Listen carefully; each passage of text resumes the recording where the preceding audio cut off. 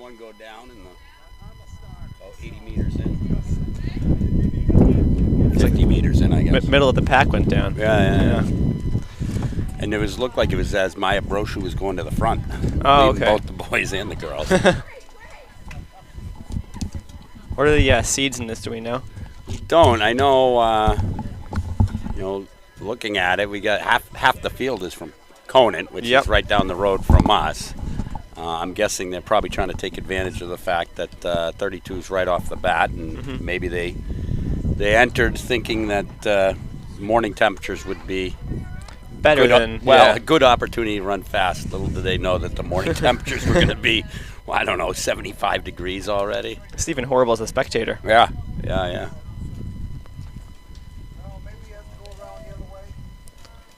Definitely would say Brochu's the favorite, though.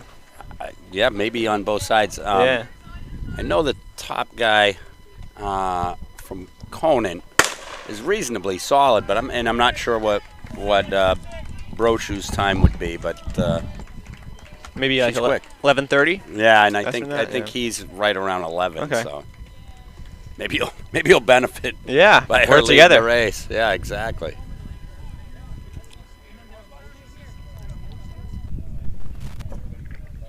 We're going at about 5:20 pace. That's only the first 100, though. It's definitely not an indicator of what they're going to run. No.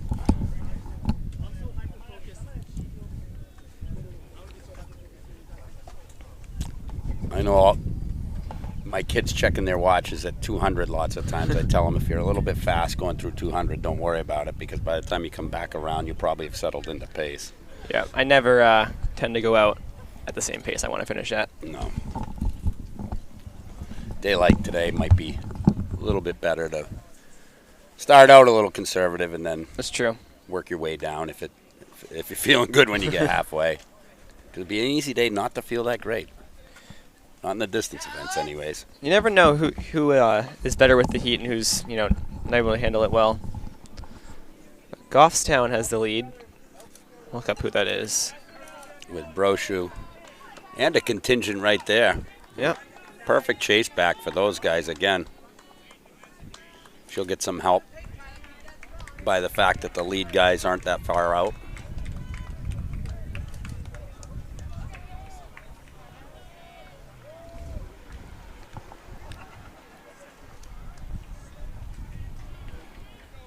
All right, so that from Goffstown, that's Alexander Gagnon.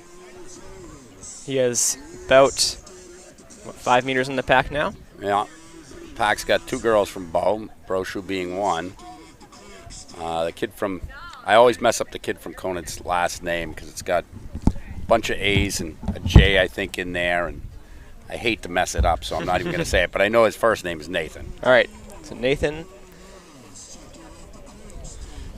right in the back of that pack. And there's a group of 3 Conant girls running kind of, I guess if you're going to call it a pack, in the second pack. They went through in 140. And there's one more off on her own as well. Yeah, a little bit of no man's land. It's a long day for no man's land. So coming through probably around 240. So that's roughly going for 1040. 1040 pace. Pretty much right on. Yep. And the pack's just 3 seconds down on them. If that pack can work together, they should be able to ride to a fast time. Especially those ladies, right? Yeah. Always nice to have somebody out in front of you.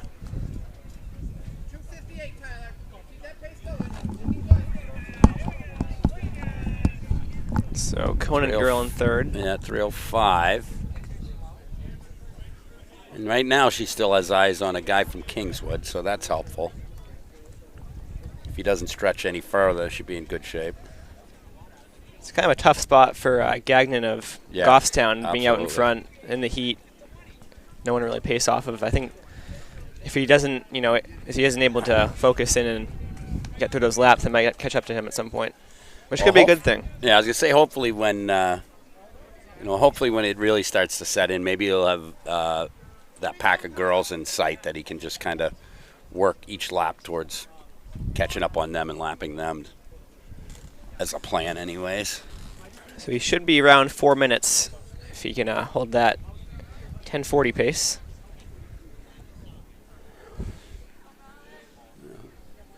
Slipping a little bit.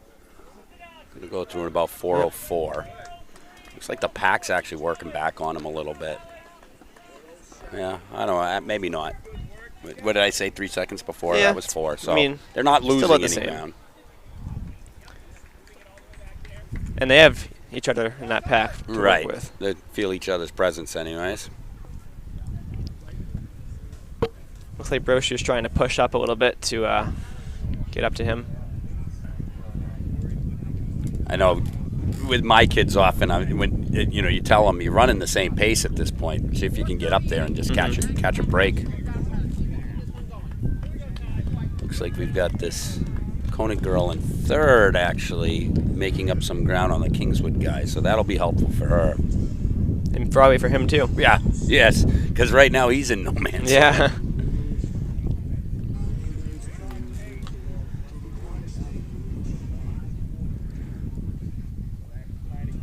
There's the Conant pack. Conant pack, yeah, they're going to be like a little over 5:10 with 5 to go. So here's where we'll really see if they hold the pace or not after the mile.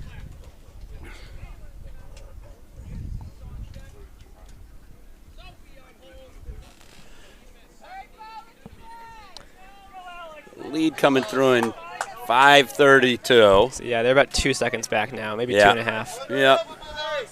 So that's going to work for them, and that's going to be a solid time for them for sure. Looking at 11 low at the moment. Yeah, that's really good.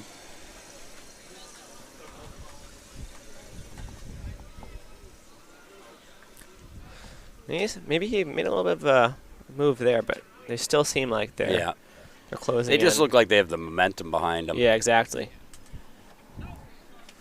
And hopefully, if he has any, if he's got anybody telling him anything, that when they catch him, because they are definitely catching him at this point. Yeah, I can see it. He has enough wherewithal to just kind of tuck in behind him and hang on. That'll make his life a lot easier. That's the big thing in these distance races is finding someone to latch onto. And if you're up in front, finding a pace to latch onto. Yeah. See if you can just kind of get through a few laps without worrying about it. Yep. And they are also coming up on some lap traffic with this Conant pack. Coming to the mile around 6:50. And that pack has started to break up as well. Yep. They're right through in 6:55. And they're right on him. So 7 minutes. 7 minutes, and they're right there. I mean, that's 3-4 meters. Yep, so that should be about a 10:30 3K, which would be about 11:15. Yeah. Of course, we're now 5 laps in, and the hardest three laps to go. Especially in this weather. Yes, especially in this weather. Looks like they're making the move on him. Yep. So we'll see if he hangs on. He seems to have settled right in with him, so that seems to be good. Yep.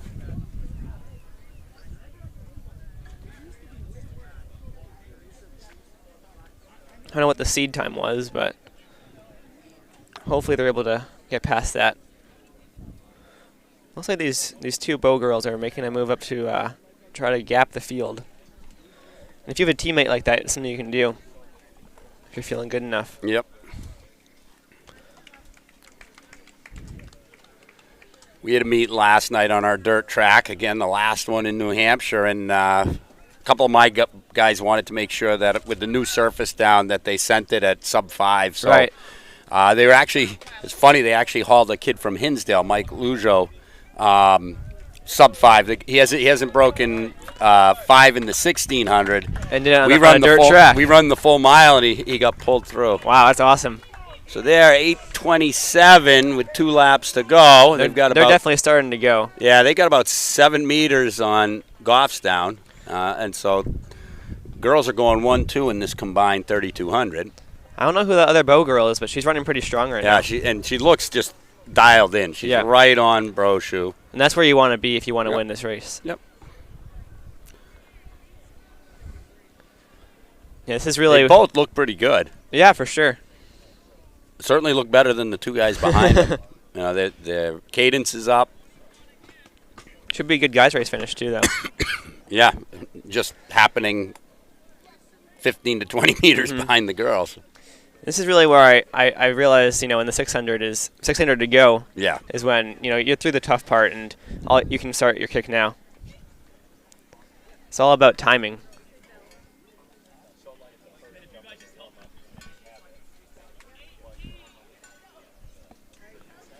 Well, they've got about 500 to go. Can't quite see them on the straight, but here they come. Running past all the hurdles. Should be about 9:50 with one to go. Yeah, it looks like it's a good going time. to be. Yeah, they are rolling. We'll see who takes it. And what a contrast in styles as well. Brochu's got really low kick, powerful arms. Her teammate's a little bit more of a back kick with a big arm. She's trying to go around her.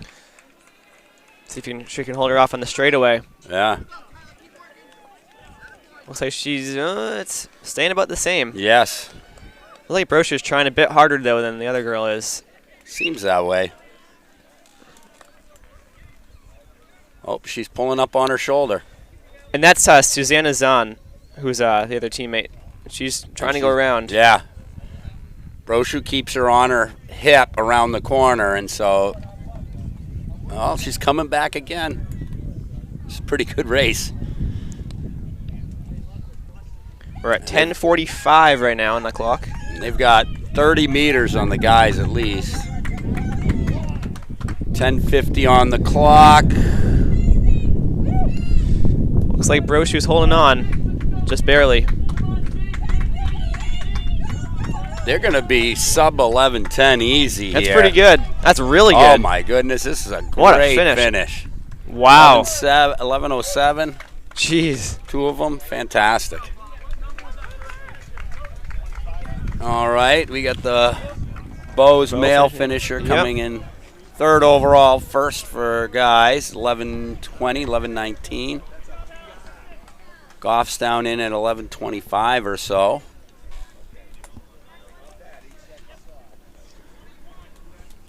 We've got Nate from Conant coming down. He's going to break 11:45.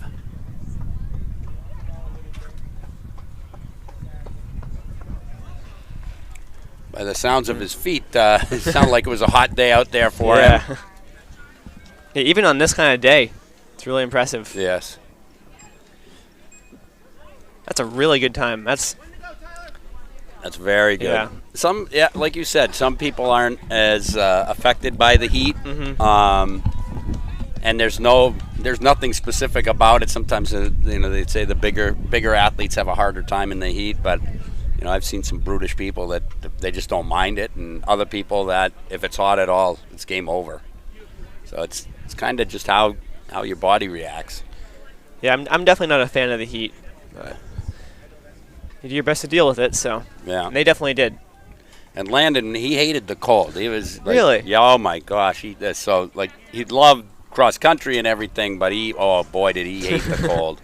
And you pretty much can't get away from that come end of the season. Yeah, especially in New England's. It seems like States is always wet and cold. Always wet. Yeah, and MOCs tends to be a little bit better. Yeah, it's so weird. For sure.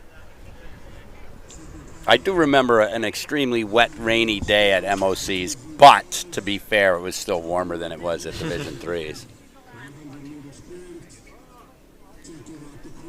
Yeah, I always say the colder the better, because everyone has to deal with it. Yeah.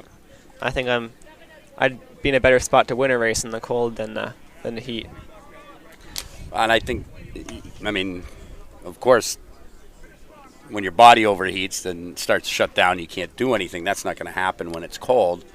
And the part of what you're doing when you're running is heating up. So obviously the cold is less of a negative effect on that. However, your brain might tell you otherwise. If your brain's telling you're cold, sometimes that can be really rugged. That's true.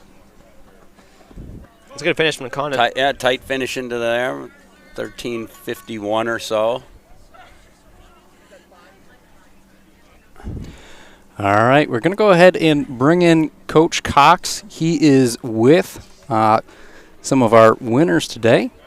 Yeah. Okay, this is New Hampshire Track and Field.com, powered by Runner's Alley. Today's Meet Hub brought to you by Arthur Thomas Properties. We are with two record breakers here. They just went 1-2 in the 3,200 here at the Bobcat Invitational, the third annual, we think it is. Introduce yourselves, and then we'll talk about you. I'm Susanna Zahn. I'm Maya Brochu. And you guys just shattered your school record, which was your school record, correct? Yeah. It was 11:24. Now you just ran. Let's hear this. 11:07 unofficial. Together the whole way. Matter of fact, boys and girls combined, you guys won the whole thing. Tell us about your plan going in. Were you guys planning on running it together to start, or what was the plan? We've kind of been partners all season, so we just kind of stuck together and we're motivating each other as we run. It's a really good dynamic between us. Yeah, we've been running together for like a really long time. So like it was nice to be in a race with someone like that can like push you. Cool. And so even the heat, did the heat bother you guys at all? It didn't seem like it did. It was really hot. But we've been training in this all week, so we kind of knew what we were getting to. It's still rough, though. Cool. All right. We don't want to keep you in the sun too much longer. So thinking for the state championships in 2 weeks, mile, 2 mile, just 2 mile, or do you not want to, do you even know yet?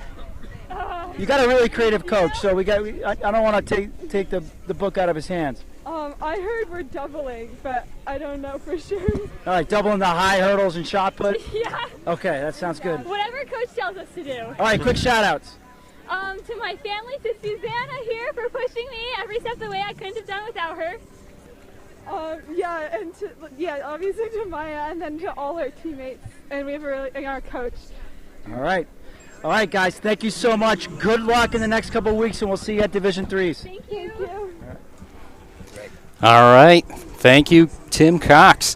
Once again, if you're just joining us, this is NewHampshireTrackandField.com, powered by Runner's Alley. We're coming to you today from the third annual Bobcat Invitational. Meet Hub brought to you by Arthur Thomas Properties.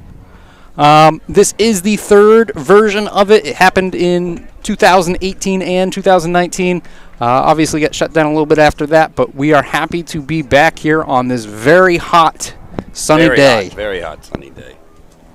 Do you want me over there, Tim?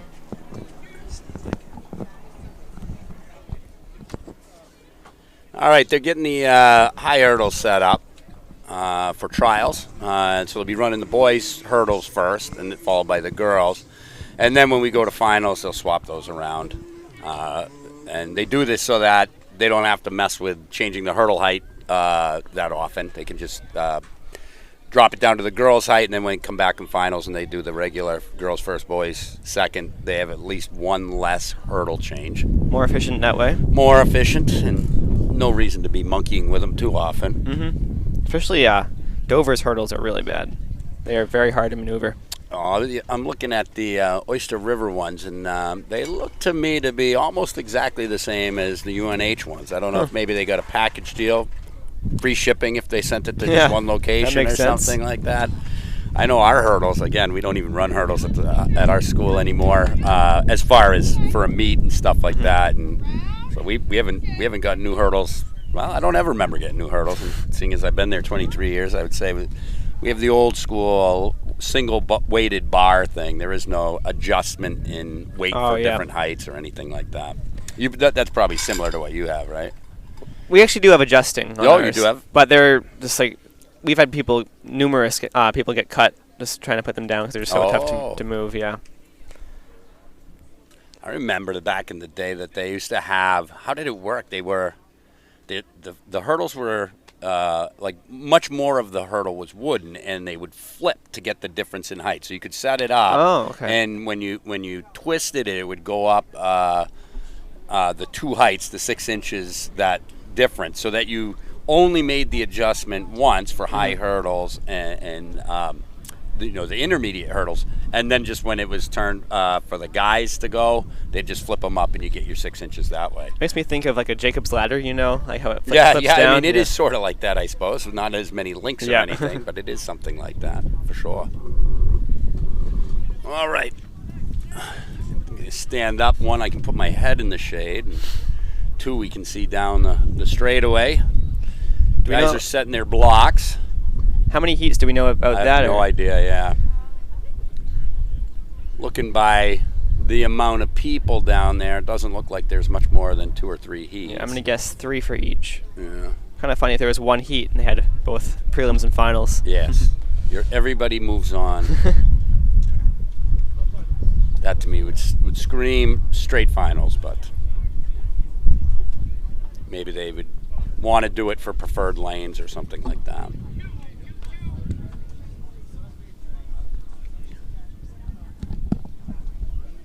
You're good. Yeah.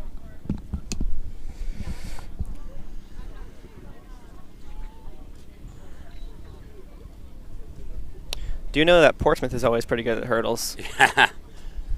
I know that when we're broadcasting the state championships for indoor, that there's always lots of heats with lots of Portsmouth hurdlers. Mm-hmm.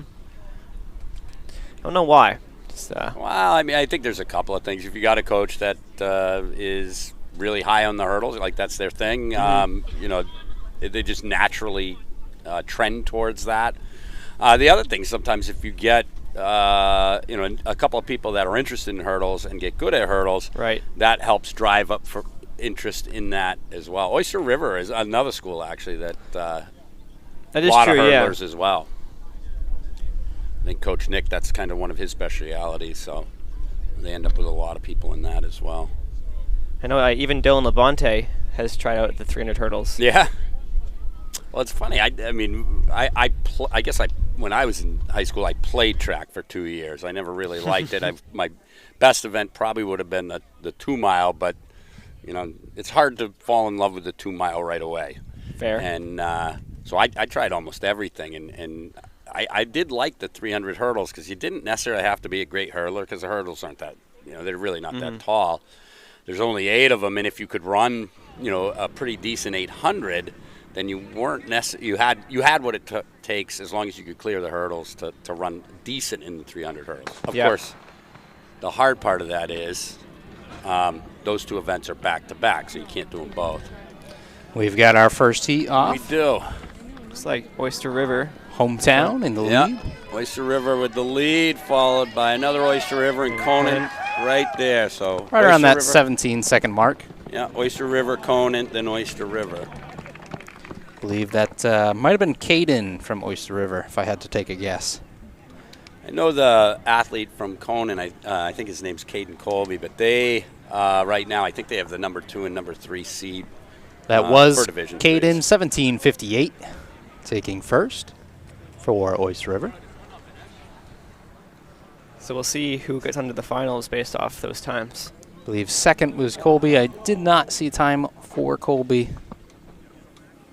Caden Colby of Conant, that is.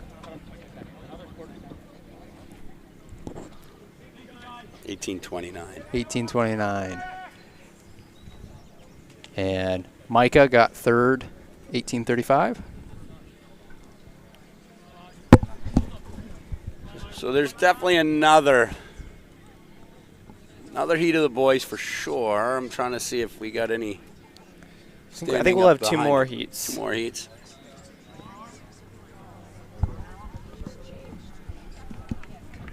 Looks like they were called to the blocks because you get all that jumping and arm shaking that goes on with getting set into blocks. Stuff you and I know nothing about, Tyler, right? Yeah, definitely not. So I always thought it'd be kind of funny to try blocks for the 3200. Yeah, it's illegal though. Oh, is it? Okay. Yeah, it is. Fair start. We said the same thing. Clean over the first hurdle. It's like Goffstown. If I had to guess, that would be Will from Goffstown out in front. Austin Poinkin in from Conant in second. And he's at that 17-second mark. So looks like probably both top 3s from each heat. Unless there's one more heat. Oh, it looks like there's going to be 2 heats because they're calling out the hurdle crew. All right. This is something that while other teams are training their athletes to run events, we're training our girls to be hurdle crew. That was always useful. Sasso 1780 taking first for that heat.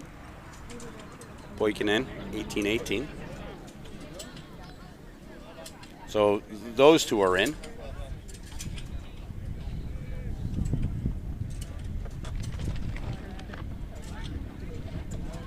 Yeah, we accepted the responsibility for doing the hurdles at divisionals, so they've been practicing wherever we go. They help out with hurdles just so that they got it down. Where is that this year? Pelham. Okay. Both Division 2 and Division 3. Division 3 initially was going to be Thursday night, but turns out the athletic directors have a conference going that week, and so the only way that we could do it because of officials and stuff like that was to have the same school host both Division 2 and Division 3. So must have to move around, I guess. Yep. Do you know where D1's is? Yes, Salem. Salem. Oh, right, I remember that. You run there before? I don't think I have. The beautiful part about track is you don't really need much track familiarity to know yeah, what it's you're true. doing. I believe it's a big blue track. Yeah, we definitely yeah. we've been there before. I haven't raced there. We're doing a meet there on Tuesday. Oh, So I'm you'll know probably not racing there though. So you'll know every turn on that track by the time you're done. yeah, I'll just jog about 20 laps at most. I'm used to it. If I recall correctly, I think they got wider turns there, similar So to they have the fat track. Yeah, Sandboard. that is true. Yeah. So like Merrimack. I love those tracks, and I don't know why. I mean, I think it's just, well, it's certainly easier in the distance races to keep your speed. Well, anything that's a lap, I suppose. Not having to have such a sharp track. A sharp corner, I should say. Yeah, I definitely liked Merrimack a lot more than any other track when I raced in it freshman year. All right. There definitely seems like there's a bit more of ladies down there at the start line, so hoping that your prediction will be right. Maybe there'll be 6 heats total, and then we'll call that nailing it. Well, in the girls' side of things, there are 16 entries. Not sure who's where, but we'll go from there. They ran 5 and 5 last time, so I don't know if they're going to run full 8 lanes. They've got it that way. So Well, it looked like there were about 16 entries in the boys, and there were a lot of scratches. So depends who's going to be actually racing in this one.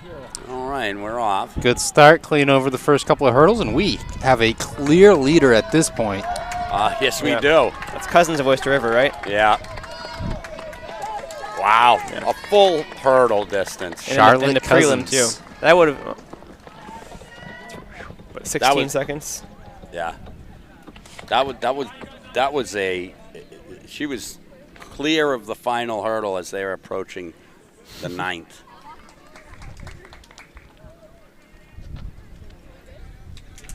Yeah, great looking run. 15.94. Wow. Cousins 15.94. What was her seed time? She came in at 14.84. So she probably let off a little bit, considering it was a prelim. 18.07. We saw. LaBelle 18.67 for third. That was LaBelle from Somersworth. So light 3-second win. Yeah.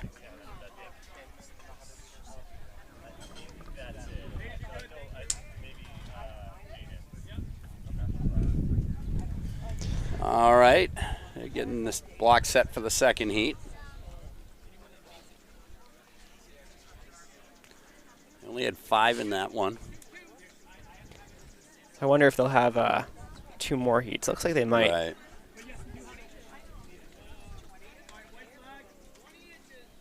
Looks like they're ready.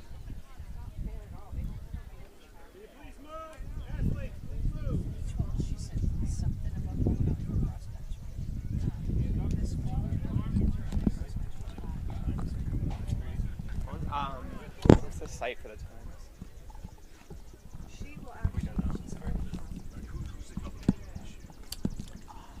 It's looking like they're doing it themselves.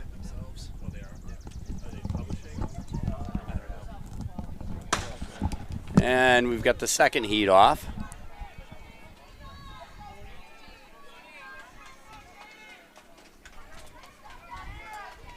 Is that Newmarket in front? Yep, that'd be Caitlin Bussell probably from Newmarket. She has a significant lead as well. She hit the 17s. Looks like there were a lot of fast times in this one. Bit of a closer race. She came in seated 17.84. And probably finished right around there. 17-2-3. All right. So she took advantage of the opportunity to get after it.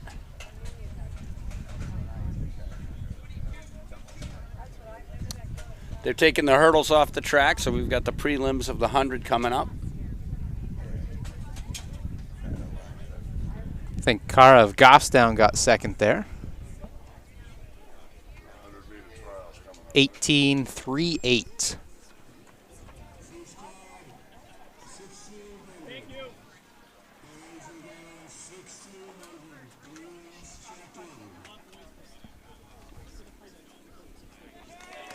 And we can see hurdles have been cleared off. We have our trials of the 100-meter hurdle, 100 meters, just the dash for this one. Great day for it. And that explains why we saw so many bodies down there looking like they were hurdling, because they're running the girls' prelims first for the 100.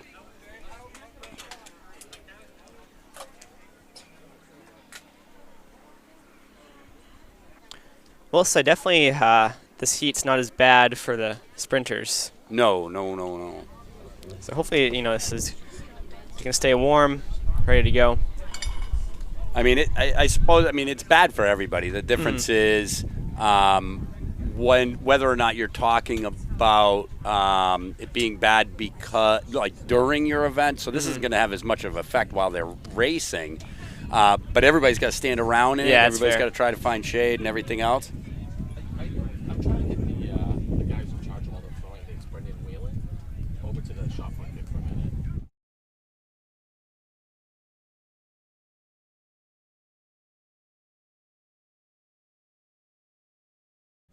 All right, looks like girls have been pulled off the track. Boys on the track now, so we will have the boys' trials first. I had been wondering why they, because usually when you see the trials and they go boys first for hurdles, you see the same, and they just flip-flop everything. But they definitely had the girls were setting up at first. Yeah, rationale, of course, for that is purely the hurdles makes it a little bit easier to set them up for the finals if they're already set for the girls' height. After these trials, everything will run girls to boys, and everything after these trials for both girls and boys in the dash will be finals. So the school's the one doing the results, so I'm not sure there is even a website.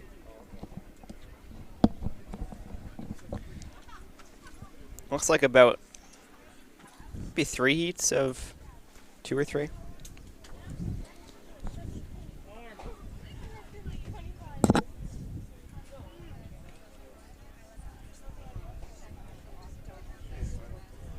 I suppose, you know, we could More than that. we could complain about the heat, or we could recognize that this is just an opportunity for them to get used to it before. Right. Fair start. 56 total entries. We'll see how many take the track today on this very hot day at Bobcat Invitational. We've got Portsmouth in the lead, followed by Goffstown. About 11 mid.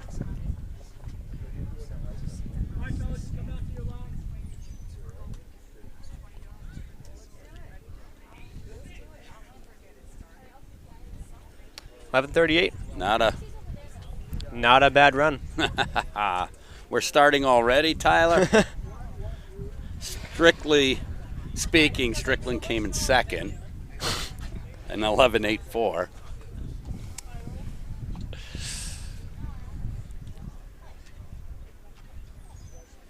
And then you're running a bit under a McMinute. Oh, McMinn. Wow. I don't think I can keep this up all day. Nope, I think we should stop right here. We probably should before Heat 2 Oh, goes. the viewers are dropping right now. Viewership is shut down to 0.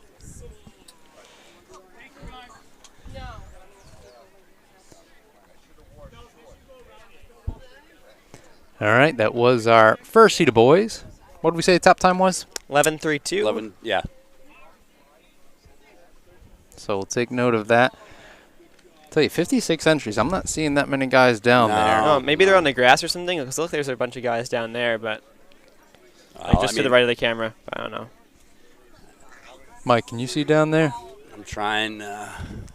That could be shot put or long jump or something. Well, I see they definitely don't have all the guys on the track. gun up right now. Small heat. Set. Fair start. Looks like you got Portsmouth. Lane 4. Portsmouth out front. And in third and fourth. I'm going to guess 11.57. Yeah? Looks like that's what it looked like to me. Eagle eye. Probably completely wrong. Tyler Sheedy predicting 11.57. Oh, no, it's actually PCA. Ooh, oh, never mind. 11.45. Pretty close. 11.45 for yes. Clem. Oh, Kelm. Kelm? I called him Clem all last year, so. That's where I learned it. Yeah. I'm notorious for seeing the name one way, and it's the only way I can see it no matter what. So. Well, Tim Kelm of Portsmouth Christian, top seed coming in. Only a sophomore, I believe. Wow. Because it was a big surprise last spring when a freshman, I think he took the 100 at States too. Yeah, I think they're keeping the kids on the turf, though, because it's turf and not grass. I'm not sure that the turf's much cooler than the track. It's something at least.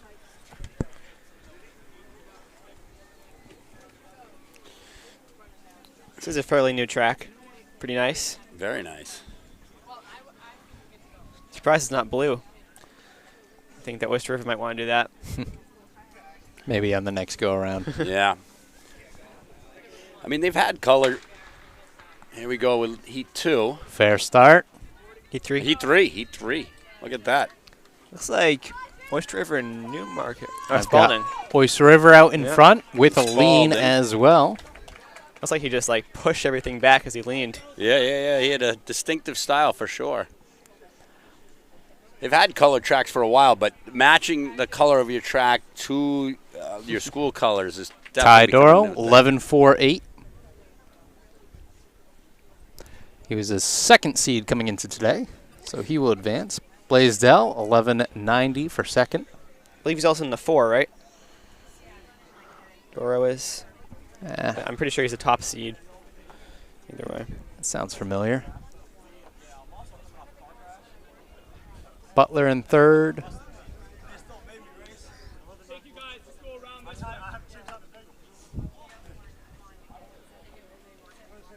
Yeah, but Doro has run 50.66 so far in the 400. Another heat of the boys.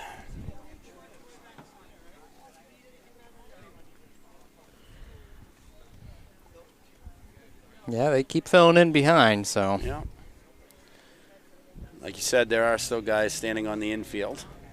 I don't know why they aren't doing more per heat, because they're only doing like 5 or 6. They have 8 lanes to use. Willing to bet we might not have reseeded today. Right, that's what I'm wondering. That's true. Oyster River pulling double duty, meet host and timing it. Yeah. Heat 4. It's a close race. It's a lot pretty tight. Spalding's going to take it. Spalding is. Like round 12, maybe? Not positive on that. So that heated 6. So I am guessing. 12:03.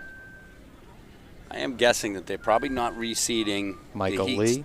They're probably just putting people to the middle lanes. Mm-hmm. So Michael Lee, 12.03, winning that heat.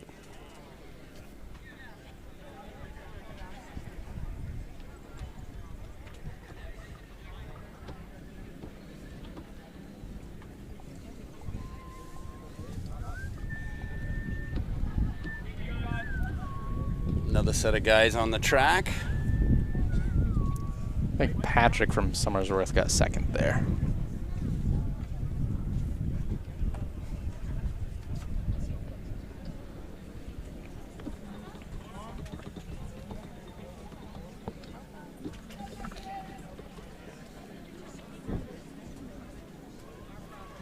All right, they're in the blocks. Guns up. Eats away. Clean start. Looks like a nice flying V there. Yes. Bishop Brady. Bishop Brady out in front in lane 4 on Looks this like a good one. time. Yeah. Under 12 it looked like anyways. For sure. Under 11.5 maybe. Probably not. We'll see. Brady does have a couple of guys under 12 this season. 11.3. That's only .06 behind our leader. Yes. Joshua, 11.38. Got so excited he left the lane. Well, thankfully it was after the race was over, not during. That is a season PR for him. Good reason to be excited. Hopefully he can better that in the final. And there was also another guy under 12 as well. Looks like we got the last heat of the boys out there right now. Looks like we had 3 guys under 12 in that heat. That was a good heat. That was a good heat. That's Genchos of Bishop Brady, 11.38. Arsenal picked up second, 11.97.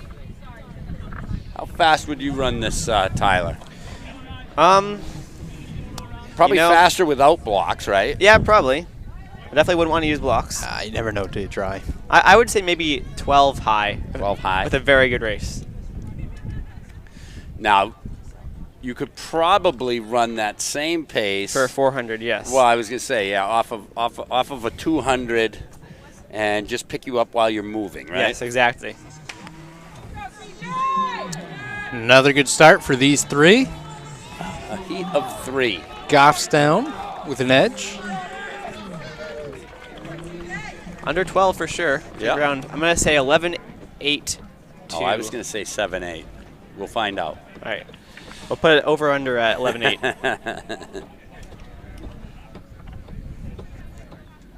11.88. for Wow. Perry. There you go. I'm not accustomed to estimating. Caden Perry of Goffstown taking that heat, 11.88. Barber in second, Oh, I thought that was our 12.52. Thought that was our last heat because I had seen girls standing on blocks, but One more. putting another set of guys into the blocks. I'm going to say that Perry's time around 11.88 is the cutoff for the finals right now. That's my guess. Good chance it will take under that 12-second mark. Yes. We've seen at least 6 guys there.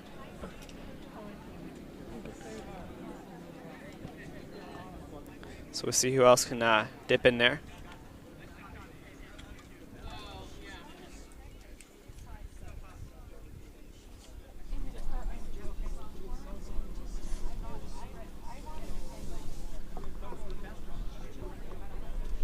They're still setting them. This heat looks a little bit more full. Now, I don't know much experience in the 100, but would you say that having a full heat is helpful in the 100? I would have no idea. I would say, Greg yeah, would be our I can expert. speak to this Yes. one. You guys are all on your own for the 2 mile. Yeah, it can. Trials, it doesn't really, it depends. If you're one of those top guys, trials won't make too much of a difference having people there. But if you're in the middle of the pack, having someone next to you is absolutely helpful. Even if you're out in front, you can feel the pressure behind you, and really it's just getting used to that pressure and that feeling.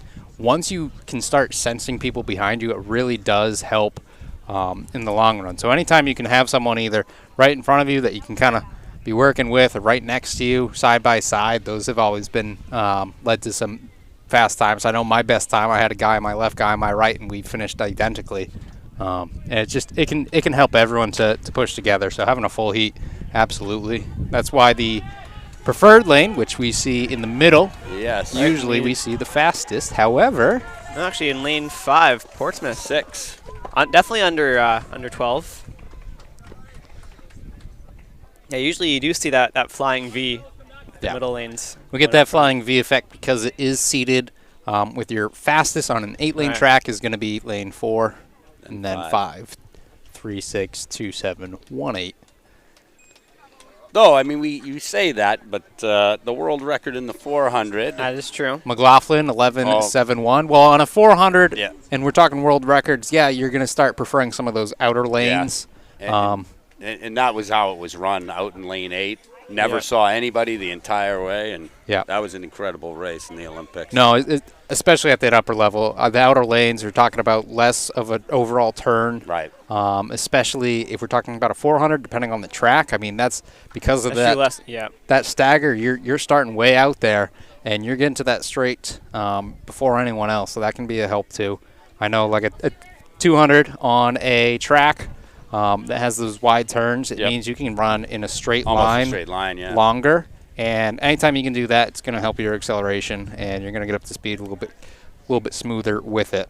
So 300 in UNH must be that benefit as well, except for, again, you don't see anybody until the finishing straight, but you're already around that corner. Yeah, 300's a little weird, but definitely where you're not starting on the bank is a bit helpful. But the bank for sprinters is huge. I mean, you know, I remember running at UNH, running at Dartmouth, and I could always, my best times at Dartmouth, but that's just because of the competition. Right. I could always run faster with the bank. Good start here. Go down to something like Reggie Lewis. Did a 200 there in high school. That felt real good. Oh, this is pretty tight. Bo taking it. Looks like just under 12. Yeah, I've always been confused about banks with a 200 because if you're out in lane 6, you're starting up higher than you're finishing. I've seen people starting in lane 6. McCrane, 12:05. At BU and having a hard time staying in the lane coming from the start because they're falling down the track practically. Yeah, I was at a 5K this year at BU, and I was on the starting line on the outside waterfall, and I was almost falling on the inside of the track because it's so banked. Until you can get up to speed anyways. Oh, yeah. But that's not happening when the gun goes off.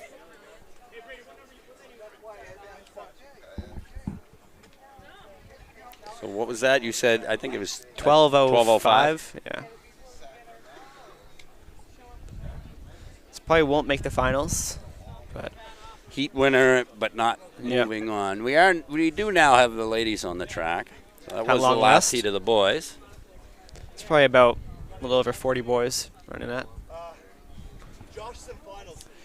In the girls' heat of the girls' race of the 100, we have 47 total entries. Top seed Lauren McPhee of Kingswood, 13.34. Second seed Medora of Newmarket, 13.64. Although I'm always suspect of any time that ends in a 4. Usually tells me it might have been a hand time. You know, sometimes you get an FAT that ends in a 4, but there's only 10% chance that that's going to happen. Yeah. Or why 4 in particular? So hand time, what you do is you round up to the nearest. You round up to the 10th, nearest 10th, and then you add 0.24 to it. That's considered to be what the reaction time is. Yep. You mean you didn't know that in your 32? Well, actually, Sam Hiltz, he was telling me he ran hand timed 4:17, but it rounded up to 4:18. Good start. Yep, that can happen. And Kingswood out front. So just about 13. 12 high, 13 low, somewhere in that ballpark. I'm going to say 13 low.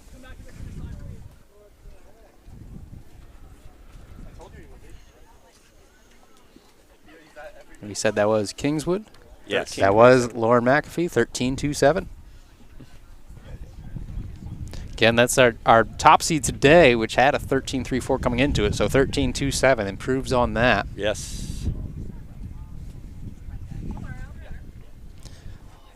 Again, with each meet, we're getting a little bit later in the season. All these athletes getting a little bit better shape going on.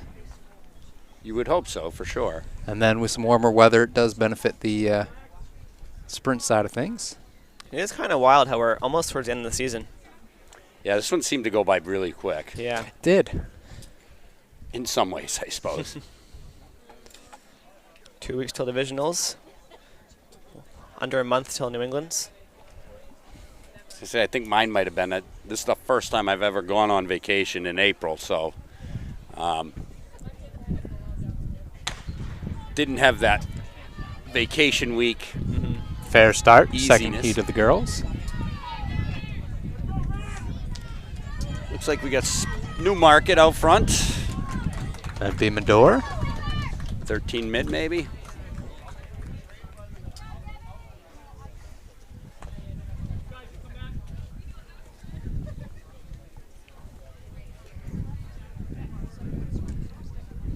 It is Medora, 13-6-8.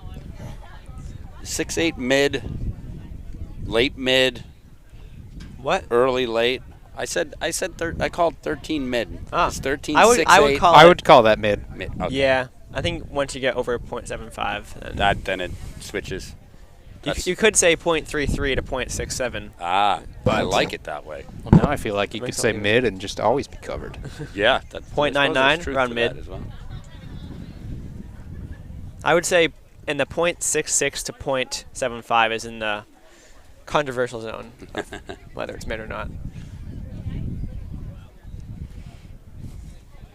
So I'm taking by your phone case and your shirt. You're headed to URI. Yes. Oyster River's own Fleischer Right. goes to URI. Yeah, I'm super excited to be his teammate. Yeah, Love Owen. he rooms with my nephew. Oh, really? Yeah, Huh. 400-meter guy. Went to St. John's Prep in Mass. And he's running there now? Yes, Cool. just ran this weekend, I think. Good start. Yeah, me and Lars Hogney are rooming together. Oh, that's going to work out excellent. Yeah. We got Spalding in the lead. It's a good run. He's 13 mid. I'm going to say 13 low. Oh. Nah, probably not, but That was Hope of Spalding. Well, it's going to depend on whether you go by 3-3 or 2-5. that is true. Mike, I'm going to say 3-3. Oh, and it's going to be mid. 3-3-4-1. Clear mid run. Clear mid. Mike, you missed it.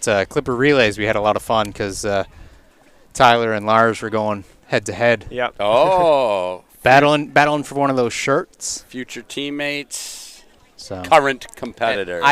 I'm telling you right now, I'm wearing that shirt moving day. I'm expecting it. Yeah. I want to see that picture. It better happen. I'm just going to be so mad if Lars wears his shirt he got in the steeplechase. Because it wouldn't look like I won. but we all know. We all know. We all know. What race it was really from. Oh. Another heat of the ladies. I saw a lot of blue down there.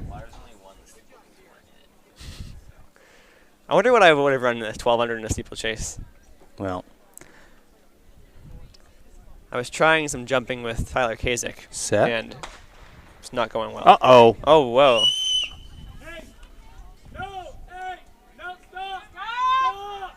Wow. I don't think I've seen that before. That was... Ooh. I'm going to watch that Whoa, back. whoa. That was a very weird We scenario. had an athlete go out of their lane, I think following the curve maybe, hit another athlete, and then finish up in the middle of the track. And it looks like just slowing down, not really recognizing what was going on. Summersworth athlete stepped funny and just twisted her ankle. It could be just one of those light ones that you walk off and it's fine. Oh, yeah, but that she was... slipping. I just watched that back. That's tough.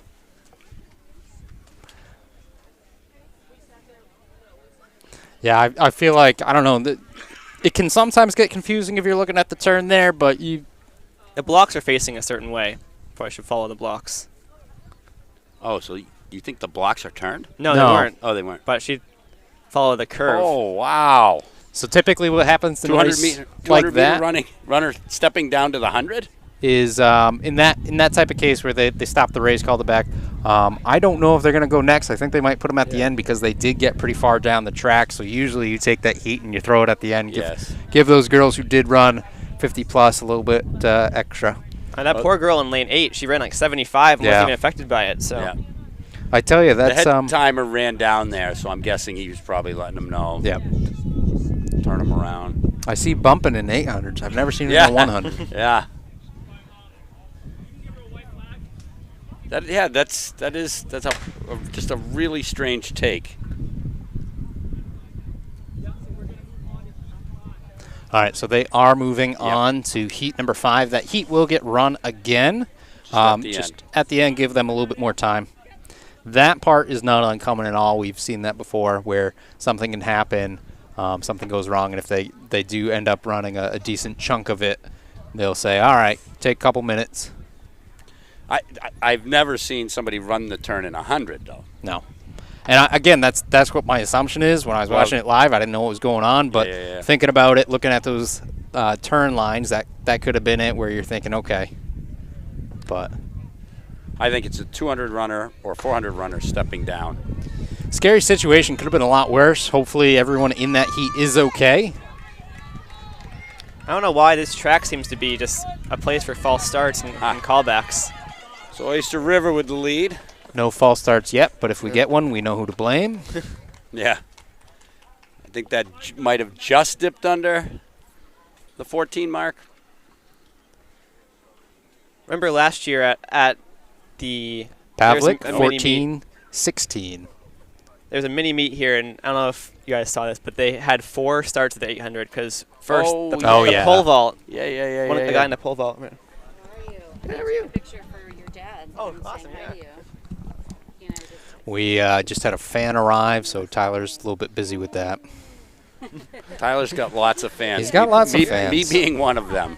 My son Owen is See, normally in the booth we don't have the same total issues, but right. Mostly the rest of us in the booth usually hate each other, but no, maybe not hate. Hate might be strong. That might be strong. It's one of my dad's friends. She's the boat coach. Oh, I was gonna say, how much you charging for autographs now? Yeah. Set up a booth. Weirdly enough, Alvern is they're all huge fans of mine for some reason. Like every kid from Alvern. I think it's me, to be truthful. I think I'm the culprit for your success. I think it's across the board. There's a lot of people who like you for some reason. Maybe the commentary. Who knows? I think it started before that, though. This is a good start here. Looks pretty full. You got Oyster River in front. Oyster River taking it. Good run under 14. What'd you say, 13 mid? I'm gonna say 13 high. I'm gonna say 13 high, which is above 7.5. Not 13 high controversial. The .66. Yeah, it's 13 high. There you go. Perfect. I would take that as 13.85.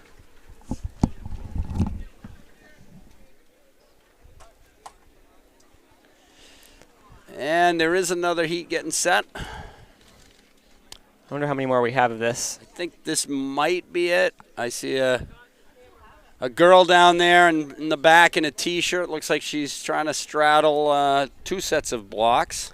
And is this might be the heat we had before that was called back. Definitely looks like it could be. Because you got lane 8 again. Yep.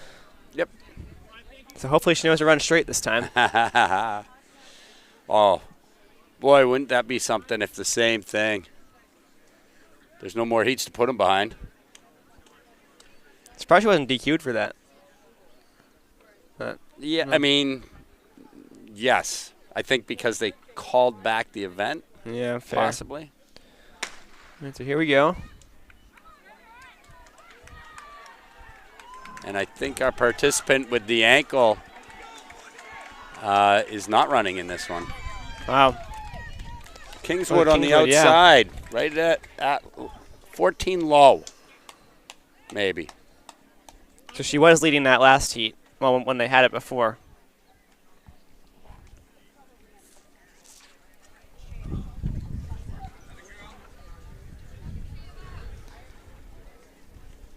Low, 14.22. I'm not even messing with that name because it doesn't even fit on the screen. Donovan Lavalette. Lavalette. Sounds kind of French. I don't know. It does, a little bit. That would be Rowan of Kingswood. Right. How about that for a name? That's a cool name. Make it a little bit easier on you? Yeah, just go with the easy first name. I try and cheat when I can. Sometimes it messes me up more, though.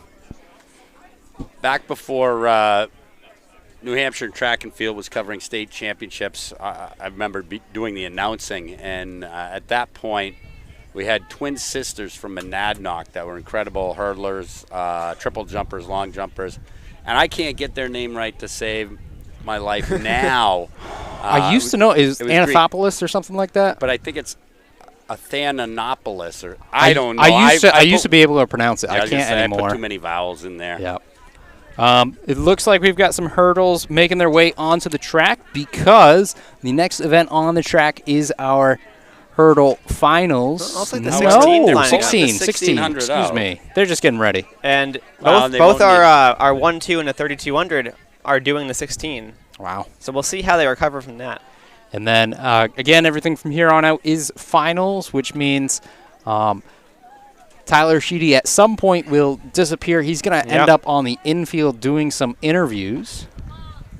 Get his commentary as long as we can. Yeah, we'll see what kind of treasure popularity. it while you can, guys. We'll see what kind of popularity he has when he's asking them the hard, tough questions. I think your popularity probably benefited a couple of things. Probably Carter Sylvester. There was a Carter Sylvester void. Once he once he graduated through, and people just needed something Carter-esque. Yeah. I could never replace Carter. You definitely always gain some worthy respect when you crawl across finish lines. That's true. I feel like you didn't like when I brought that up before. No. I think if I can keep a legacy here, whatever it is, if you can say, remember that kid that crawled across the finish line? He was pretty fast. I was gonna say, I remember Eric Malnati. They were in that was for Fall Mountain. Dropped down to Division III, wins Division III. My kid comes in second, breaks the Division III record. Of course, he had Malnati 20 seconds in front of him. And then at New England's, he's leading with like 300 to go, and I yell at Malnati, just drop the hammer, you got him. And he rounds the corner, and same thing that you did. They had moved the finish line forward. Here we go. They had moved the finish line forward for the timing purposes and made it wider. And he ended up, I don't know, finishing in like 12th. Oh. Finishing in like 12th and barely made it across the line. Wow. So that's how it happens sometimes. It does. When you're giving it your all, right? Yep. You brought up all those restarts from the mini-meets. Oh, and that's something that could happen as well. Yeah. Jeez. That crossbar just went flying. Almost hit the track, but not quite.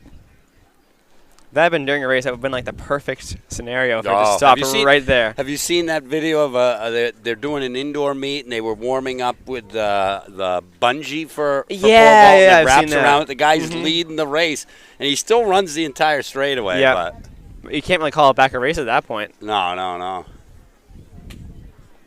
That's why I say you should have the field events as far away as possible. Well, I never said that before. Wow. But I'm saying it now. Wow, he's losing some fans there. I'm sorry. Wait, I think. No, field events are great, and they should be happening, but they should be outside of the track. Or not in conflict. Yes, with exactly. The track events.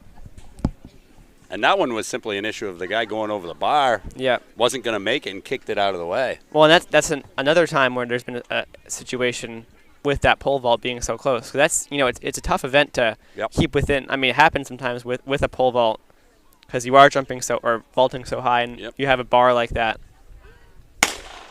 All right, we're off again. It's like a tag fell off. Yep. At the very start.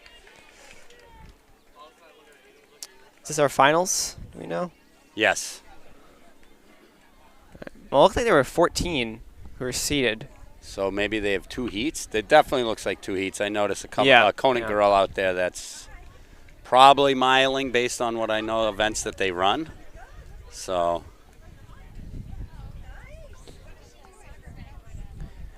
With a heat of what would have been 6, I think I would have rather seen them combined. Certainly as a coach, I would rather see them combined. Because if there's only 14, I don't know why you wouldn't have both in one heat. It seems to me you want to give everybody the advantage of being in the race. I mean, they combine boys and girls 3,200, so I don't know why they wouldn't just have all the girls together. 14's not that many. I mean, we're going to be putting 16 on the line. Yeah. Using, of course, a barrel start. So I'm a big fan of that anyways. I think as much as possible, if they've made it to divisionals, everybody deserves a chance in that championship race. And I mean, I know lots of times people feel They're going through in 122. Okay, not a bad pace. No, I think lots of times people feel like the redheaded stepchild or something out there on the barrel and stuff like that. Yeah.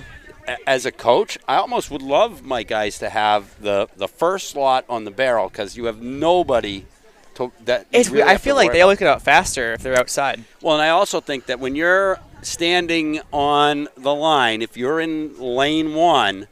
As soon as the gun goes off, everybody's trying to get into lane 1. And so you have a tendency, unless you get off faster than everybody else, everybody's cutting you off. And that just, to me, you're going to be able to, because let's face it, it's not the first 30 meters of a mile that are going to matter. Right. So if you're way out there, by the time you combine over there, if you're a little bit behind, you just hit the gas down the back straight and catch back up. And you have room there anyways. Absolutely. I feel like it's imperative in the first lap or first 200 of a mile to be able to have room to get out, get in position. Yeah, the last thing you want to be is jammed on the rail with everybody trying to slow the race down to control it. My mile PR was indoors, and in that race it was probably the best start I ever had because I just got straight to the front. No one in the way. I believe this is Maya Brochu's sister. Yeah. I know she has one. They look similar. Going to go through in just under 3. Sub 6-minute pace. However, they had come through in that was about a 120. About a 135 second lap. Yeah. So hopefully she gets someone to help her with pacing, which she should right here. Yep, somebody. See if that girl latches on or just tries to go by.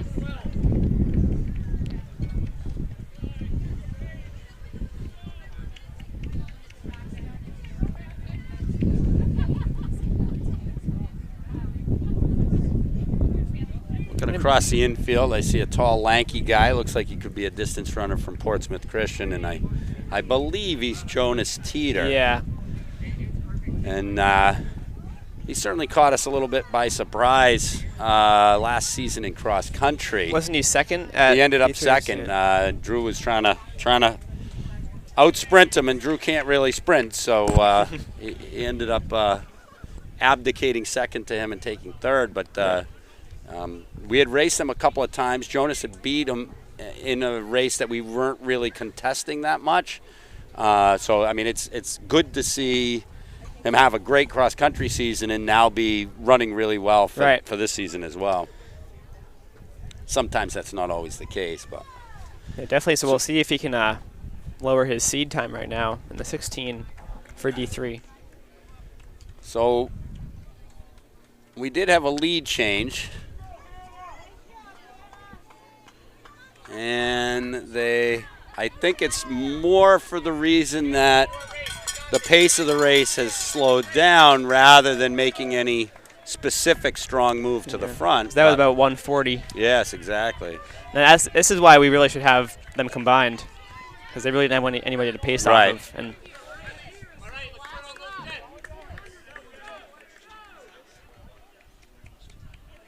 And she does seem to be stretching away a little bit. Nothing she's done in this race has been like big moves or anything like that.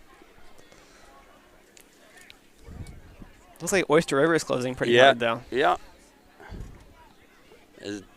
That's still 15-plus meters with 200 meters left. That's you better have a pretty good kick. She looks like she's kicking pretty well, though.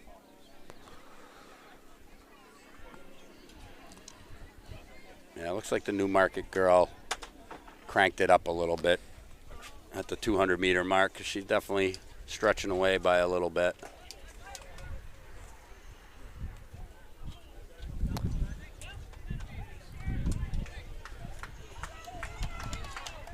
All right, so closing up. Gonna be just over 6 minutes. It's a good last lap. Yes. Gonna be around 6 minutes on the clock. It's about a 1:23 last lap. That's really good. Yep. Which is why when you look back and realize she did open quite a bit over the last 100. Still a good finish here. Yep. Yep. About 6:18. Good finish for fourth in this heat as well. Yep. 24, 27. Number falls off as she finishes. Yep. Just under 6:30. That's our entire heat. Now we got the faster good, heat, yeah. I would suppose, based on the fact that we look like we're returning the 2 winners from the 2 mile. Also watch Haley Kavanaugh, Oyster River. She's Yep. number 2 in cross country, and she's having a really good season so far. So should be a good race. Yes. Very curious to see how our returning 1-2 doubling as well. back. This is a tough double. Especially it's so day. close. Tough day. Yeah, because we're looking at an hour, really. Yep. Just about an hour. Yeah, just about an hour. Finished just about an hour ago. If they started their race at 10, it's 11, 11, and 10 seconds, which is where they finished in their race. So I would say 1 hour. it's exactly an hour. I don't see Susanna Zahn. Oh, there she is. Never mind. Yep.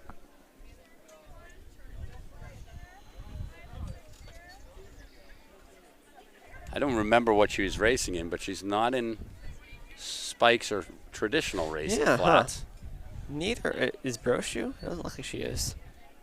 Oh, maybe because they're doubling back, they're going to run this a little different. Yeah, I don't know. I feel like if you're entered in an invite, you don't want to be just tempoing it.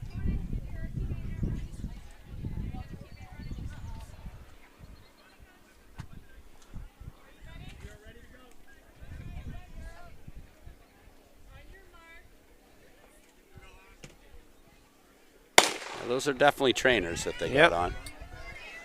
Definitely going for it, though. And off go the... Yeah. No, those numbers, I think they need to make better stickers with those because they always fall off. You know, I think part of what we see, too, is, and I'm not really sure why it happens, but the application to the skin. They apply the stickers to the skin. I guarantee your skin is a little bit on the slippery side today. Especially with sunscreen. Yeah, sunscreen, a little bit of sweat if they've warmed up. I mean, they seem to stick to the cloth better, and I'm not really sure why they do that, but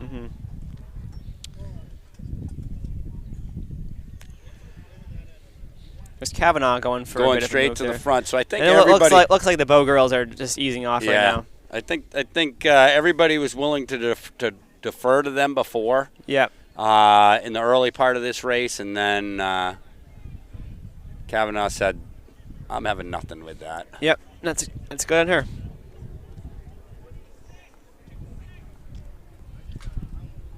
Looks like Alana Hagen from Newmarket is hanging with her. See how she does. Yeah, I think she's a freshman. Okay.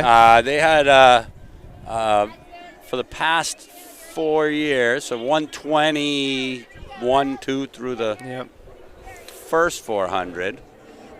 Oh, and they're all sub 6 minute pace. Okay, so it looks like the Bow girls are doing a bit of an some off-on. Sort of fartlek. Yeah, they're going probably around every 400 start doing a 200 hard. So that's kind of interesting. Well, they might have started that off the start line. And again, like you said, it looked like they hit 200 down there and then kind of put it in cruise. It's kind of cool way to do it. But they just got up to second, and they're not that far off the leader. All right, I'm going to dip out and head over to the interviews. You leave me with the weird fartlek that Bo's doing, because they just hit the brakes again.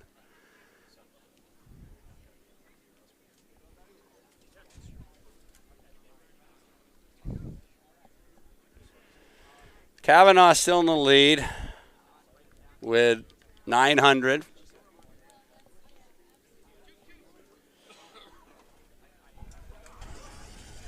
And then we've got Hagen in second with the 2 from Bo trailing. But I have a funny feeling when they hit the start-finish line, we're going to see a change in tempo. It just makes this really, really bizarre to watch.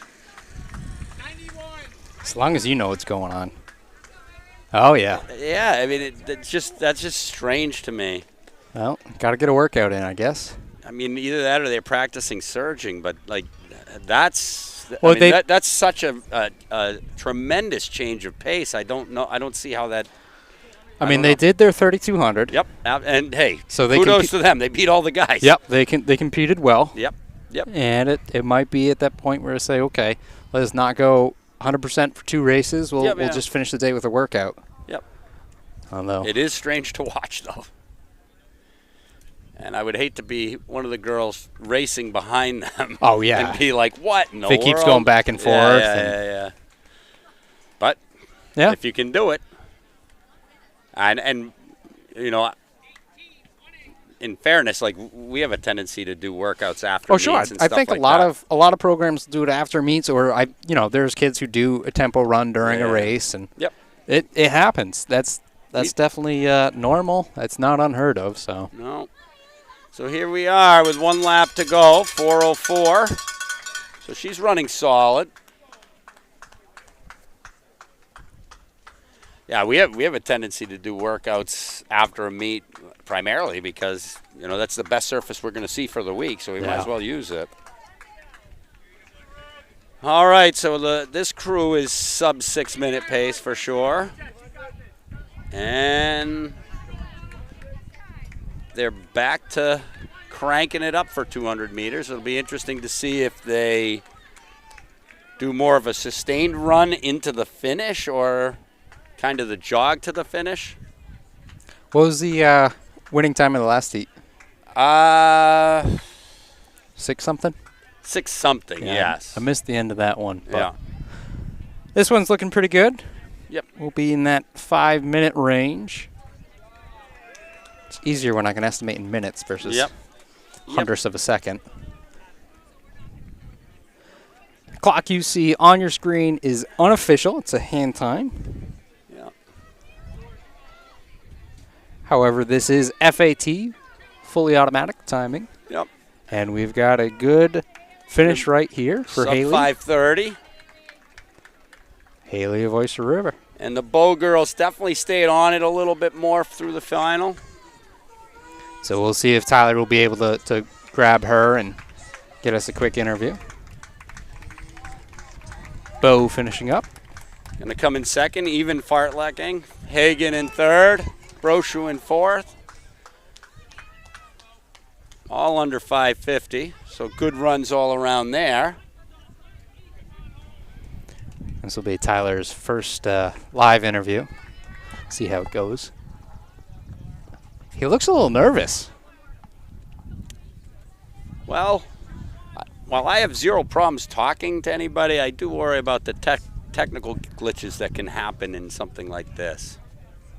I mean, all he has to do is hold the mics. But I don't know that he knows that yet, right? I mean, you told him, but he hasn't actually functionally done it. He'll get it. He'll get it. I'm not worried at all. Yeah. All right, this is Neve Mormondo from Conant finishing up. I think she's having a little bit of a rough one on that one because she didn't have the spring in her step that I've seen her race with many times. All right, they're calling the boys Heat 1 onto the track. On the boys. And 22 entered in for today, so I would imagine if we're splitting it again, we'll probably get a couple of different heats. Yep. I see a 9 is the highest number right now, so I have to imagine they're going to make this into 2. Yeah, I think I saw a 10 right here. Haley winning that 5:23.96, the official time.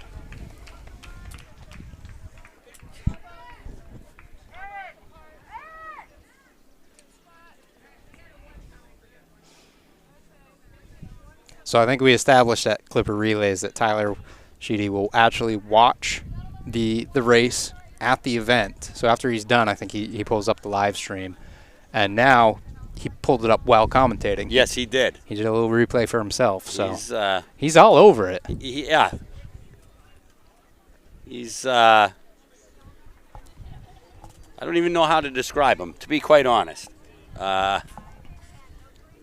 He does it all.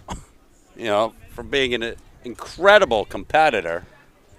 All right, so we're going to get the start of this race, and then we'll throw it over to Tyler.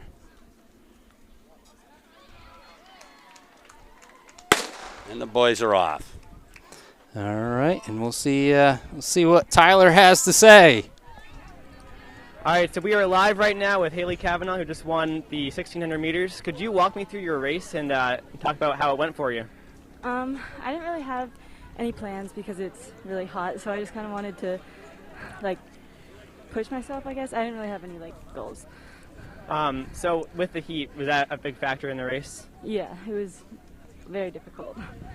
So did you know that the Bow girls are going to be doing a bit of a workout in that race, or you're thinking about you might be able to work with them? I didn't know that they were doing a workout until after the race started. So I just kind of, I don't know. Yeah, hung out one on your own. I was pretty impressive that you were able to hold on for that long all by yourself. What do you have next coming up? I'm not sure. States, I guess. Yep, States. Yeah. All right, that's a good goal to work towards. All right, well, congratulations on your win, and good luck in the future. Thank you. All right, thank you, Tyler, with that. About a lap into this year, they're coming up on their 400. They're going to be about 5:15 pace through 400 meters, being led by Oyster River, 2 from Goffstown and 1 from Raymond. Entire field through in under 6-minute pace. So last night we, on top of hosting, I guess, our throwback meet, at the end we actually have a citizens race as well. And we had an alumni from Messinic and one of our Valhalla youth runners also break 5 minutes on the dirt track. And we run, again, the mile, not the 1,600. We run 1,609 because we figure if they're going to get a dirt track experience, they probably ought to get the full mile. But why not, right? Why not? And for good or for bad, I also had the experience of running the mile, and that did not go as off the way I would have liked. That was hard. I haven't tried running that fast. Oh, I'm back on the live stream. From inside the track. We're gonna work Tyler pretty hard today. Yeah. All right, well, I got a good view of this. Yeah, you do. It's like a good pack here, actually. Yeah, they closed this up a little bit. They were a little bit more spread out, going through in 2:42. So slowed down just a little bit on that lap. See if anybody tries to get under that 5:30 mark. Good pack of Brady right here. Yeah. Looks like Raymond just went around and is trying to open up a gap on the field.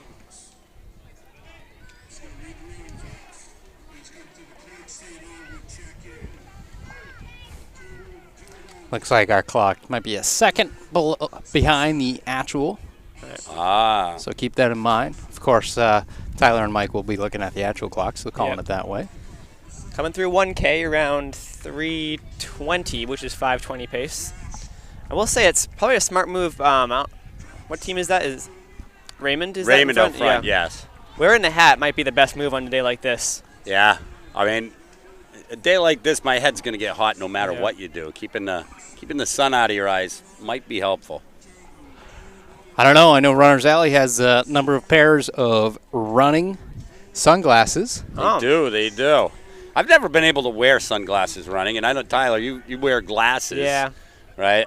My face gets so sweaty. Like, right, I know. It always just pours over underneath, and it's hard to wipe the sweat off too. I've worn them running before. They're pretty good. They've got a couple of different brands there. Yep. And they're designed to just pinch, but not in an obnoxious way. So they sit pretty well. But they're right on 5:20 pace. So if they close in about 1:17, they'll get it. These guys looks like from Portsmouth. I think that's Goffstown. Oh, Goffstown. Okay. So many maroon teams. There's Concord, there's Portsmouth, there's Goffstown, there's Lebanon. PCA. PCA. It's hard to differentiate. Would you say that's Raymond out in front? Yep. Yes. So that would be Wyatt Kramer, I believe. Fun fact, I used to wear a hat for every single one of my races in middle school. Yeah? Mm-hmm. Funny enough. I mean, it's just recently, I think, that it's been taken off as a rules infraction, recognizing that there's times that a hat's absolutely potentially necessary. Yeah. Sunglasses, too. For a while, they were illegal. was considered extra stuff that you weren't supposed to have, like jewelry. Well, yesterday at Lauk's games, they had a very strict no jewelry rule. In New York, for some reason, they don't allow even. Might have a little bit of a move here right now. By Portsmouth. It is Portsmouth. It is Portsmouth. Yeah. Good finish. And there goes the hat hat comes off. It looks like they were right around that 5:20 mark. I wasn't looking at the clock when it happened. I was looking at the hat. All right, 5:32. Yeah, it was about 5:21 if I had to guess. And good finish. And you do have Brady to guess, guys. but we'll know soon enough. Yep. One of the most annoying things when this is actually a nice clock, but usually at like races like this, it'll stop the clock on the finisher and show their time. See if you guess what you finished at. Yep. Yesterday, I saw the finisher was 9:08 when he crossed the finish line, and I was like just counting as I finished. Yeah. Why don't you knowing it was win? gonna happen? I feel like if you win, there you don't go. have That would have been much easier way to figure it out. Problem solved. There you go. 6:10. One more guy finishing up.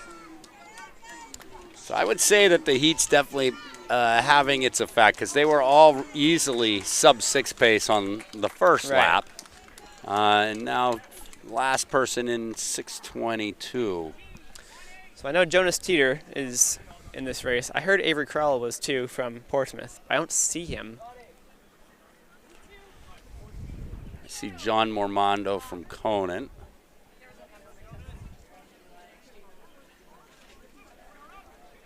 Theo Fleischer's in this one. Your soon-to-be teammate's younger brother. Yep. There's Avery coming up. Fitzpatrick winning that, 5:20.86. 5:21, pretty close, Tyler. Well, it's a lot easier to guess when Kramer, it's on 100. Yes. 5:21.27.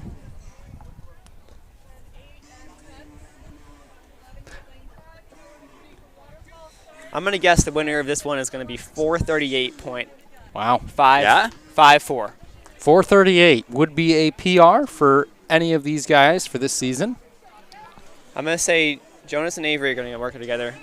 I do see about half the field in some form of a trainer, but they're all the carbon or the plated shoes, I think. No, these look like the same as my shoes, or somewhat. Well, they're Saucony ones. Yeah. I don't seem to be carbon. I don't see any Convaras though. Maybe not Convaras. Yeah. All look the same to me, honestly. Yeah. Definitely a lot more trainers than what I would expect. Yeah. In the fast heat. Yeah, maybe everyone's getting a workout. Yeah. Well, I am looking at what I would anticipate are 3 bow runners, and their teammates were the ones doing the workout. So. And those 3 bow guys were the ones who were wearing the trainers. Yeah. There's only one more. Someone's in a fast set of the Nikes as well. So you trying any of those plated shoes yet, Tyler? So I race in Dragonflies. Dragonflies, yeah. And I used to race in Vaporflies. Yeah, Landon loves his Dragonflies. Yeah. First time I ran in them was amazing. It was Reggie, and I ran in them, and it was just magical. Nice. I was always wondering how they're going to make a shoe that was. Yeah, you sit there and say, like, how are they going to make a shoe that's got more than what's currently out there? But it was like a Vaporfly, but fast. Yep. So we have Teeter to the front now. Yep, that's what you'd expect to see. Yeah, he had let Avery have it for the first part, but I guess he wanted to make sure that it. Lots of times, kids, kind of their first true assessments at that 200-meter mark. Here's a Spalding kid as well with him. I don't know who that is, but.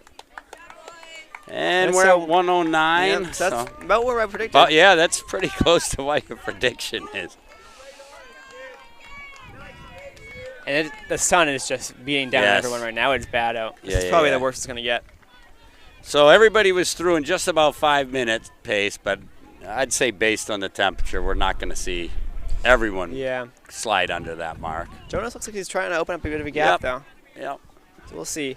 Well, Avery has very good form now. Yeah, we went to their place for cross, and we were. I don't want to say we were using it as a workout, but we had, we were definitely looking to run the second half faster. It was just kind of a little bit of tune-up for states where you want to be able to, come off the top of that hill and really be able to run the course. But this guy, unbeknown to us, and Ben Daniels from Hopkinton took the race right out. My guys had to play a little bit of catch up, so to speak, because they weren't looking to hit the gas that early, but they didn't want the lead getting that far away from them. This was at PCA, you said? That was at PCA. So that's where we used to race in middle school all the time, because it's in Dover. So yeah, we would go there all the time. They've changed. Oh, is it different course? Well, it's that 2:19 through the half. So you're right still where I right. predicted, yeah, but I think right it's probably where gonna you fall off a predicted. little bit. Probably would have wanted to get out about a bit faster. So they've changed some of it. A lot of it still happens on the same portions of the course, but you now spend more time on the better parts of the course. All and, right. I don't know. Did you ever have to run up and past the tennis courts up that paved hill, that death hill? It was super steep. I don't think so. No. So we used to, on the high school course, they used to have to do that, and I didn't it was super steep and hard to run up, so that was bad. But I was always worried about them coming down because a paved downhill in the pine trees. There's one of those at Merrimack. It's like just about 400 in, straight down. Yeah. Horrible. Those are just scary. Yeah. But now they do it mostly up on, I shouldn't say mostly up on the soccer fields, but you do a couple of loops of the soccer fields and then head out onto the trail system. Do you still go around the Field of Death in that one? What's that? Do you still go around the Field of Death? But they call it the Butterfly Field. We call it the Field of Death. Field of Death? It's a huge field. Yeah. Yep. That was my very first cross-country meet. So 3:32. 3:32. So it's possible. It's possible. It's possible, but I was a 73 last lap, so I'm guessing probably not. We'll see. Sometimes that it's easier to have the fastest lap on the last. I think if he'd been in a bigger race and had a nicer day, it would have been for sure sub 440, but probably not on these conditions. It looks good. We'll see what Crowell can do coming, trying to catch him. And he is trying.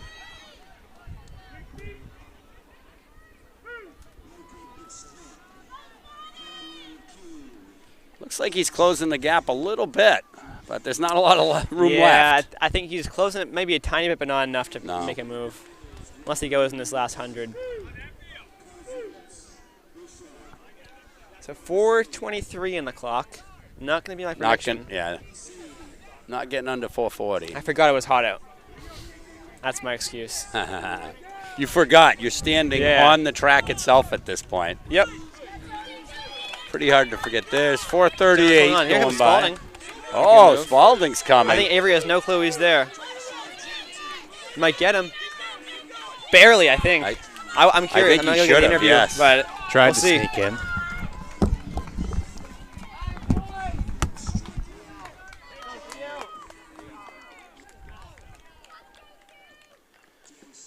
So we have 5, it looks like, under 5 minutes.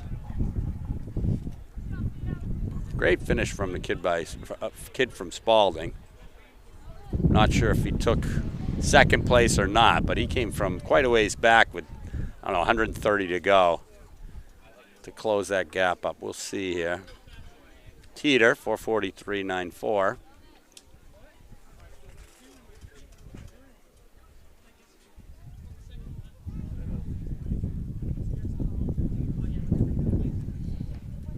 Now we keep seeing Teeter repeated on the.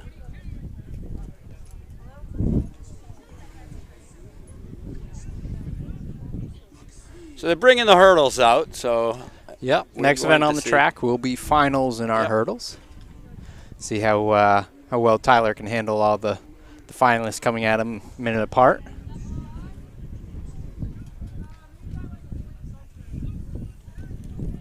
Egan second, Crowell third.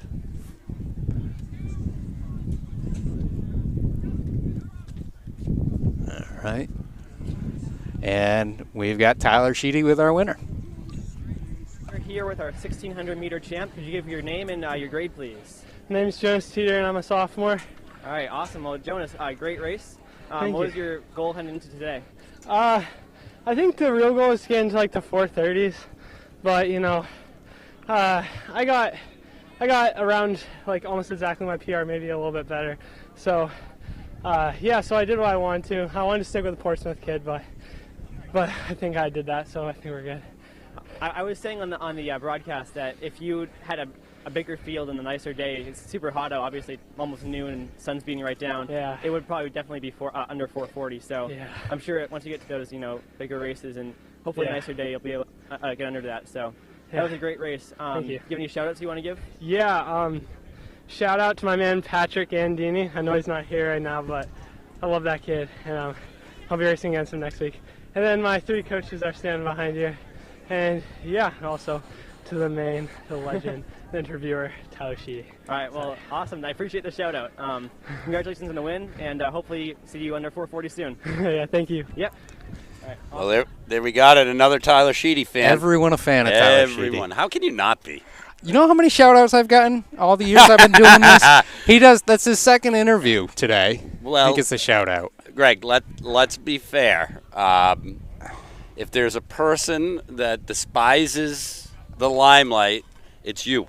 You try to hide. I typically do not actually say my name. You are correct. So yes. That might be slightly on me. And I think it could be possible. It is possible that I may have mentioned you on a broadcast or something before for putting all of this together. And I know that when I show up, I carry the heavy boxes and set up tents and things like that. Unspool, what do you call that? Ethernet cord? Yeah. Because that's about all I can handle. Hey, it makes my life a lot easier, though, so I appreciate it. And I appreciate that there's work that I can actually handle. And I appreciate a good finals. And here we go. We've got our 100-meter hurdle finals coming up on the girls' side. Hey, if the winner's in lane 8, just grab them as they go by, Tyler. Tackle them. Interview them as they go through. Yeah, you're gonna have a few in rapid succession here with that is true. I might want to stay over there. The dash. I think after this race, you might want to just hang out. Be with the cool kids and just hang. No pressure. You got to be quick with it too. That's true. Fair start here. Oh yeah, we know Cousins. Who's getting this. She's going to be in Massachusetts when the rest of the guys finish the race. Absolutely smooth. Inward's not too far behind though. 16. All right. Tyler back to his interviewing duties.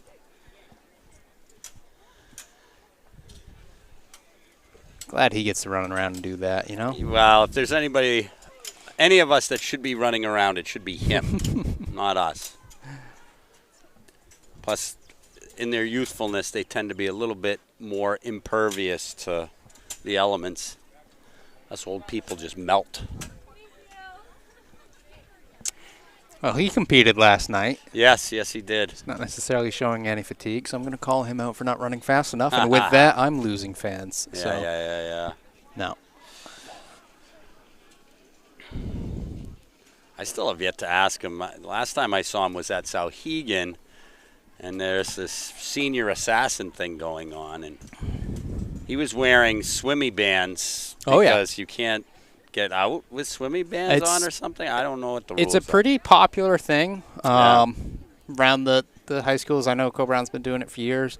I have never given it more than a minute of my time, so I have no idea how it works. Yeah. The kids know when they're at practice, and they're pretty good about that. Yeah. So I think that's why it is allowed to continue to happen. They know during school, nope, not happening. Practice, not happening. Right. But yeah, they definitely seem to enjoy it. It gets pretty intense. There's kids who are went to someone's house like an hour early, hiding behind their car. And I'm like, I don't know. So. All right, I'm not sure. Looks like they're good. We didn't see any results flash up. We know the winner from Oyster River. Tyler went and grabbed her. Tyler's the man for this job. Yes, he is the man. Well, I think everybody also just knows when he's in there that's what he's up to. Yeah. You notice no one's questioning him. Nope. All right, I think he's ready. Can you say something? Oh, yeah. Sorry. So we are here live with our hurdles champion. Could you give your name and your grade, please? Yeah, I'm Charlotte Cousins. I'm a senior. All right, awesome. What was your goal heading into the race today? Honestly, I had COVID, so I hadn't been to practice in like 2 weeks. So I was just hoping that I could come out here and at least finish the race. So I'm happy that I did, and to get sub 16 today was a good thing for me. So I think upwards from here. Yeah, definitely hot out today. Not the best conditions, and saying you had COVID before. Yeah. Tough race, you still won. So yeah. Heading on to the next few weeks with state yes. championships coming up, what are your goals there? My goal is to win. Undefeated since freshman year, so my goal is just to come back and wrap things up for my senior year. Awesome. You need any shout-outs? I got to shout out Nick Ricciardi, my coach. He's the best guy around. Awesome. Well, congratulations and good luck in the future. Thank you. Nick Ricciardi currently doing the timing duties today. Not a whole lot of coaching, unfortunately, for him. He does the double duty with that. And it's interesting, she talks about how she had COVID, and that's one of the things that is true with all these athletes. We don't know what's going on with them health-wise, physical, mental, everything going on. There's a lot going on. They are high schoolers, so it's always good to have perspective on that. And that makes it all the more impressive when you do hear about, she crushed her goal today, Yeah, I mean, and I'm impressed. She says that she's just trying to run out her senior year undefeated through 4 years of high school. Yeah. That's amazing. That's pretty remarkable. I mean, that means no blips. Well, here we go. Boys are backing into their blocks. I guess when you're finishing your prelims a hurdle ahead of everybody, you got a little bit more wiggle room than some. And they're off.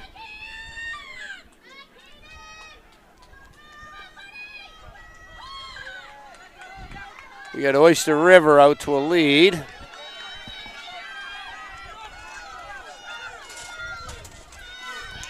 And I believe that's Caden taking it. He had a pretty good run in prelims.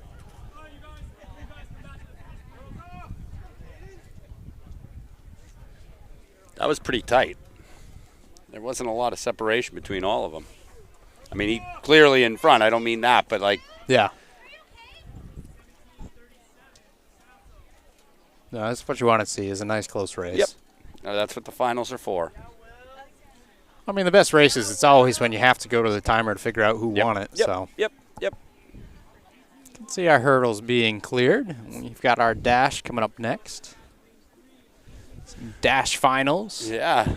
Boy, this Oyster River hurdle team is efficient. They were all geared up down the other end. You sit there and say, you see the hurdles coming off, and the hurdles I'm looking at are staying right there, but they're taking them off row by row. They've got only 4 rows left to go, and making their way down. Yep. All it is just giving Tyler more time to get the interview. That's what we're hoping on, right? We'll see how he does.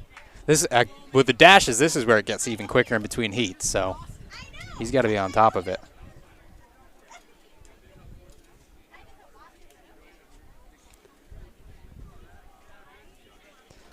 All right, let's see. Winner still looking a little bit winded. Yeah, he was hands on knees, which I can't blame him. No. My hands would be on my knees after the first hurdle because I'd be using it to stand up from falling on the ground. All right, here we go, Tyler Sheedy. All right, so we're live with our hurdles champion. Could you give your name and grade, please? Caden Giordani, sophomore. Awesome. What was your goal for today? With the heat, it was pretty hot. I was planning on using this heat to help me PR, which I did. At the time, it was like 17.2 or something. Nice. It was a pretty close race. Did you feel your competitor on your shoulder there? I did, yeah. I could hear his arm just whistling next to me, but it kept me going. Good, yeah. Definitely good motivation. You lean to the line. Have you been practicing that a little bit? Yeah. Yeah, good. So state's coming up. Do you have any goals for that? I hope to go to states, obviously, and then I hope to place well enough to go to Meet of Champions. Awesome. Well, good luck with that, and congratulations. Thank you. All right, awesome. Cool. All right. You hear that? Using the heat. Using the heat, yeah. You don't hear anybody, you won't hear a distance runner ever say that, but no. Again in the sprints. Hey, he's not wrong. No, absolutely.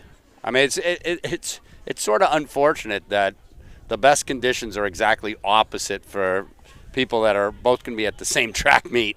So somebody is never going to be Someone's happy. compromising. Yeah, somebody's compromising. All right, set, Here we and go. they're off.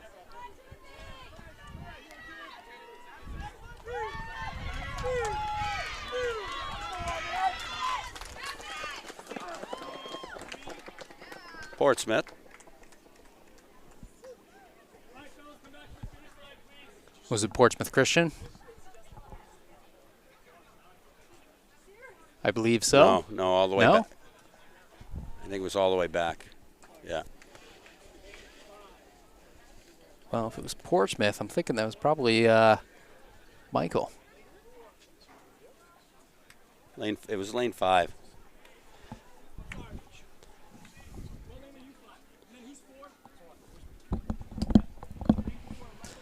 Well, I know someone who figured it out will be Tyler Sheedy. He'll grab them as soon as he can.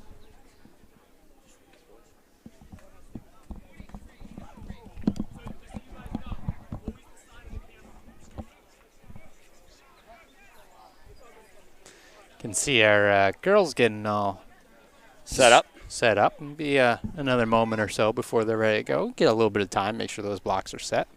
After our dash finals, I believe we have a 4x1, but we might have a break before that. See how that goes. A 15-minute break is scheduled. Sometimes that does get kind of shuffled around depending on the pace of the meet and what the timers need and the officials need from it. Pending weather. Yeah. Sometimes it gets moved up or pushed back. Yeah. Due to that. Yeah, typically, if you're expecting some storms, that timeline gets changed pretty quick.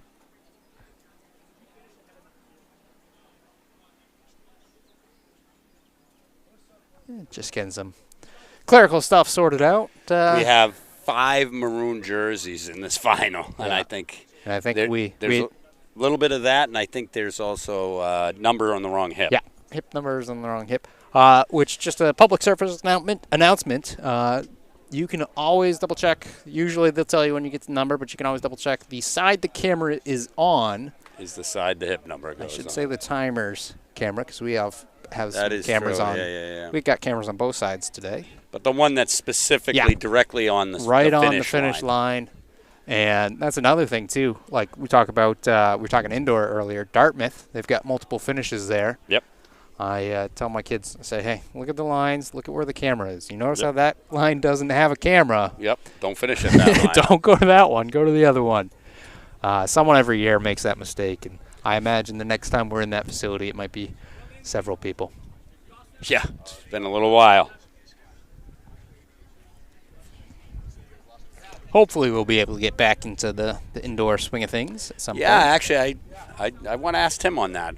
I know kind of an email went out about somebody looking to, someone in need to take up the mantle for indoor. Mm-hmm. Legend Larry Martin is winding down that aspect of what he does. Well, my understanding of it is you can't replace legendary Larry with one person. I think it's going to end up being a little bit of a committee deal. Yep. Shared roles. I know. I don't know what I can say and can't say, so I'll say it Right. anyway. I know Mike Lyford is going to be part of that. I would think, and again, just stepping back and not really knowing much other than the request being out there, you would think it would be potentially a consortium of people, and that consortium of people would involve people that are pretty close to the facility. Right. There's definitely kind of a need for that. I know I think Larry had been coaching at UNH, and that's where his connection was. But it'd be hard for somebody that's not local to be able to kind of swing these things. Girls finals, they're off. And Kingswood well in front on this one. Lauren McPhee taking the win. There won't be any controversy on this one. Not that there was controversy, but she was way out in front, and we don't have nearly as many of the same colors in this one. All right, and looks like Tyler has wrangled our boys' winner. Tyler, what do we got? All right, so we're live with our 100-meter champion. Could you give your name and then your grade, please? I'm Ahmed Nada, a senior at Portsmouth High School. Awesome. So what were your goals for today, heading into the race? So today, I just wanted to come in, get a good seat time. I really want to win the 100, the race at States. But, I'm working slowly, and hopefully I'll get there by States. Awesome. So, yeah, your goal is to win States. Do you have any plans for media champions as well? So my goal right now is just to help the team win States.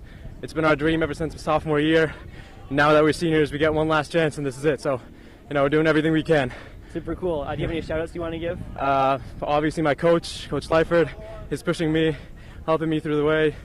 Coach Colato, my sprints coach, Coach Polikow, my weight room coach, and all my teammates, Mike Shaw, Dylan Palermo, Nate Fletcher, all these people pushing me every day to be better, pushing each other, and hopefully we'll get something done this year.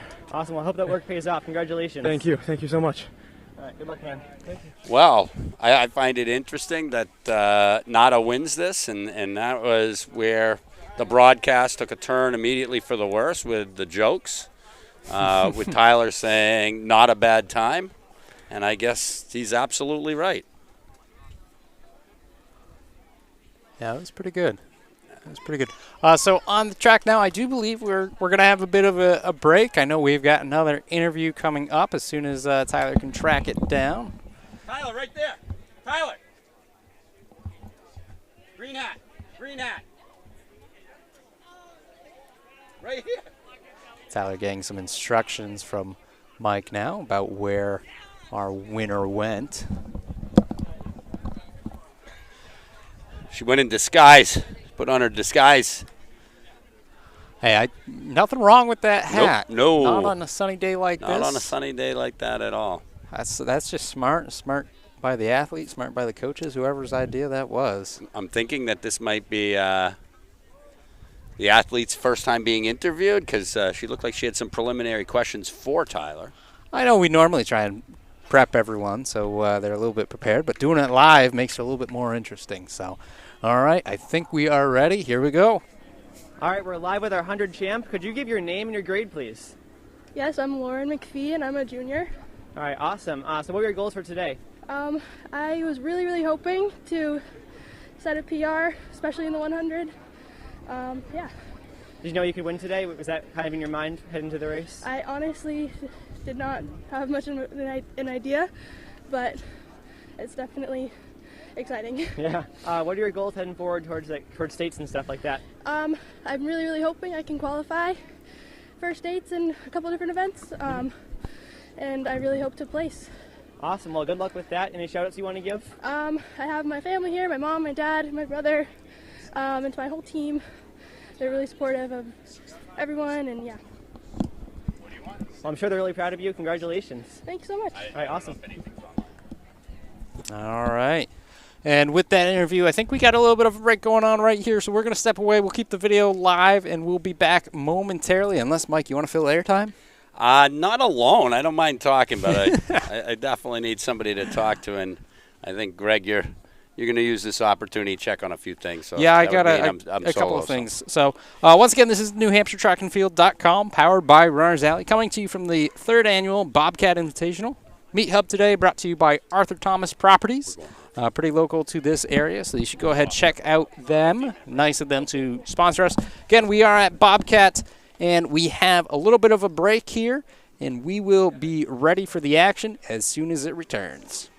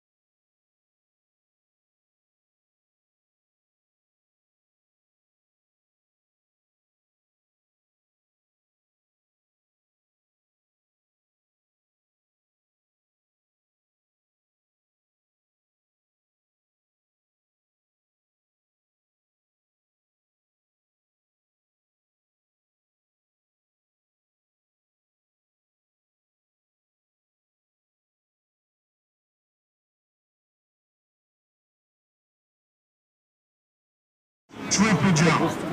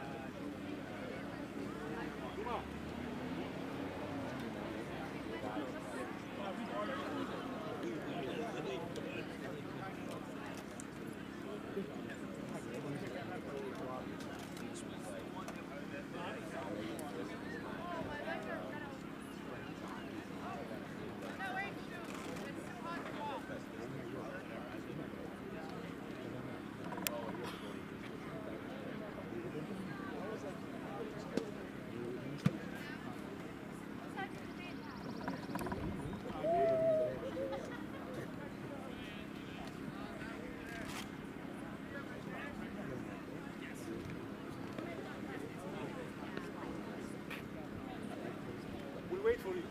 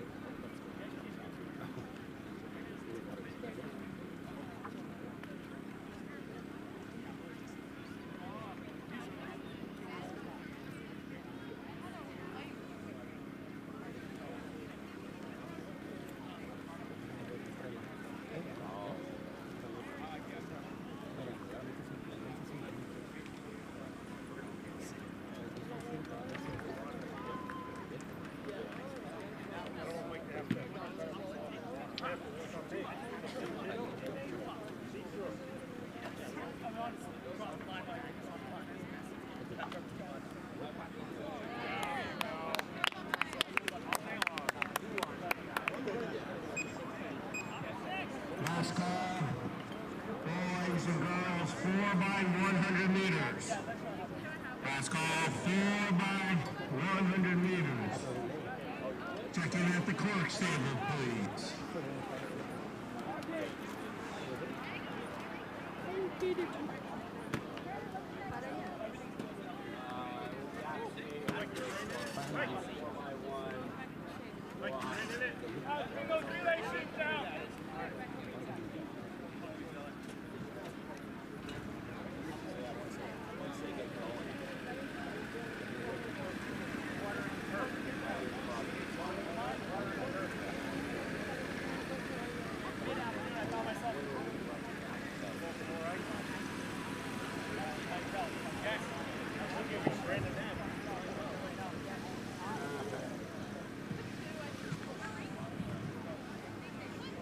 Let's bring all the girls 4 by 1.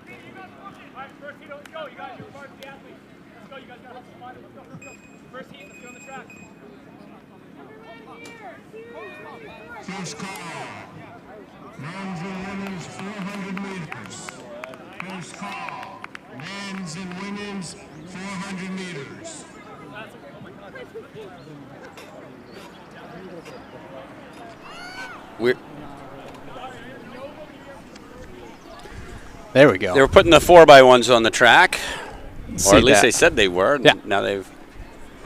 We'll see that momentarily. Was able to pan over to get some of that pole vault action. While we can. Once they are on the track, we'll pan back over. You ever do pole vault, Greg? Decathlon. Decathlon. So I got, 4 days of practice under my belt. Yeah. Did it 2 years. I'm more wondering about how hot is that mat when you land on it? I did a lot of high jump, and I can say I don't really ever remember it being like that hot. I know it definitely does have some heat to it. Yep. But I don't think it's that. I don't think it was that noticeable. I know I've been at a few meets where super wet in high jump, and you land on the mat, you come away totally soaked. Yeah. Not a little wet, totally soaked. Yeah, and every facility's mat is slightly different too. Some are a little bit softer than others. You can find some gaps in them as well. So, here you see this pole vault attempt. Bar's getting up there okay. Yep, that's high enough. A little over what you would get. Oh, just a little. You know, my entire pole vault experience exists around trying to get across small rivers and stuff like that without getting my feet wet, and it really didn't work that well.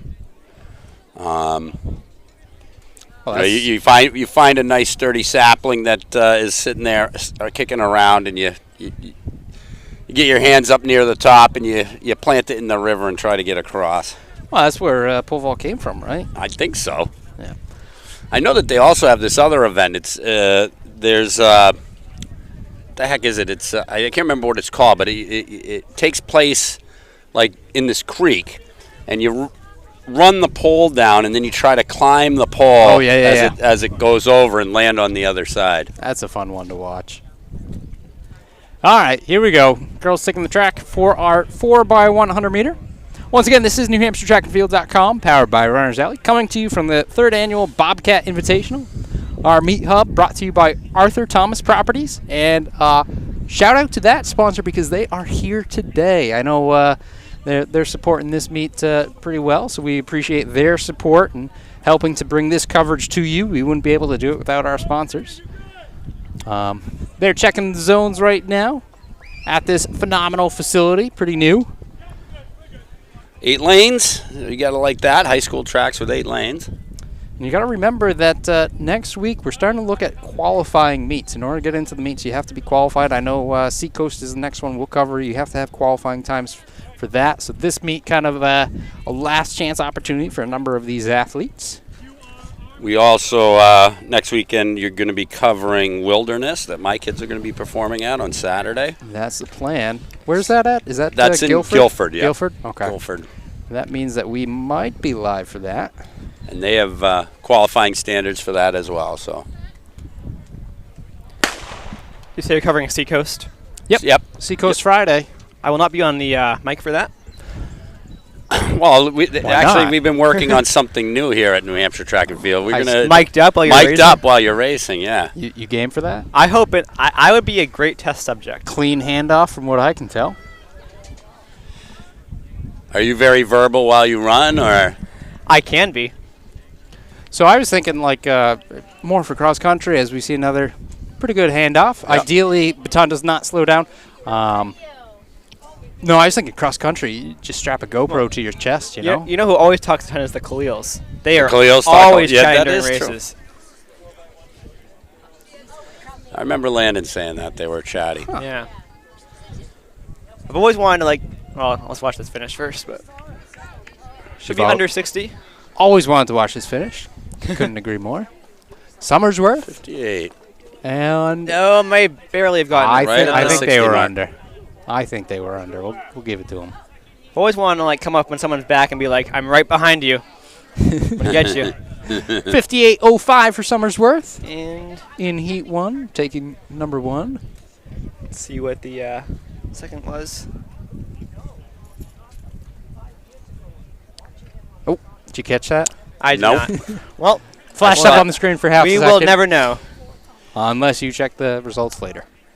That's something that slipped my mind. All right, looks like we've got, what do we have, 7 in this one? That's why we have a split heat rather than have one team run alone. I would prefer maybe 6 and 3 or 5 and 4. Agreed. And again, we could have seen a scratch or something happen like that and just not reseeding with it to make it like that. So it could have ended up being a little bit more even to start. Well, I overheard him saying that if they had if they had scratched down enough, they would have just run one heat. Yeah, which would make sense. Yep. Now I have no idea how I'm going to be able to round up everyone for this interview. Good point. Grab the winner, whoever comes across the line.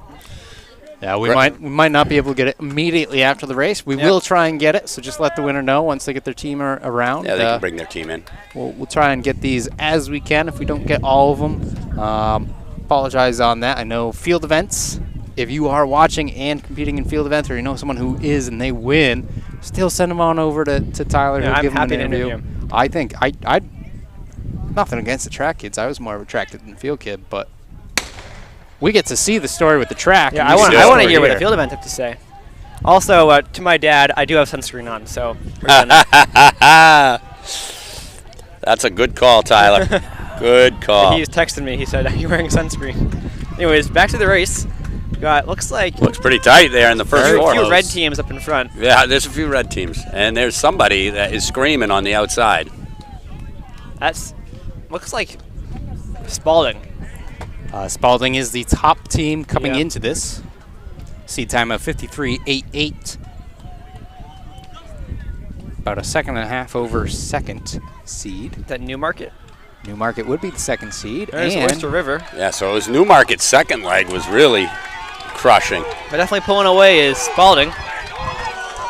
Good looking race from Spalding. 53. Newmarket, Oyster River, 1, 2, 3.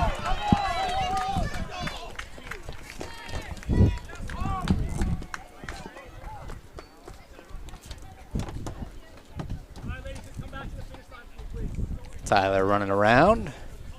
See if he can't track down the entire team. Again, better him than me. Yeah. You know what?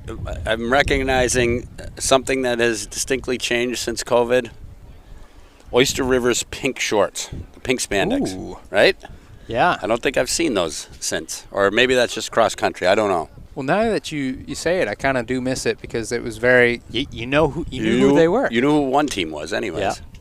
No, that's what I always look for, is a team jersey that stands out. Like Kingswood today, I think, is the only silver. Yep. Call them silver or gray. Yeah, I've always wanted to.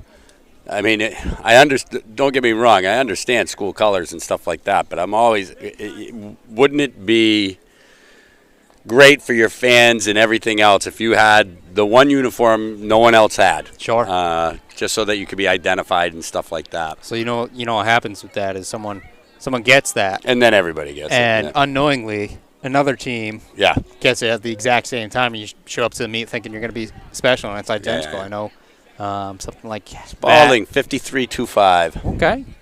53.25. That is a season PR for them. Newmarket, 54.10. PR. Oyster River in third, 54.51. Huge PR. Must be a sprinter's day. Yes. Portsmouth, 57.15 for fourth. Another PR.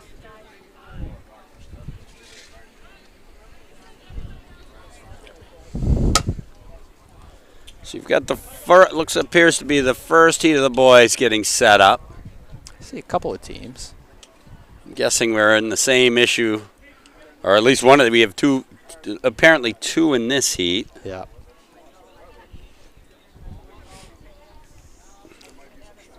And there's definitely more boys on the infield holding batons, so we know there's more.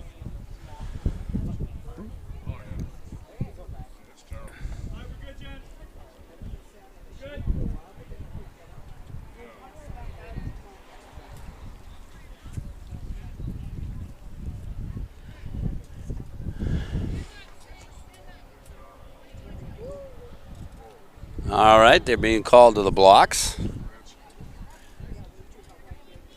It's a hot day.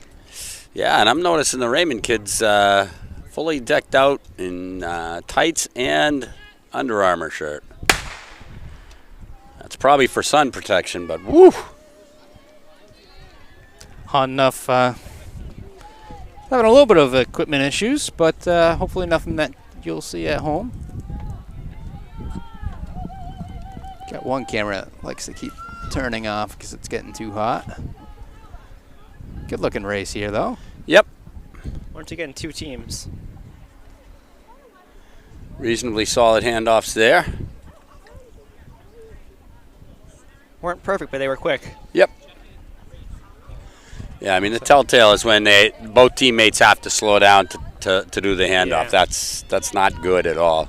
Clay, what's this green? Is this Raymond? Raymond, yeah. Should be Raymond. Started off a bit too fast with their handoff, but you got it done, so. Raymond 1, St. Thomas 2. 49 something for Raymond. It appeared that one of the Spalding girls had to go a triple jump, so it was not going to work out. All right. Oh.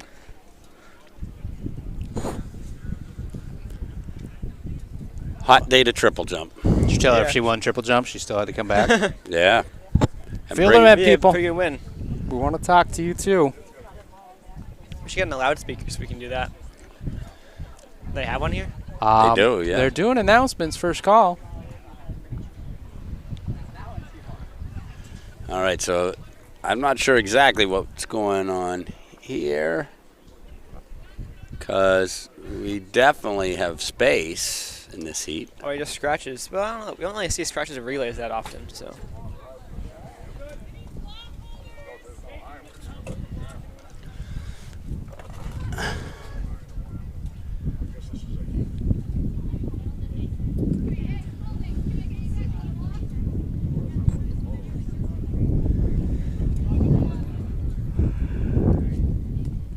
See, the hurdles are out positioned, so it should be a relatively quick transition after the 4x1s. 4x1s are always tough because to get through because you got to get everybody there.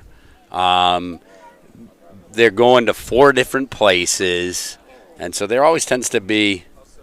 I know when I'm clerking, like trying to get everybody there and then get them know what they're doing. You know, for an event that's just 1 lap long, it takes a little while to work your way through it. Especially because, you know, sometimes you'll get over to the opposite side of the track and someone won't know what lane they're supposed to be in because of reseeding or something like that. Yep. We've got on your marks here. Of course, after the 4x1s, we do have our 400. 400. So hopefully we don't have hurdles out for that. It's not a cooler. It wouldn't hold your weight. Yep. Looking pretty close up front. Yep. We've got one team on the inside. That leading team made up the stagger, although my this is Lord. looking tight here. Oh, my goodness. Is that Portsmouth or? Portsmouth or Goffstown. Yep. Take your pick. That was a tremendous change in. Is this Spalding maybe or Newmarket? Closing, but it's like Portsmouth. That's Goffstown out in front. Goffstown, okay. Handoff clean enough. And it was Newmarket and Spalding. So Goffstown, Spalding, Newmarket, Bow. Goffstown taking it about 46 seconds or so. It's a big second leg from them. All right, we'll be back.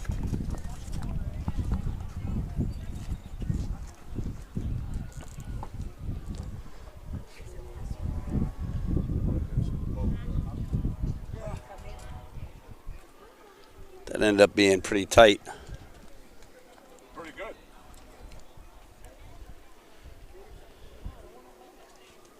Good day for a 4x1. As long as the baton doesn't get too slippery, right? Yeah.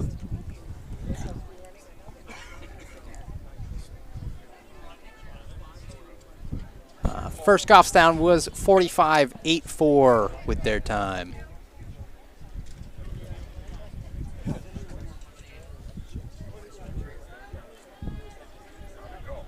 All right, so they're calling out the girls, first heat of the girls 400.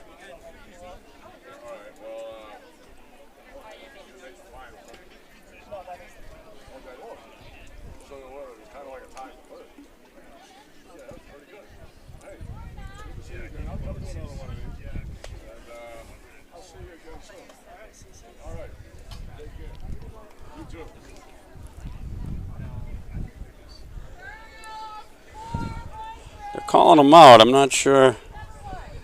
I'm not seeing everybody's in recognition that they're being called out right now. With any luck, it's more than just one athlete, but there is one athlete on the track now. Looks like Tyler's able to wrangle a couple of the Goffstown guys over.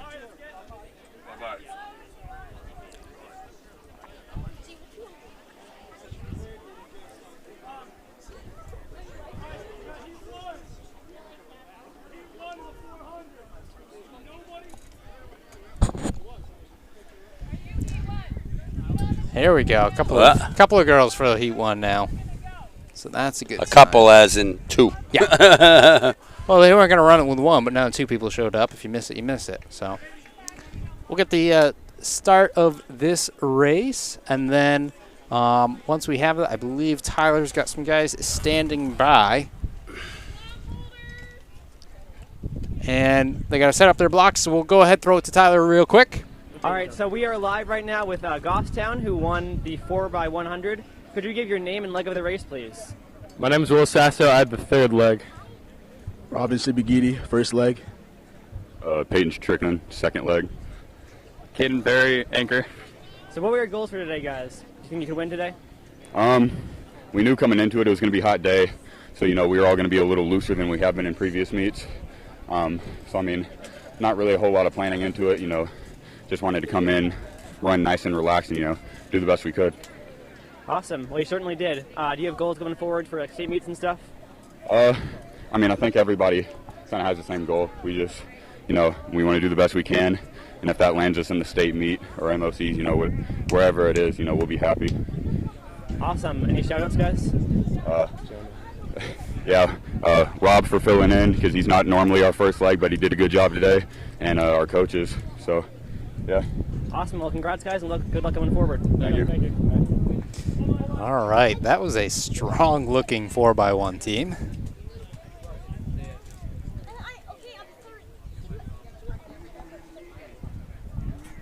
And they're going to move back a little bit so that the starters and the timing tent can see each other for these 400s. Again, we get Tyler doing jack of all trades today, a little bit of everything. Speaking of a jack of all trades, we've got Nick right now, head timer, coach here at Oyster River, also filling a generator with gas, making sure they don't lose power. So he is all over the place, and he was actually doing pretty calm, cool when I talked to him earlier this morning. Yep. He was, running all around, but he was able to have a conversation. So shout out to him. He's doing a phenomenal job with this meet.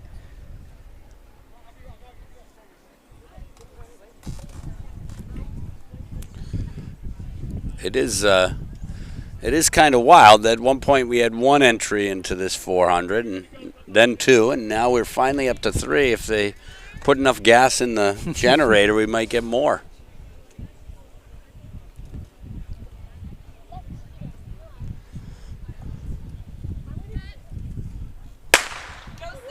All right, Heat 1 of the girls, 400 meters underway.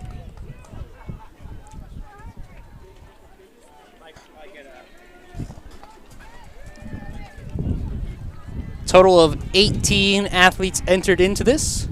So this heat, not full. I imagine there was a number of scratches all over the place, especially because I'm wondering how many scratches were due to heat today, because I feel like that is definitely a factor, as we see Kingswood out in front. Yeah, she's flying. Yeah. Looks like could she hold on sub 60, but I can't imagine. She's got about 60, 70 meters on the rest of the heat. It's going to be close, Tyler. That would be a pretty good time. Solo. See the rest of the heat in view now. Gee, this is a really good time. Try to finish up. Clock on the screen, unofficial. Give you the exact once we call it. 62, nice job. 62. That would be pretty high up in most big meets. So Yep. even though this is the slow heat, this is going to be definitely scoring. St. Thomas coming through. Time to watch there. I'm going to listen to see what the time, see what it is exactly, because we can, she could win, honestly. 1:02:23. All right. Time to beat. And that is faster than the fastest seed time today. What was her seed time? Who was it? Kingswood? Kingswood.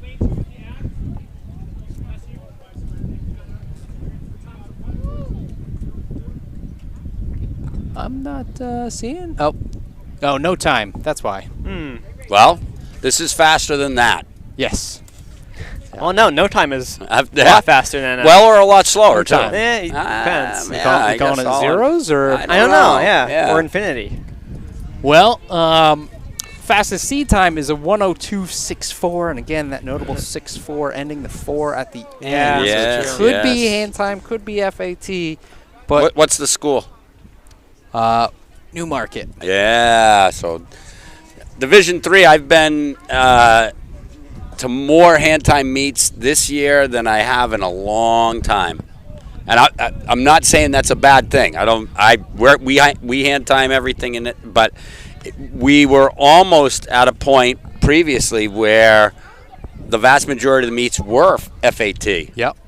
But well, I tell you, 400 hand time, not as we get a start here. Yep. Good start. Not as crucial. Still definitely plays a factor when it comes to like seeding for states. You don't want the hand time because typically FAT will be a little bit faster, assuming you perform equally well between the two. Well, comparing D1 and D3, I mean, Dover being D1, we've had all hand time meets so far for our dual meets. Wow. Sorry, not hand time, FAT. Yeah. So we the term dual meets means nothing to us in Division III.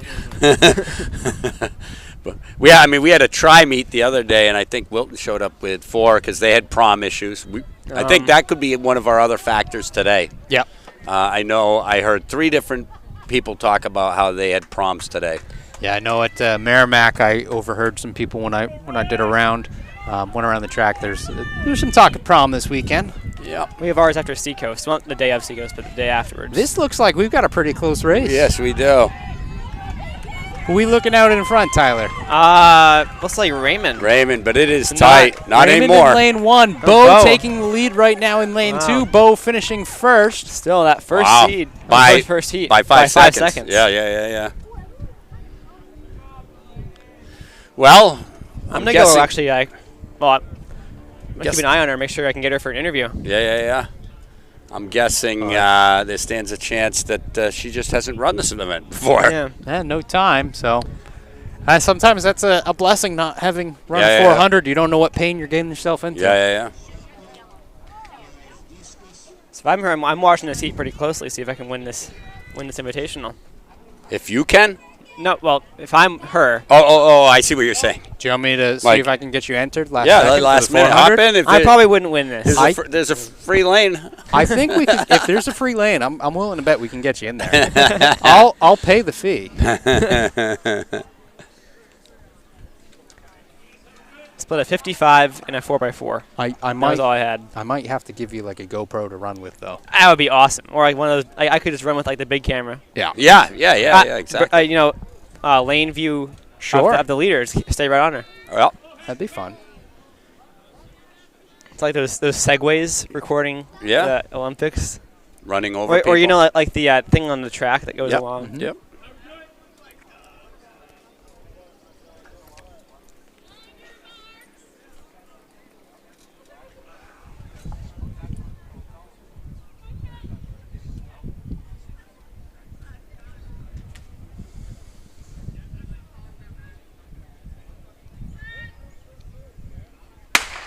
So some using blocks, some not.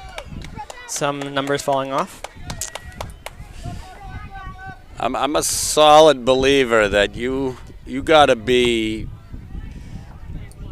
really capable of coming out of those blocks hard in a 400 to make them worthwhile in a 400. And I'm not saying people can't, but I think more people use them than they get benefit of. So my teammate Jeremiah, we went to nationals together in March. Yep. And he's never used blocks before. He ran a 600 to qualify for the 400 at nationals. Yep. And he got to the starting line, never used blocks before, and they say you have to use blocks. Huh. They didn't let him not use blocks, and he actually did decently well, but he had his hands about a foot behind the line. Yeah. Close looking race here as they reach the straightaway. Yeah, it looks like he's at There's Newmarket and Kingswood. Kingswood, okay. I think that might be Newmarket with a slight edge right now. Can they beat the time now? I don't think so. 60, 61. It's going to be close. Oh! I think she got it. I think she did. Well done. But the girl from Kingswood is at heat. least second or third. Yeah. Oh, yeah. I'm going to... Top 3 for sure. Was it lane 4 they got it? It would have been this one right there, the blonde in lane 5. Yeah. Hagen, 102.01. She was also, what was she in earlier? Must have been sprints or something. We saw I don't her. think so, though. I think it might have been the mile. You are correct. Yeah, she was in the mile. Yeah, I mean, I know that, like, I think mile 800 is what I've seen her in mostly. So maybe they put her in one premier event and then put her in something to get some leg speed. That's brutal, though. 1,600 to 400. I know when I take my 2-milers and run them hard in the 800, they're pretty much done for everything after that. We've tried 4x8 and then 2-miling, and they always come apart in the second mile, and that usually tends to be where their strength is too. That's nuts. Yeah, I think 800 then 2 miles, pretty rough. Yeah. Oh, 8. Yeah. You mean with no time in between? Well. Yeah, I mean, yeah, but just in general. Oh, yeah. It's so weird, though. You would think that it's not, but there's something about going that hard, that fast, that really takes you out of your game in the 2-mile. I think the guys that come back and run the mile, which is a lot sooner than the 2-mile, are better off. Yep. And your kids that run 4x8 and 800, I don't think that's a problem at all. Yeah, usually people do pretty well at that double.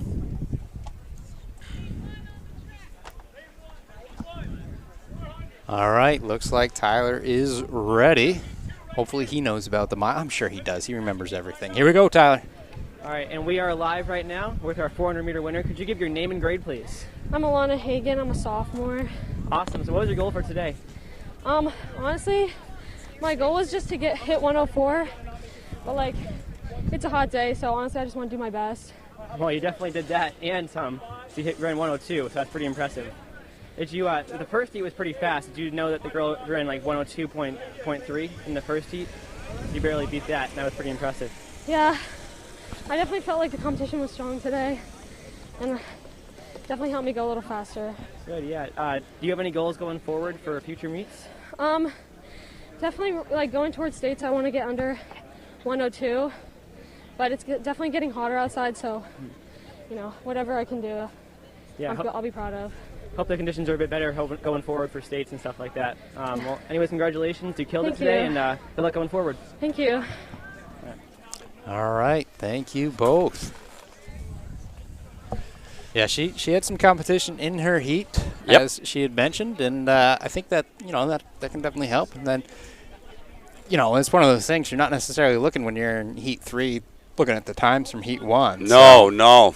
I mean, the ghost competition. Yeah, well, what was?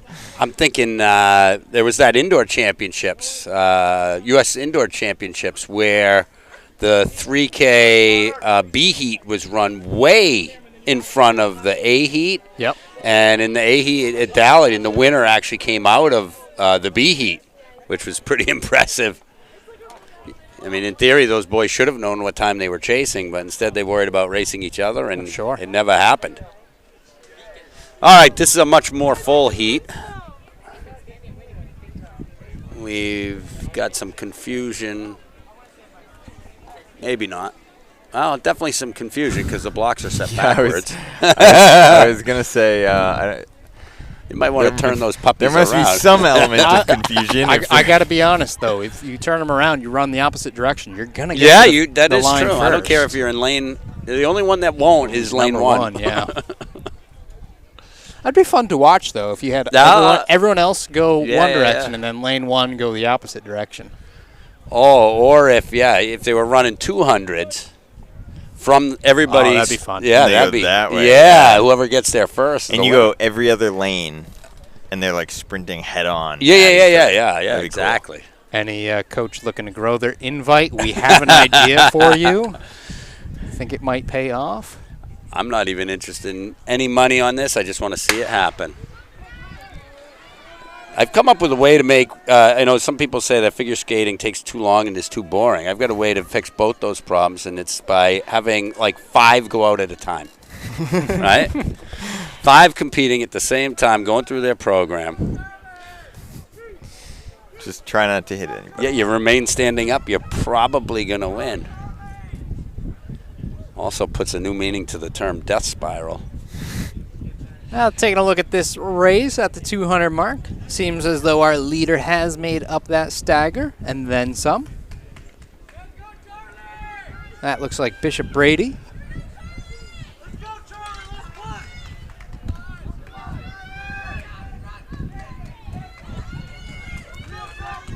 First on the straight, see if he can hold on to it.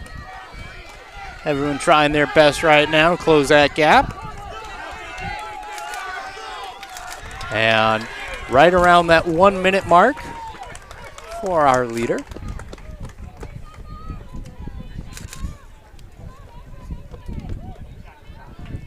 Total of 38 guys entered into this. Let's see how many we get. That first heat was pretty full. I found the pole vault winner. Ooh, oh, perfect. Tyler Sheedy putting in the work today. Yes. Found us a pole vault winner. They were getting up pretty high today. Pole vault winner, Theo Fleischer's mom. Like, he's finding everybody. If you have a missing child, put us on it. We'll get Tyler on that. I'll give him an autograph, too. Yeah. He charges for those now. Greg, what do you think is faster in the 200? Turn, straightaway, turn. Well, typically you're building up your speed in the turn, but you do hit your peak speed on the straightaway, so you do start decelerating a little bit, whether you like it or not. I would say the straightaway usually, though, brings up that question. Also, well, we were talking about the 200 going backwards, so right. That would be straightaway 200, or straightaway curve, I mean. Well, in that case, I think I'd give the advantage to the straightaway then curve. Yeah. Because you're running in a straight line, you're able to get up to speed, no problem. However, running a curve backwards is harder than it sounds once you run it the same direction over and over at full speed. Yeah. Have you ever done that, doing a workout, turn it around, and it's always slower the opposite direction for whatever? I did that last week. I was doing mile repeats, and every other I was switching directions. Yep. And it felt so weird going the other way. I did a 200 or 300 workout back in high school at the UNH indoor facility. Oh boy. And I decided to try and keep things even. I was gonna run alternate it backwards, and I think I made it through one of them and decided, all right, coach, let's not do that again. Yeah. It's okay if one side gets a little bit more work. Yep. This is a close race. race. This is super Look at this tight. pack. I Gosh. know, looks like they're in the 32 right now. Yeah. And there's been, like, different bursts, so it's hard to tell what's going on. Yeah. Well, it does look like, I want to say Newmarket out in front in lane 2, and then everyone else is just right next to each other. One of the closest races we've had today, and it's in a 400. Yeah. 56 and change. And wow, you never see that with a 400. No. States, maybe?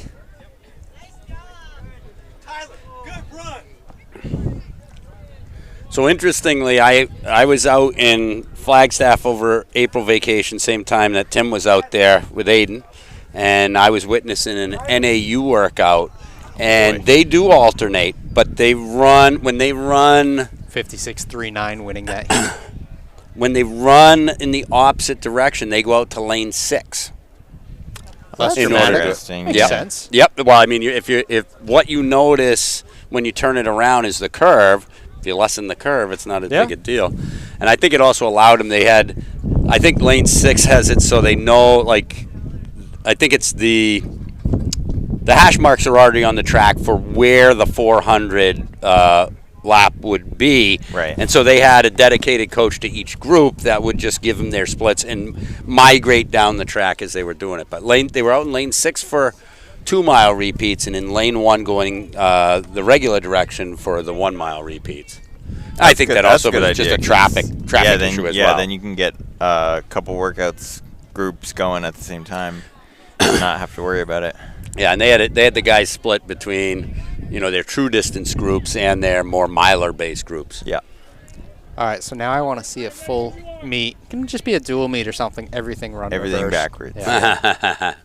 You know what would screw people up is like the 300 hurdles where you start on a curve. Yeah. I also like the idea. Well, I'll get to it after we start this one because they're putting them in the blocks. Got a time-saving idea. So here's my time-saving idea. Every event starts at the same time.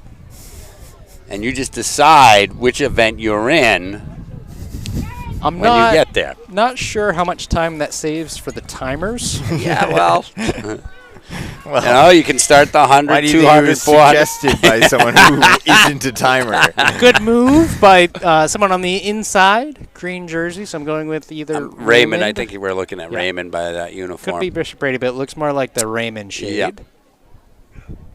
As far as I can tell. Yeah, that's definitely the Raymond uniform. Raymond Rams. The Raymond Rams. I remember running at Raymond back in the Larry Martin Raymond days. I don't know if I knew that. Yep. I knew he was there. I didn't know you were there. Well, I wasn't at Raymond, but we went to the Raymond meets. About a 55, 56 or so. Where'd you go to high school? Messinic. Of course. Yes. You don't get very far, I guess. No, I'm not one to talk. So. Yeah, right. Exactly. I don't think any of us can talk. Yeah, no, we can't. Well, we can talk, but not about that. Well, I tell you, it's just New Hampshire's such a hard state to leave. Why would you ever want to? I was talking to somebody yesterday that moved to San Francisco for 8 years, Hawaii for 16 years, and is back. Yeah. They said they loved it too much. They said, well, you loved it too much. Why'd you stay in Hawaii for 16 years? And they said, well, because it's Hawaii. Oh, look at this. I see Tyler Sheedy on the track. He's about to do a switcheroo. Oh, my Lord. This guy does everything. Right in the middle of the camera, too. Of course. For those of you unaware of who Tyler Sheedy is, he is currently holding blocks in lane 3. Was that Laux in New York yesterday? Means he might be in the next heat. Yeah. We were trying to get him into the girls 400. Yeah. I mean, he wanted to run with the full he could camera. legitimately enter this, right? Yeah. He's in high school. Yeah. No, everything's. I bet you we could get him in. If there's an open lane, we're good to go. Yeah. Not really. Who wouldn't want Tyler Sheedy in their race? Runner. No. That's always the best, though, watching the distance guys try to run 400 because they change gear 5 times. They don't change speed. They just change gears 5 times. Yeah. Yeah, we've talked and about while that everybody else is slowing down in the straightaway, they aren't. Right. But they're in last. Yeah. That's how I always ran the 4. I don't think there's any choice. Yeah. It's just the same speed the whole way. Yeah. All right, they're on their mark. Set command given. And like you said, was typically in last on the straightaway. Good start from everyone. Yeah, so that's Conant's Ben Sawyer on the inside moving up. Yeah, he's moved up quite a bit. So he's Your a Oyster freshman. River He's got some company, well. though. Yeah, he does. Oh, yeah. Wow. Oyster River blowing by everyone, and they got on the inside, so they'll get a shorter stagger here. Yeah. Not sure who they're followed by. Of course, it's one of those maroon colors that we have 12 teams representing, it seems like. I believe from Oyster River, this is Ty Doro, who we saw earlier today. Yeah, we've seen him win a few meets this year already. Nice flying V coming down. Yeah. Portsmouth and Portsmouth. Ben Sawyer coming in for 4th. Pretty good time there. Yeah, those are pretty good times.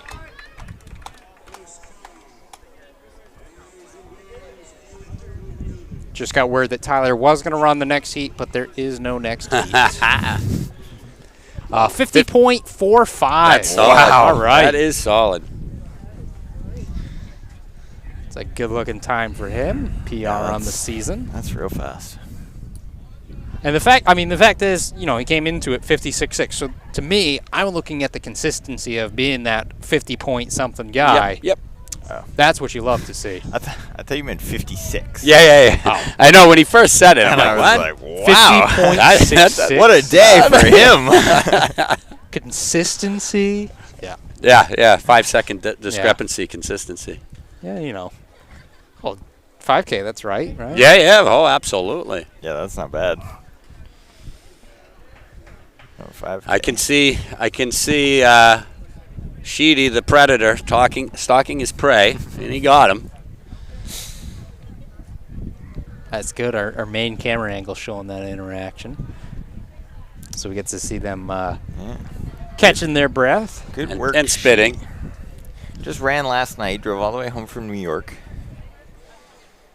I think he said he got home. He does love the sport. He said he got home at like 2 in the morning. Wow. And now he's out here holding blocks, interviewing, commentating. Running around. He made a shout out to his dad live to tell his dad that he's wearing sunscreen. Just, Dad, if you're watching, just so you know, I do have the sunscreen on. And he was at Merrimack. Yep. On Thursday. Yep. With us. Wait a minute. Yeah. Today's Saturday. Yeah. He was in Merrimack. He was Merrimack when on did he Thursday. When did he go to New York? he was commentating with us on Thursday, and right in his car, and doing interviews, and selling T-shirts on Thursday. Then he went down to New York, ran a 9:13. We can't pay him, but we can't pay him enough either. For anyone wondering why we talk about him so much, this is why. Yeah, he is the such a fan of the sport. Yes. He was down again. He was at Sauhegan April 16th just to watch. And you know what? I gotta be honest. I don't even think he was scheduled to work today.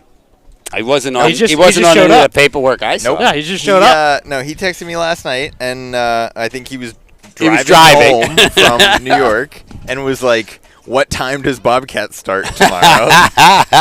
Gotta love it. Oh.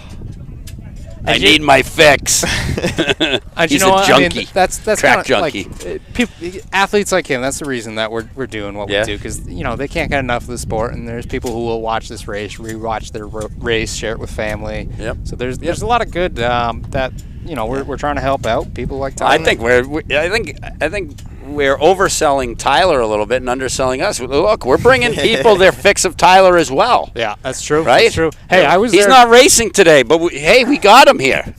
We didn't go to Louch, but Davio and I we're here today. We're there on Thursday. We're putting in some work. We're putting in some work too. Davio probably. Did you watch Louch? I did not watch Loucks, actually. Did you watch some Celtics? I did watch some Celtics. I did. Although, to be fair, it is that I did mile repeats yesterday morning, and then went to Coburn practice and ran with the team yesterday, doing my coaching duties. Nice. Didn't really do much coaching except telling them to slow down so I could keep up with Well, them. that's where the coaching is. It's not really telling them to speed up. You're practicing with Coburn, but what team are you coaching? Because it sounds like you're not helping them there. Yeah. Hey, they need to go easy on their rest days, right? Yeah, that's true. That's how that works.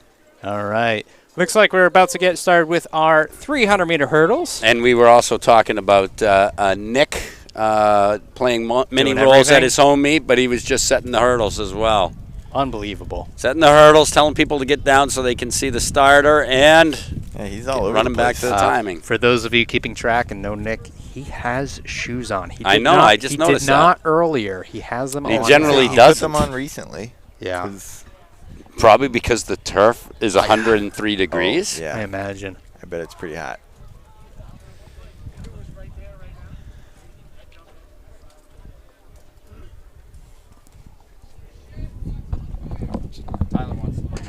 Good start.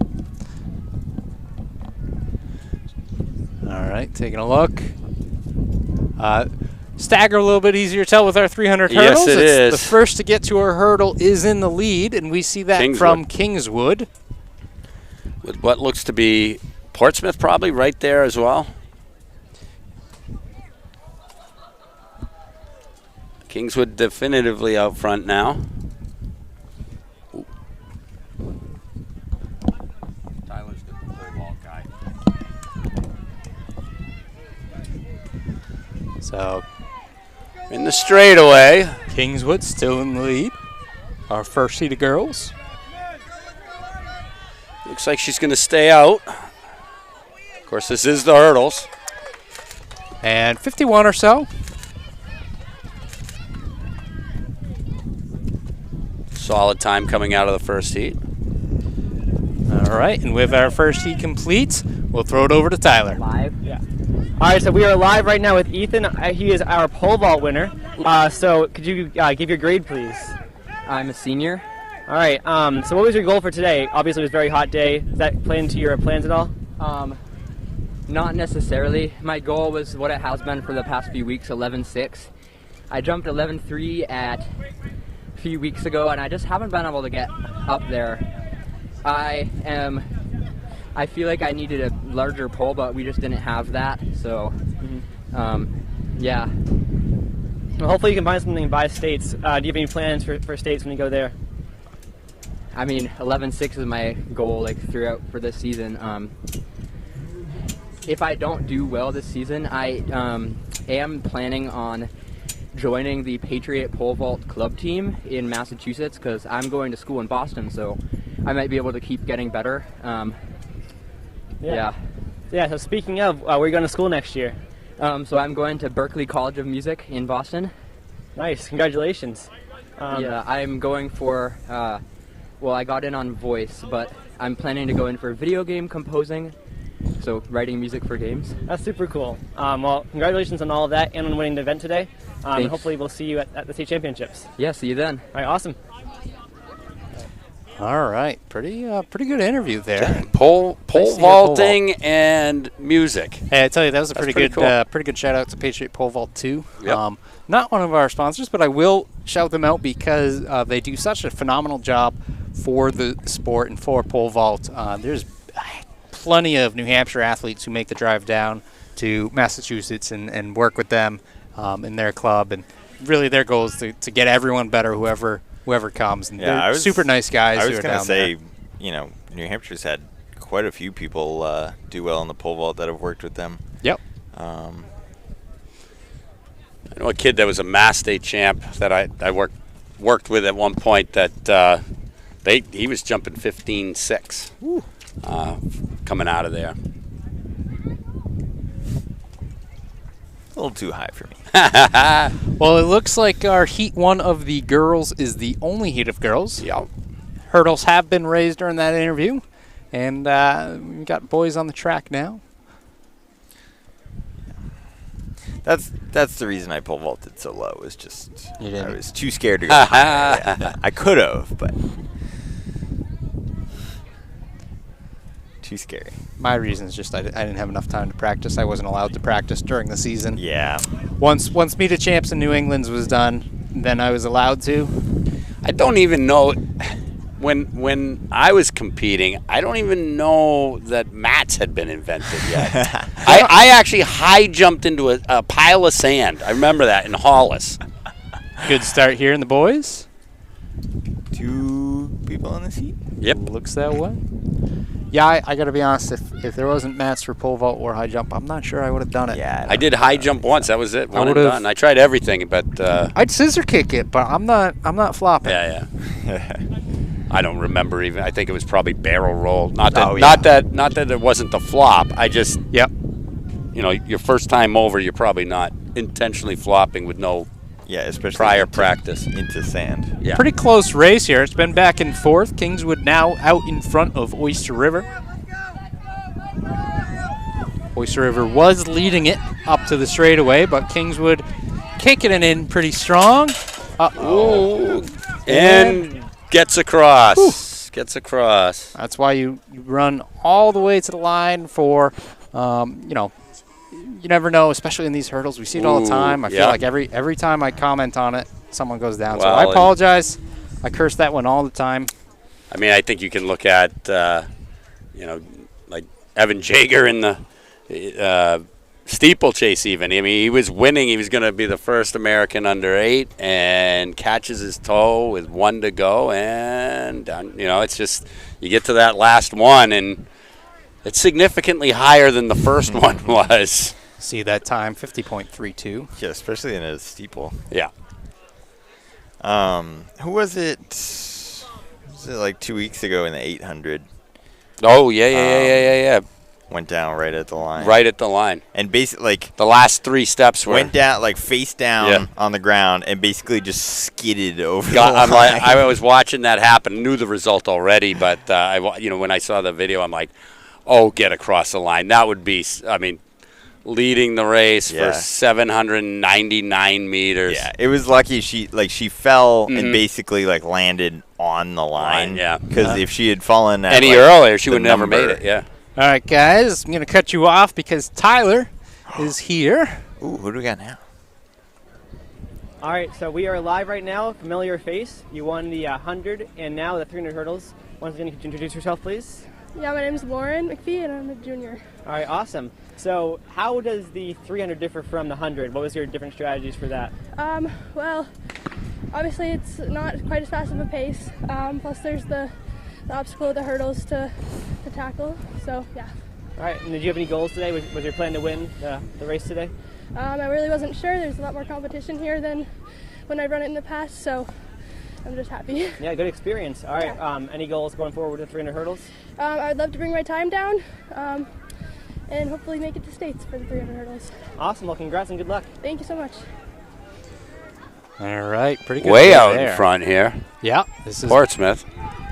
Portsmouth with a heck of a lead. I You mean, look at the hurdles, it's almost a full distance. It was almost a full distance. Crosses at the 39-second mark and change. Second, right around 44. Oh, lost the shoe there, but got across. Wow. Yeah, I just heard a little bit of coaching from Nick. He's excited about that. Make sure you finish.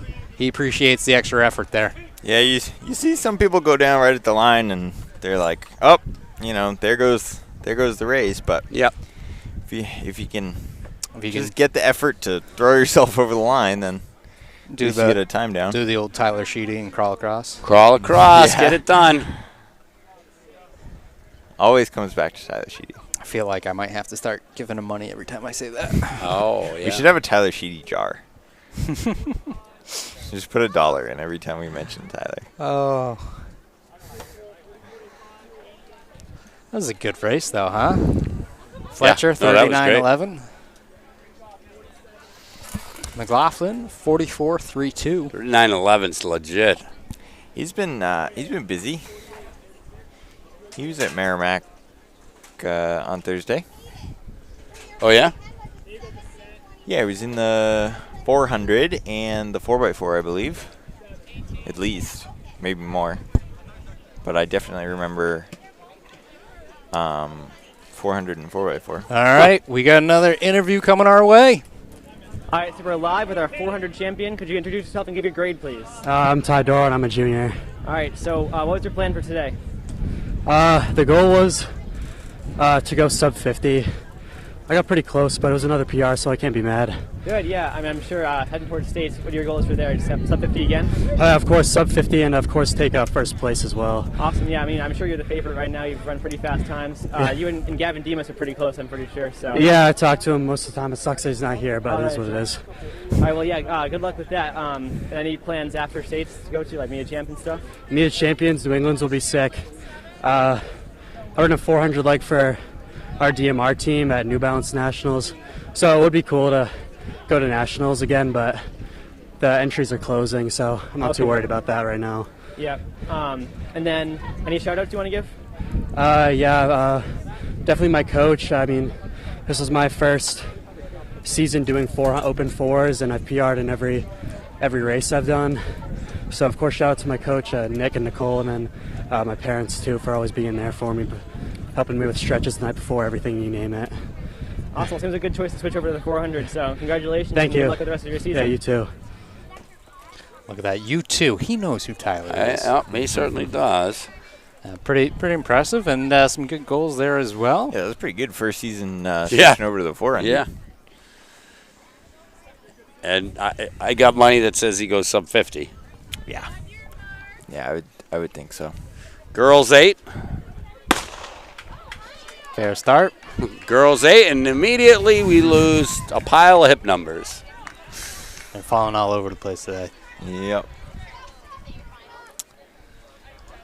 All right, someone straight to the front. I saw Brianna Malone here earlier, so I'm guessing maybe that's what we're seeing. Well, I'm going to go ahead I think that's and her, is it? I don't know. I can't tell. Not Might sure be. about that. I see Tyler, though, with another interview, so we'll get this and the race going. All right, we're live with our 300 hurdles champion. Could you give your name and grade, please? My name is Nate Fletcher, and I'm a senior. Awesome. So what was your goal for today? Today I just want to go run hard, break my seed time, which is a 40.4. It's really hot, so I didn't know how I was going to go. And then once I started going, it just felt good, so I kept on going. What was your time? Do you know what it ended up being? I think it was a 39.1. Jeez, that's pretty good. That's destroyed your seed time. That's awesome. Breaking the 40 barrier. Thank you. So based off that, do you have any goals going forward for states and stuff like that? This is one of the events that I was thinking about doing in states. Yeah, I mean, this is one of my favorite events. Not very much else to say about it, but yeah. Definitely tough, and you're flying through it. You destroyed everyone in the field. What was your thoughts? I know you had a big day at Merrimack recently. Were you feeling that a little bit, or was it ready to go? No, not really. I was coming here. I was feeling a little sore, but once I got warmed up, I felt pretty good. Awesome. So any shout-outs you want to give? Yes, my man Ahmed Nada with his 100 record today. Jake Haley battled in the 400, got a PR as well. All right, big day for the Clippers. Nice job. Thank you. Congrats. All right. All right, our leader from Portsmouth went through in 1:18 or so. 2:36 if they can hold it. Been solo pretty much the entire way. Yeah, she's out probably about 40 meters or so on second. Second, probably another 10 meters on third, and that gap is increasing.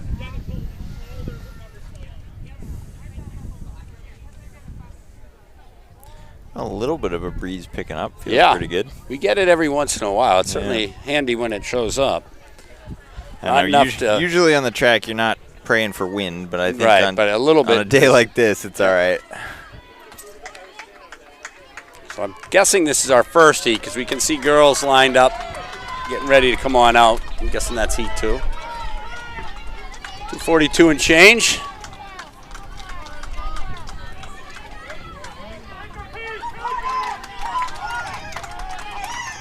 Some good finishes right here. Yep.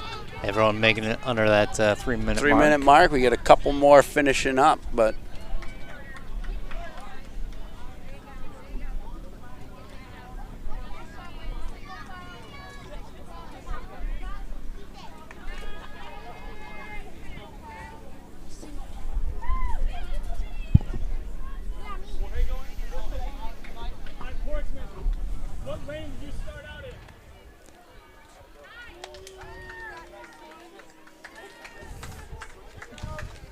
we got one more finishing. Some having a tough day today.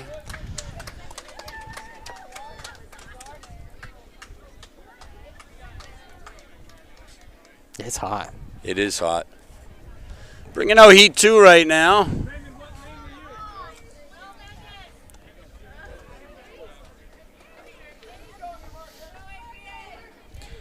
Now we got Brianna Malone.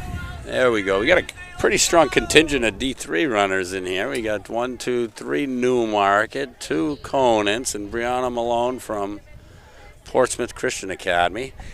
Interestingly enough, I had been wondering whether or not with the absence of Liza Corzo, whether we were going to see Brianna Malone really stretch out, and because she could qualify probably 200 to 2 mile. But she's got some range. She definitely does, but I have not seen a result outside of the 800 yet, showing up in battle notes or anything like that. So maybe she's got something else in mind? I know last year, they definitely did a bit of divide and conquer in order to see how many points they could score. Yeah. Small squad, but when you have the top seed in the 400, 800, 1600, and 3200, you've got a good little squad.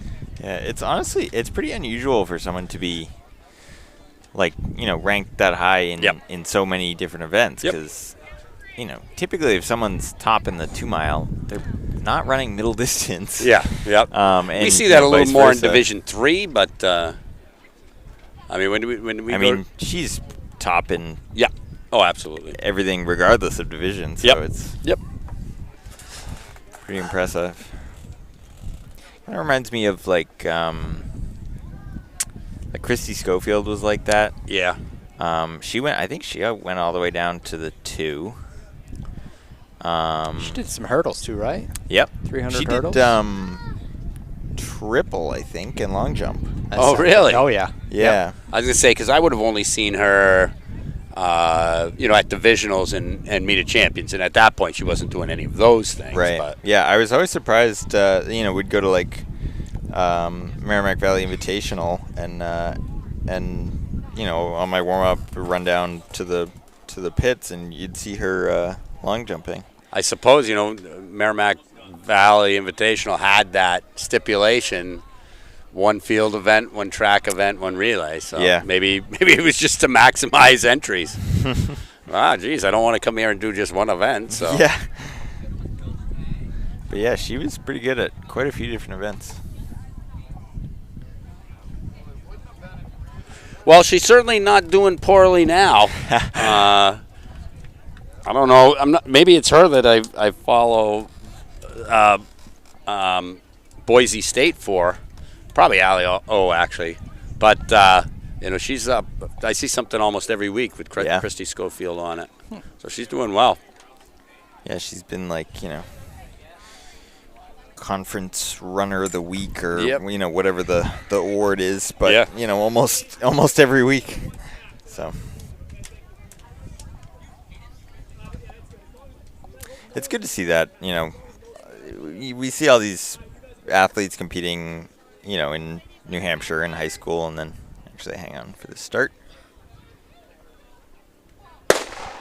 And there we're off. Pretty clean. Everybody tucks in well, and Malone right out to the front, hard. Yeah. But yeah, it's nice to see, all the athletes we watch, all the way through high school, and then go away and do well. Right. You see so many people succeeding in college as well, which is awesome.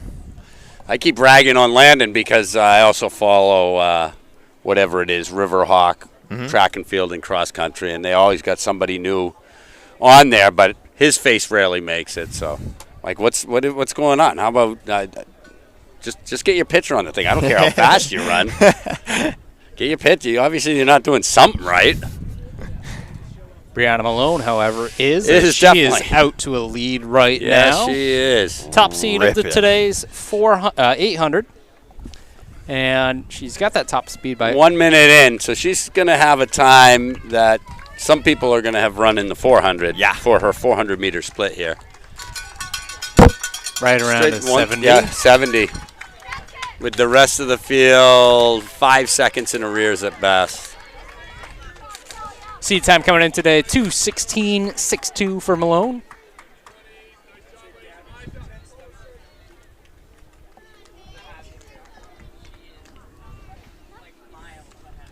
Nice and smooth.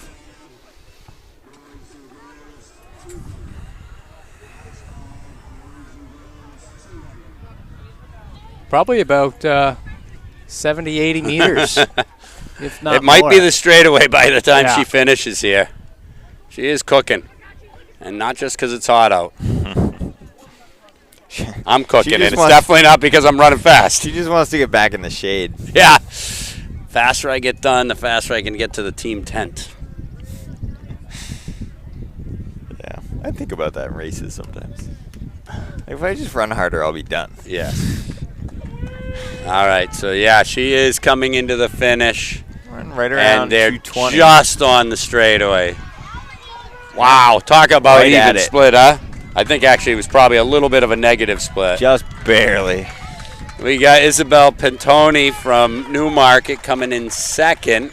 Also running a great race, Yeah. 2:33, but significantly behind the winner.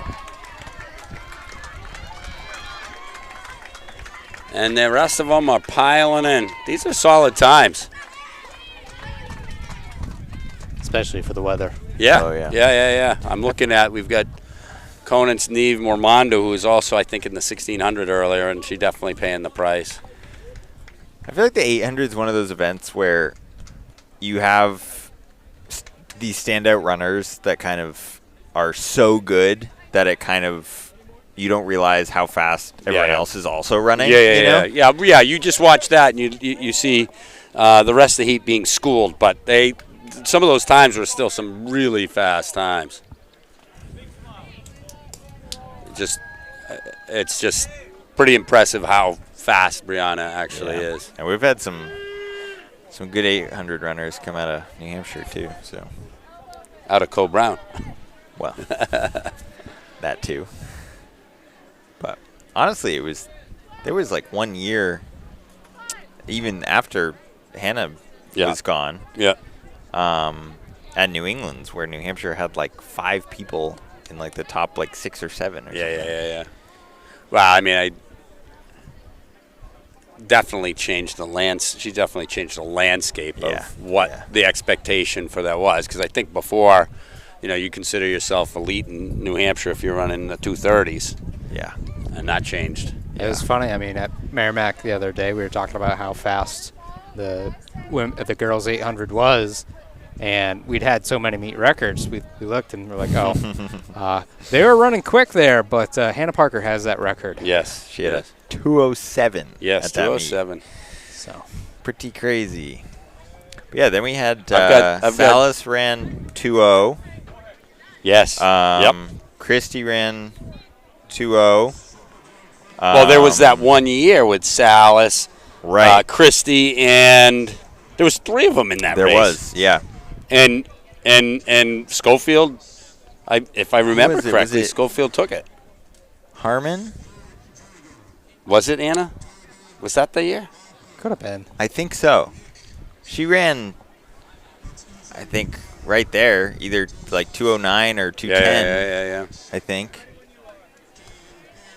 I mean, that just goes to show as we get this 800 Heat 1 for the boys. Yep. We get looks like 3 heats based on what I can see. That just goes to show what some strong competition can do. It's going to push everyone in the state, and we've seen that time and time again in New Hampshire. And I feel like again the more coverage that you can see, and back in my day of running, I didn't necessarily know what the rest of the state was doing, but now you can go to Lancer, you can go to Battle Notes, you can go to Direct Athletics, all those places, and see what everyone's doing. Oh, what's that? New Hampshire Track and Field. Oh, they have results too? They do. Results. Oh, you can watch the whole race. We could use more, though, right? We could certainly use more results. People send them in. Yeah, we'll post them. Yeah, we'll post them. But yeah, I'm just learning how to pretty do it, cool but- because I know, like, I talk to kids, and they're like, "Oh, we got an interview." Yeah, that's Tyler Sheedy over with Brianna Malone. So here we go, Tyler. And we are live right now with our 800-meter champ. Could you give your name and grade, please? My name is Brianna Malone, and I'm a junior. All right, awesome. What was your goal for today? Just do the best I could, hopefully PR, and not feel too awful with the heat.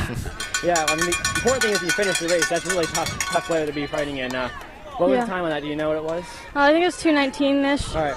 And for a solo race, it's pretty good, so that's definitely a good time heading towards the state championships. What are your goals for there? Well, hopefully to get the 800 state record, but we'll see. Yeah, and considering you have 2 years to do that, hopefully this year you can get it, and then focus on next year as well. Yeah. So any shout-outs you want to give? Shout out to the coaches, obviously, and also my family for being super supportive and always being there to cheer me on. Awesome. Well, congratulations. Good luck. Thank you. Yep. All right. So we might have a record coming up.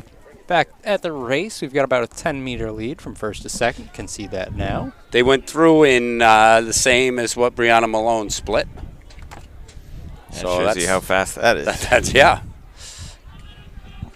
Oh, we have somebody that looks like from Oyster River kicking like a fiend on the lane 4. It is not Oyster River. That's Summersworth. Oh, Summersworth. And he upped everyone's game. Oh, yeah, he's pushing that pace.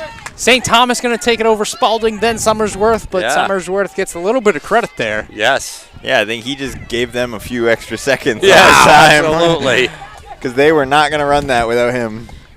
That was great. Finish from Brady and Bo. And just for the record, they did slow down on that second lap a little bit because they're about 10 seconds behind Brianna. So that shows you how fast 2:19 is. Yeah, that's incredible. But yeah, so I was saying earlier just how, I talked to a bunch of the athletes and, they all know everyone else's times from around the state. They're like, last Tuesday this person ran this, like this person ran this, which is awesome. Because Greg, like you were saying, like when you ran, it's like you don't know what's going on at all these other meets. My biggest rival ran for Lebanon, Chris Cheever, and I saw him twice a year, I guess, 3 times if you include divisions, meet champs, and New England's. That's the only time I would ever see him, only time I'd ever know about it. So, you go into divisions, and when you're seeded 1-2, you're not running against them in trials, so you just see them in finals. You don't know what each other are made of. Yeah. But no, that was a fun little rivalry back then. We'd go 1-2 in the 100 and 200, and then we ended up going to college together, being roommates for a bit. He's another one that moved away from the state and then moved back to the area. Not quite New Hampshire, couldn't get him all the way back, but he's in Vermont now. So I can't blame anybody for going to Vermont. Yeah. Vermont's pretty nice. No, I'm okay with that, but yeah, it just to know, like, we saw in one of the interviews there was a shout out to Gavin Demas, and he was upset that he wasn't here because he wanted to race him. Yeah. It's like, well, it's good to know who your competition is, being able to watch it. I wouldn't be surprised if some of those guys who are in that competitive mix that aren't here today are going to be watching some of these videos and taking a look. Absolutely. Again, we had a situation at our meet yesterday where my 2 guys a bunch of my guys wanted to go sub-5 on the dirt track, and there's a kid that had actually snaked them a couple times earlier in the season, and they're thinking, like, they obviously don't want him to beat him, but also when they were definitely hitting splits that were going to allow them the potential to go sub-5, and he was right there, they were definitely bringing him along, and as soon as they crossed the line, he was still coming. They were like, get in, wanting him to be a part of it too. And so, again, to be able to turn around the guy that had been smoking you here and there and help them achieve something they're looking for, that's something you don't see in a lot of other sports. So, looks like we have Portsmouth Christian in the lead. If I had to guess, I might go with this being Jonas Teeter. No, it's definitely not Teeter. Nope. Well, that's a total guess, so that's what I got. No, Teeter's in the next heat. Jonas Teeter. Oh, there he is. Yep. Smoked me last week in a 5K. 107. Fun fact. Well, don't feel bad. He smokes a lot of people. Yeah. That was a fun fact for me. Yeah. Smoked Jeff Moretti, too. Shout out. So 107 for that one. 3 seconds faster than the last. Not sure that's the shout out you want. Yeah. Sorry, Jeff. This is a pretty good looking heat, though. Yep. We've got those top 3 all together. 3 Division III guys, too. And looks like we're making a move here. Yep. I think that's John Oakes. Conant, right? Yep. It's got to be Conant. Again, one of those jerseys. Yeah, who else? I think Newport's the only other one that I know that has orange. Yep. Conant with a drive today. Yeah, they're out further than I was.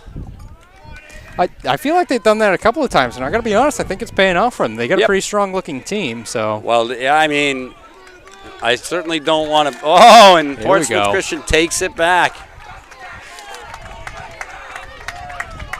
Right around that 220 mark. Right around the 220 mark, yeah. And I don't know that Conant's move was that much mistimed as it is.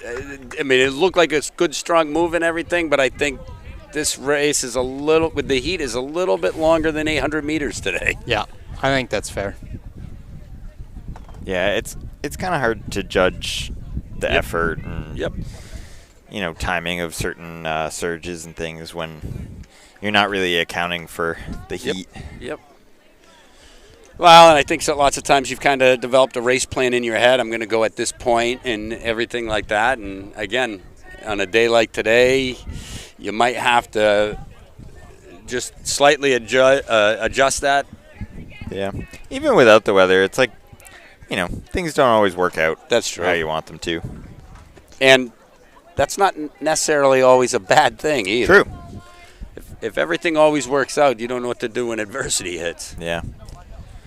You got to just try stuff too. Yep. It's like, maybe I'm going to go a little earlier than I feel comfortable, but hey, if it works out, then that's how breakthroughs happen. There you go. So I see, I mean, we got Teeter in this one, but I see an awful lot of fresh faces too. Bonte hasn't run anything yet. I like the sunglasses. We got a couple of pairs of shades in this race.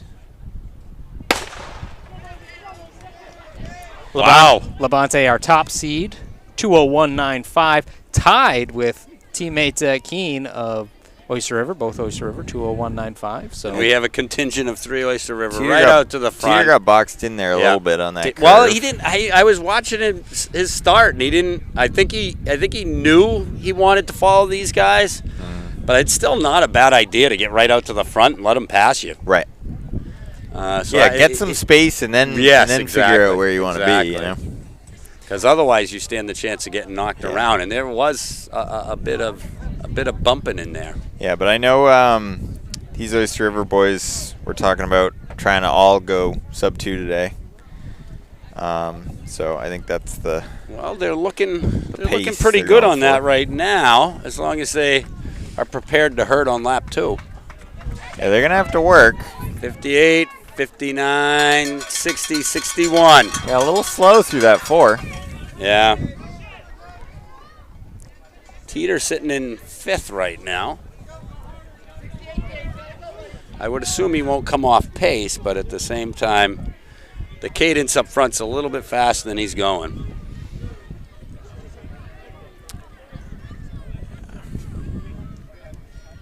He's got some road shoes on today too. I don't know. Seen a couple of people do that in the 800, but the 800 seems a little fast for that. You could want some spikes, especially on the turns. Yep. Labonte looking good. He's real smooth. Looks like the same he did when he came through the 10 last seconds. lap. Yeah, he might. He's close. 55, 6, 57. He's not going to make it, but he's going to be darn close. Dylan Labonte. 201 almost. I was like right at that 2 mark. Yeah.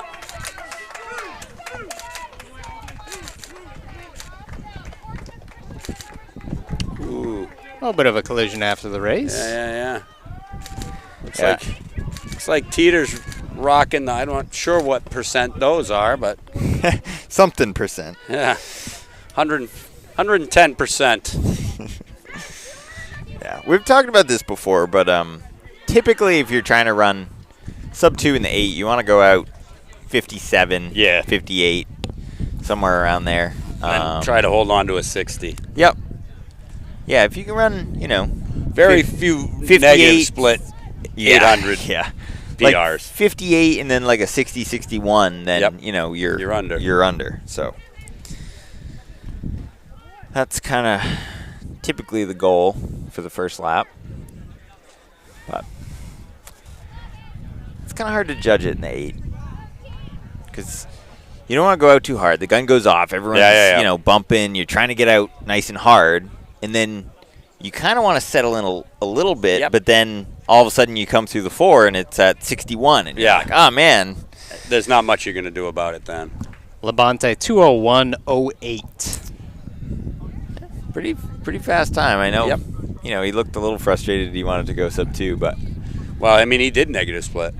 Yeah. I mean, he went 61.60. Yeah. So I think, like we said, if he goes out 57.58 and then fades slightly, because it seems like he had the strength if he's negative splitting. So.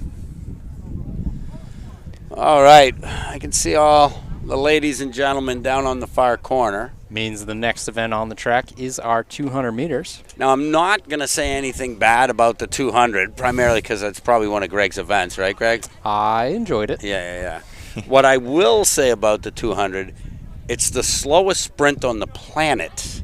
And that's because, not because the kids don't run fast, but because you're operating half a track away from each other, timer to starter, and it's just, there's always some complication about how that matches up. Yeah, the communication is pretty tough. As someone who's had to time 5K and 10K on the track, I don't want to hear it. That's easy. You turn the timer on, you got something to do for 20, 25 minutes, and then you come back. Yeah, the issue is if you're responsible for keeping track of who's being lapped and we're indoors, it gets a little bit indoors. challenging. Oh, my Lord. Come on, 10K, you just take a nap for half an hour, right? Then whoever feels like they want to be the winner, you just give it to them. Yeah. No, there's usually someone who goes 4 or 5 laps up, and it's a fun puzzle, we'll call it. Just look at their turnover. Yeah. Right? That guy can't be in the lead. It's impossible. So I will take a series of 200s and a little bit of time in between because they all get to run in lanes. Makes it easier to figure out who's who. Got an interview ready. Mike, what are you talking about? Oh, do we have it? Oh, we're getting there. Give him a second. You don't want to get interviewed right after the 800. That's pretty tough. Yeah, I feel we've never done it this quick after races before, and I feel like the kids are responding pretty well to it. So yeah, I've actually been surprised. We've had some long-winded answers, which I definitely wouldn't be able to give if I had just finished a race. There's been a couple of kids huffing and puffing, but I don't know. I think if we ever get the opportunity to, I want to interview Tyler live after a race as soon as he crosses the line. If he crosses the line. Should have interviewed him at Manchester. Yeah, exactly. As he's crawling across the line before he even gets there. That's a tough race, huh? That's the thing, cross country. We could have just had him jump on the commentary once he's done. That was a missed opportunity. Yes. Yeah, plus, I don't think we knew that, though. He's the fastest one, right? So, he can finish and then commentate the rest of the race. Yeah. Give a self-interview. Well, this was my plan going into it. I succeeded. I knew that this person was about 20 meters back, and we can see him crossing the line now. That'd be good. Again, I think we just go with a live headset. Yeah. You can commentate during. Yeah. That would be kind of cool. It'd be fun. All right, I'm getting ready to pass you. What are your thoughts? I tell you, that's actually... We might be able to do that pretty easily. You have your lead gator, and as long as they've got like a, you could easily have boom some mic. Just have some AirPods or something. Yeah. We'll turn into the Boston Marathon lead truck with the commentary there. Yeah. Pretty cool. All right, now we've got them entering the track, setting some blocks up, so we should be going within the next minute or so. He's ready. Tyler's good. Tyler's good. So before we get this first heat, we'll see what Tyler has for us. All right, right now we're live with our 1, 2, 3, and 800, all from Oyster River. Could you have your names and your grades, please? I'm Dylan Labonte. I'm a senior. Chris Jernigan. I'm a junior. Keen Swiss. I'm a junior. All right, so what was the plan for today? The plan was to go out in 59 and just see what happened. It's really hot out, so we're just going to have a good solid effort. And went out a little bit slow, but that's okay. Still finished strong. Now, Bonte, I know you basically had even splits for your race. Yeah. That doesn't happen often, especially in the heat, so that's kind of impressive. Yeah, I came through 230 a little slow, and then through 60, 61 through 400. And then I just turned on the jets because really wanted that sub 2. It didn't happen today, but we'll see. Now, see what happens. What effect did the heat have on your races today? I think it affected all of us before the race. Super just like fatigued and dehydrated a little bit. I think everyone can speak on that. Yeah, I had a really bad headache before the race, and it kind of subsided before the race, but it definitely was not perfect conditions for today. All right, what's the goals going forward? Seacoast champs and then states, run 16, and Keen's got that another 8, so does Chris, so it'll be exciting. Awesome, well, good luck, guys, and see you in the future. Thank you, Tyler. All right. All right. Again, another Tyler recognition. And well done timing-wise from Tyler. Didn't miss any of the race. Yeah, these interviews kind of line up pretty well. He's been doing great with his timing. Well, we have a second for this first heat. Once again, this is NewHampshireTrackandField.com, powered by Runners Alley. We're coming to you from the 3rd annual Bobcat Invitational Meet Hub today, brought to you by Arthur Thomas Properties. And we have our girls 200-meter. First heat. First heat on their way.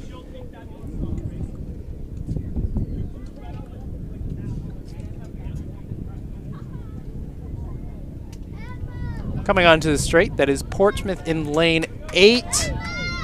Kingswood in lane 7 coming up on her. Yep.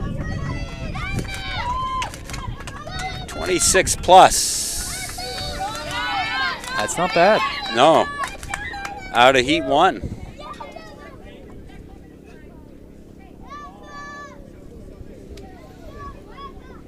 $26.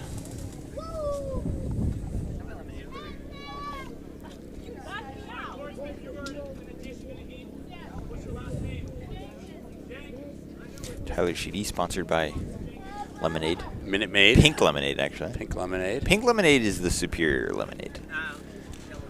That was Jenkins. Tyler disagrees. Winning that heat. For those of you paying attention to the track. I believe winning time was 27.64. Although that name was slightly different than the one I said, so I'm a little bit confused. But yeah, that is not correct. The name, not the time. We'll get sorted out. Yep. Yeah, they said addition to the heat. Yeah. Wasn't originally in the heat, so that makes sense there. That will get squared away, but the... Yep.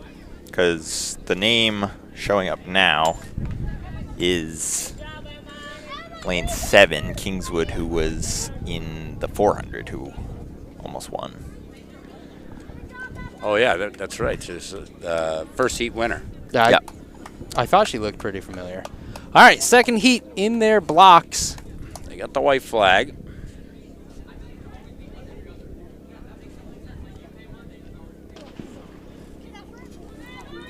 Fair start.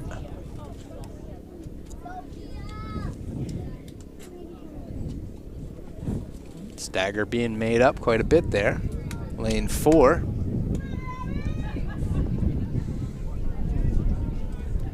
I believe that's Newmarket out in front. Looks to be. Looks to be.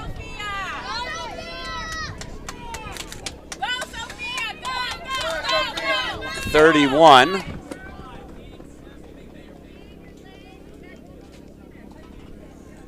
So I'm not sure exactly how these heats have been set up, or where the additions are being made. Yeah, my guess is, you know, you have an addition, you just put it in an empty lane, first heat usually is the one with the empty lane. So yep. So that first heat time could hold up. Yes. Tyler, that was obviously a legit time. Just give Tyler a little extra work.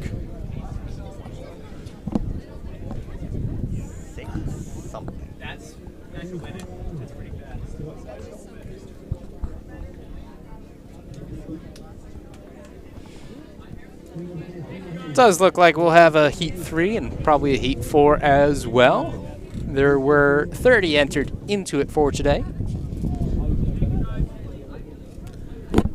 And we've been seeing a certain amount of attrition here, as you'd expect on both the hot day. And like we said, seemingly everyone's prom, it seems. A few of them. Really? Good start. Wow. So our track report is the track is significantly hotter than where we are currently. We have a little bit of shade and a slight breeze.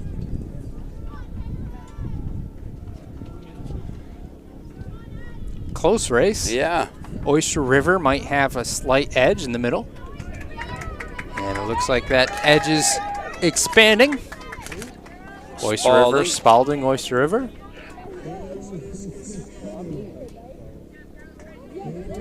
Did you see the time when they crossed? I didn't even look. I didn't. Should put it up. Just under 30.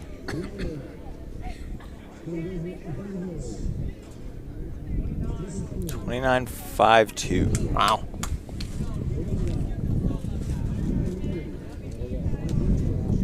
$29.52 for Bromley.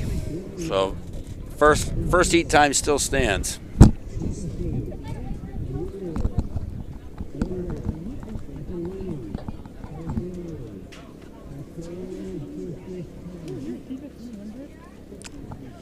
There's a lot of royal blue in that heat.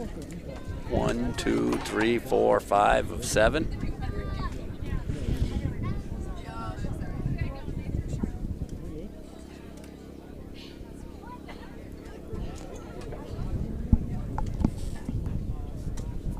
Looks like next heat is still setting their blocks. Have not been given commands just yet.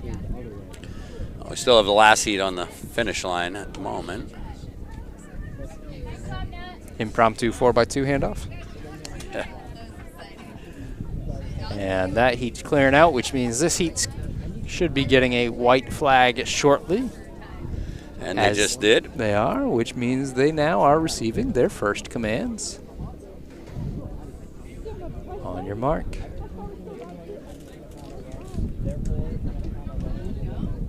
Jumping around, backing into their blocks.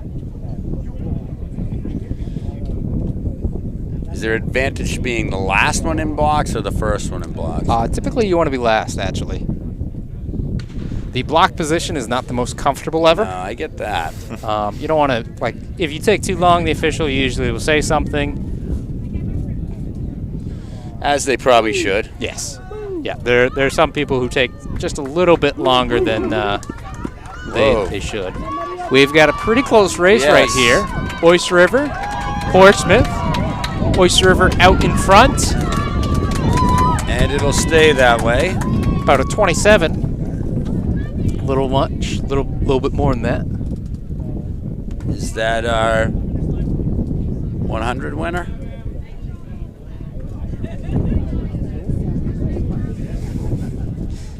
And Cousins, yep.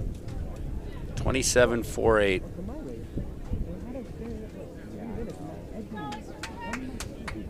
I thought we had seen her before.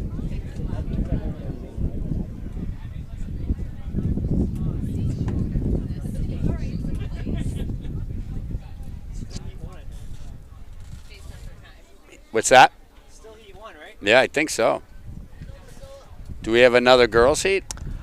Taking a look across the track now, we only have boys over there. Yeah, I was going to say, I would assume Cousins in the fastest heat. From heat 1. I think we did. I have no idea who won. What did we say, Jenkins? Yeah, Portsmouth Lane 8. Yeah, Portsmouth Lane 8. We'd like to interview the Portsmouth girl from Lane 8.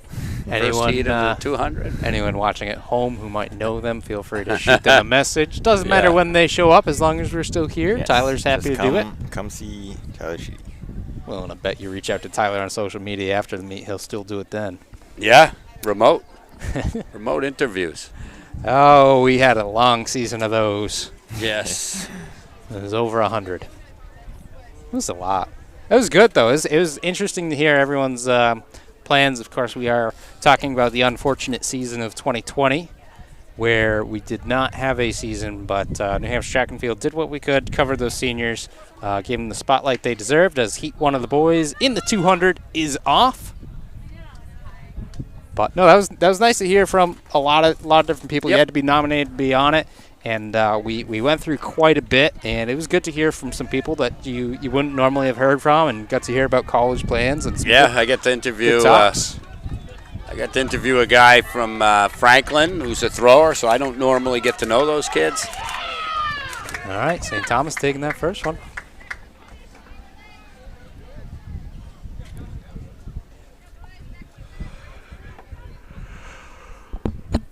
Let's see, I'm trying to remember now. I know you had a bunch of interviews. Who else helped us out with those?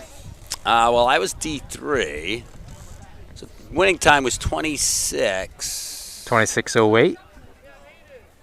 Yeah, I'm trying to think who else was on Nate interview. LeVay? I think Nate and Amy did some. Yep. Oh, yeah, Amy did a bunch.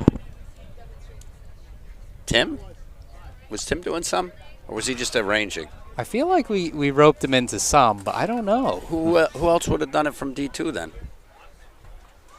It wasn't me. I was behind You were the scenes. behind the scenes. I was yeah, behind the I scenes remember on all of those.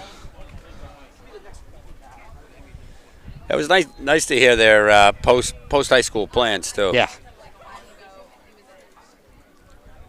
No, it's always interesting. I mean, we heard it from Tyler earlier. Was interviewing our pole vault champion and had some Headed good, to Berkeley. Yep, good plans there. This is the torture of running in lanes. They keep you on the track after. Well, you saw on the 800 they were just lined up in the track. So. Yeah, I was going to say I'd be on the grass, but the grass isn't any different. No, it might be. Yeah, I'd rather be on the track.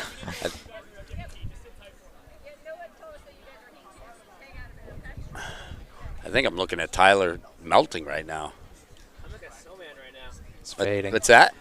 Snowman. Tyler, you need any water or anything? Ice? He's got this pink lemonade.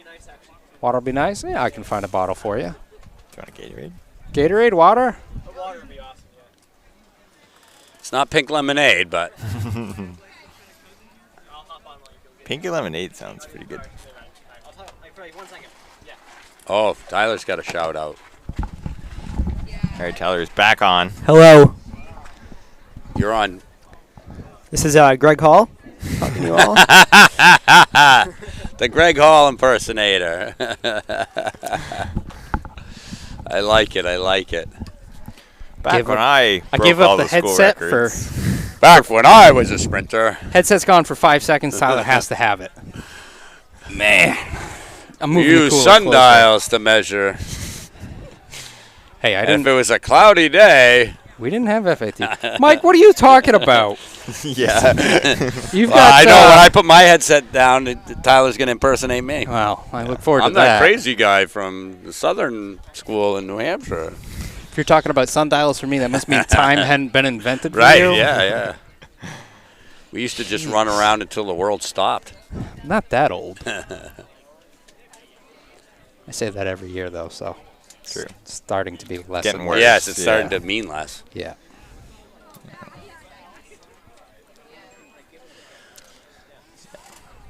I started, well, I didn't feel old, but like old for, being used to running in high school when, there was no one left that I had like competed against. 4 years after I graduated, I'm like, okay, I have never run against any of these people anymore. Yeah, I think that's really the first milestone you hit is you graduate and then you end up going back to your old team, visiting, and you're being like, all right, I no longer know anyone on the team. Yeah. And okay, coaches, I won't be back. Or in your case, you keep on coming back. So. Yeah. Well, I mean, it helps because, most of the Co-Brown team already knew you. Right. So that works out. I think also there's probably some benefit to none of them knowing you. Yeah. In some ways, you can act as that old sage, and they don't know that you are as good as you say you are. Is the ones that don't know me, take me a lot more seriously.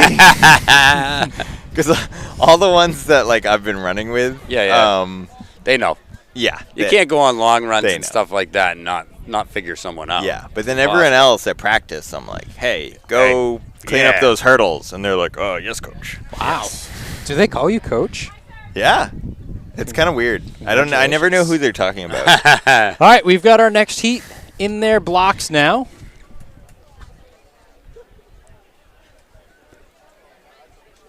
Set. Here we go.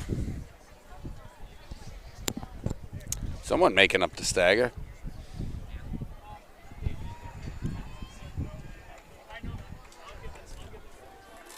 Portsmouth Christian out in front. Newmarket not too far behind from what I can tell from this angle. Portsmouth Christian, Newmarket, Oyster River.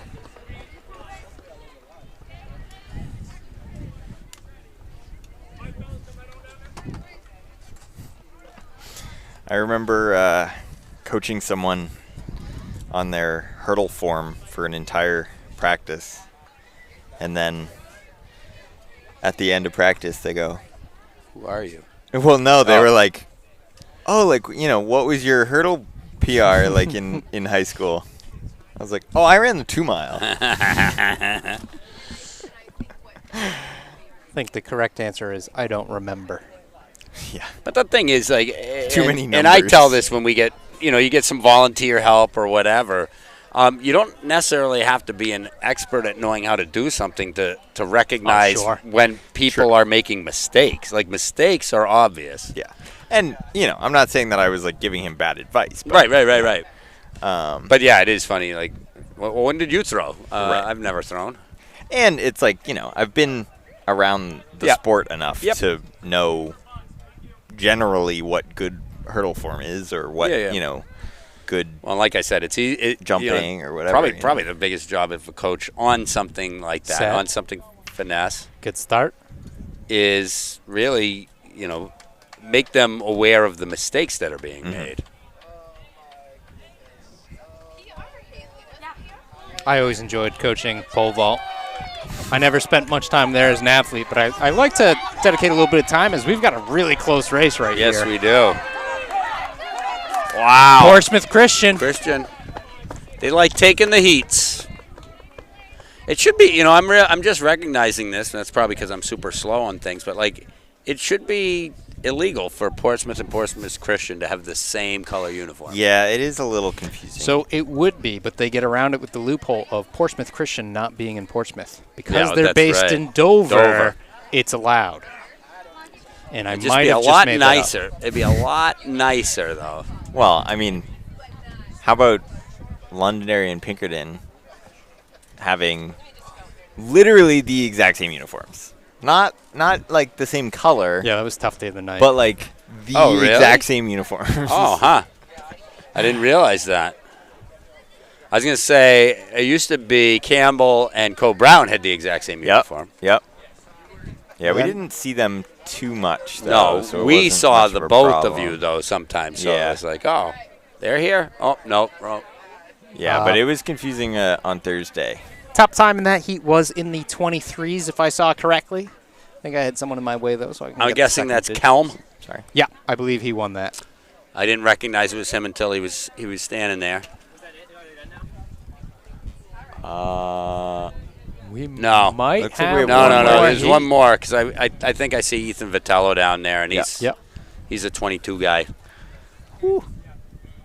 Yeah, you always keep an eye on the starter. If the starter is still over there, it's usually a good indication. Either that or they passed out because it's so hot. They are wearing jeans for crying out loud. I can't imagine. Credit to them. Credit to all the officials here. Oh, yeah. Yeah, that's not the only official I'm seeing wearing pants, so. No. It's a hot one. A lot of volunteers out today. There was a steady stream of them coming over this morning. So pretty nice to help out on a day like this. Yeah. It was this or stain my deck. My deck would be about 500 degrees right now because we got that plastic Trex decking. Yeah. Oh, my Lord, does that get hot. I made a good choice. All right, taking a look. That is Ethan Vitello. I can tell by the form. It looks like he's wrestling a gorilla while he's running really, really fast. Really fast indeed. My clock was way off, but we'll get the official one as soon as we can.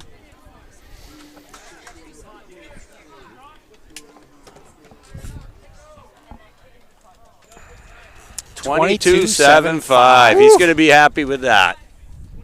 Quick Mike, my options were this or going water skiing. Oh. And let me tell you, that was a much harder choice Yes, to make. I would think so.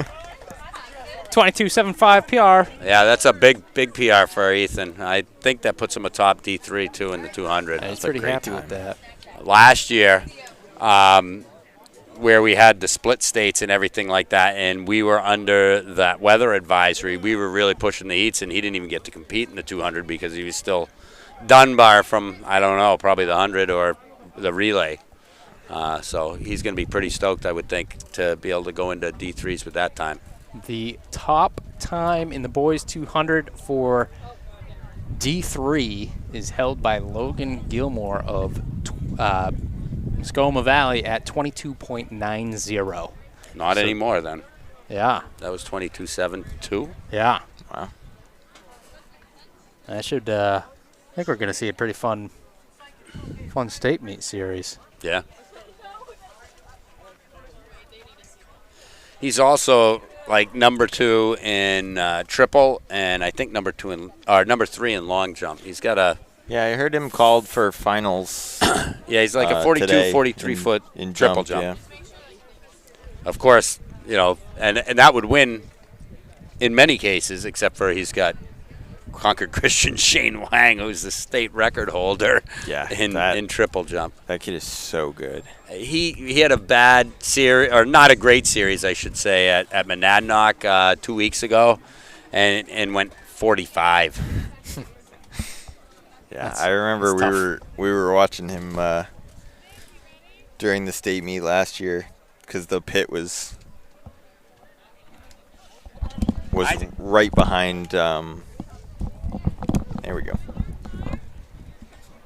So, 200 done. We move on to our 4x4 because our 3200 already ran. Nice. But yeah, they were jumping right behind our commentary tent at States last year. And I was pretty cool. Because I had never seen him up until the state championships, and when I saw him, I'm like, this is the guy jumping almost 50 feet. Yeah. Because he's not very tall, but boy, can he spring. You know, he has bounce for sure. Yeah, it was pretty impressive. I watched him meet a champions live, and it just the phases were perfect. Yep, absolutely perfect. Pretty even phases too. Like that's yeah. not always the way that people do it, but he was very even. The idea, what we coach is, you know, even phases. Try and keep it so you can spread it out, and that's exactly what he was able to accomplish with it. So our first heat of the girls 4x4, taking a look, we've got 3 teams, so I wonder if this is the first and only heat. I don't see other girls on the infield. Now, yeah, the next teams lining up are the guys' teams. So at Bobcat, we do, after the 4x4, have one event left, which would be our mixed 4x400s. I think we should see some pretty good stuff, and I think there might be an A and a B team in that because you are splitting girls and guys. So I think some teams might have opted to do that, have a little bit of fun with it, especially on a hot day where it might be hard for 4 people to get really fast times around the track in 400. So why not have a little bit of fun? Kind of surprised they didn't go with a 3-turn stagger at this point in the season, but I know there's a lot of people resistant to it because it's just one more thing. But well, we've been pushing it in all the meets that we've been at just so that the kids are familiar with it. Yeah, I mean you got 3 teams, so 3-turn stagger. You know, I don't disagree with the decision today where you want them running a little bit close to each other. I suppose. But no, you're not wrong about just prepping it so that kids are aware of how 3-turn stagger works. There's nothing worse when a team shows up and they, the States, and they have no idea what you're talking about. Yeah, if you're going into the state championship, you want to be prepared, ideally. Yep. Newmarket. And I think they have the top time in Division 3s. I'm on it.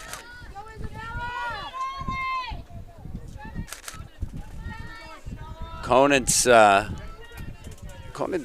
girls squad has been they're putting out some solid relay times and things like that. They're coming around pretty nice.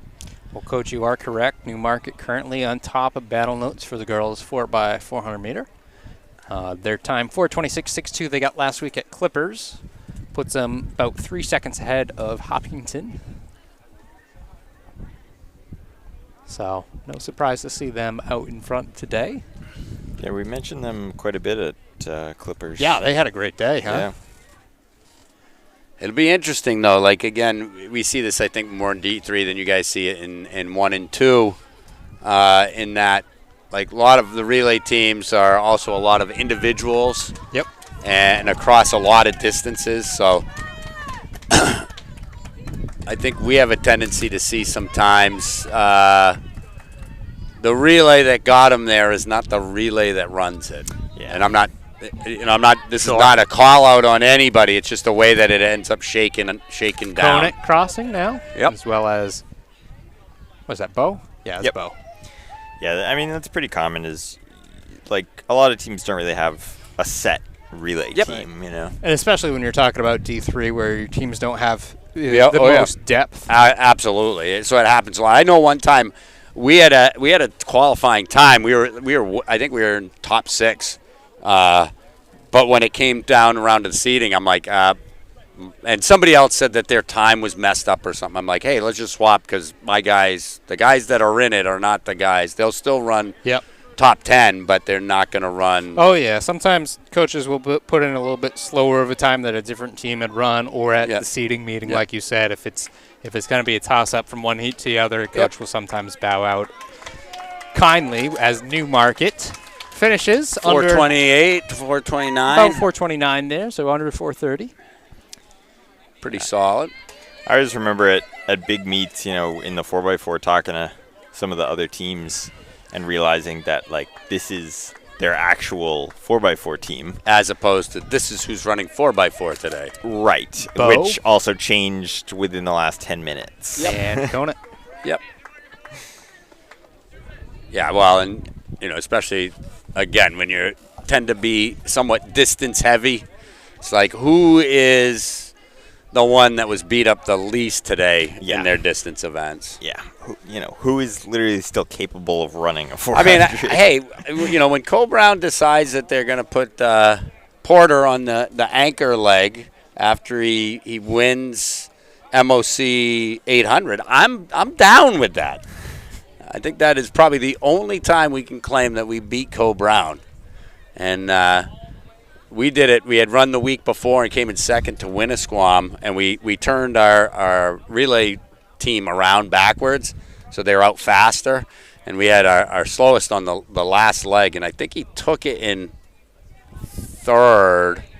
And I think Porter got it in like 8th and made his way all the way up. And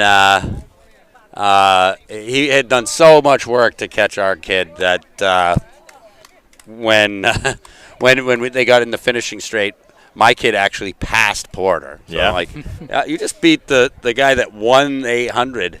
You just beat him in an 800. Yeah. It's funny that happens sometimes. You see someone, like, just flying by everybody. And you're like, oh, they're going to blow by everybody. But then all of a sudden the monkey it catches up to him.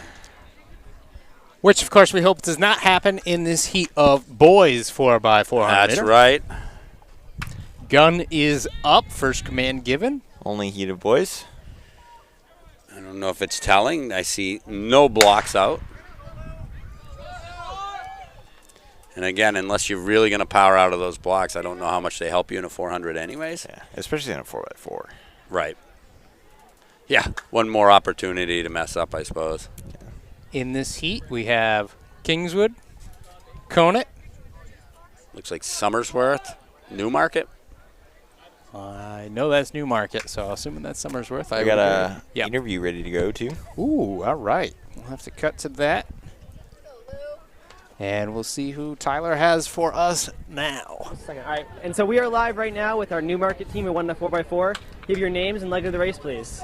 My name is Isabel Penny. I was the 4th leg. I'm Hannah Edgerly, and I was the 1st leg. I'm Holly Furman, and I was the 3rd leg. I'm Allison Burke, and I was the 2nd leg. All right, so what was your goal for today? You know, it was a long, hot meet, and we just really wanted to finish it off on a good note, put our best efforts out there, and just have a good time. Definitely was a good race, and with the heat, definitely like awesome job to you guys. Thank you. Do you have any plans going forward for this 4x4 team? We're hoping to go to the D3 states and put out just a great race there as best we can. looking for the golden baton. Awesome. All right, any shout-outs you want to give? Shout out to Coach Neary and Coach Richards, our Newmarket coaches. They've pushed us so hard this season, and we really appreciate it, always trying to get us to get our best times. They're always there for us, and they're willing to listen to our feedback just to make sure that we can do the best that we can. Yeah, we couldn't have done it without them. All right, awesome. Yeah, you want to give a shout out? Or? All right, awesome. All right, well, go find some shade and relax, and congratulations. Thank you. All right, a very humble Newmarket team full of thanks. All right, Conant coming through first. About 156. They got Ben Sawyer on leg 3. Kingswood, Newmarket, Somersworth.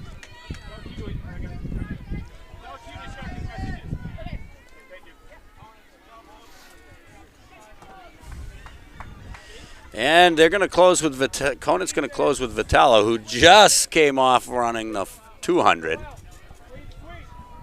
So let's see what he is in the tank. 200 can take a little bit out of you. Yep. Day like this, well, especially you run a PR. Yeah, day like this, it might take a little bit more than normal. However, good news is he's got a 90-meter lead. Yeah. Plus, anytime you're running the PR, you're feeling pretty good. Yes, that's true. And There's nothing like help. Running well to inspire you. Conant.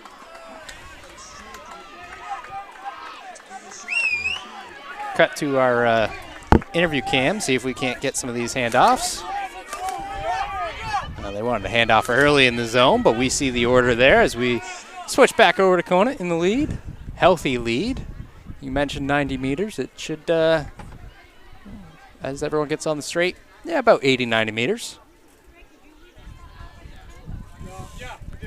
They're trying to move on him, but it's a lot of ground to make up, and you try to make it up quick. It can be a long final 100. Yep.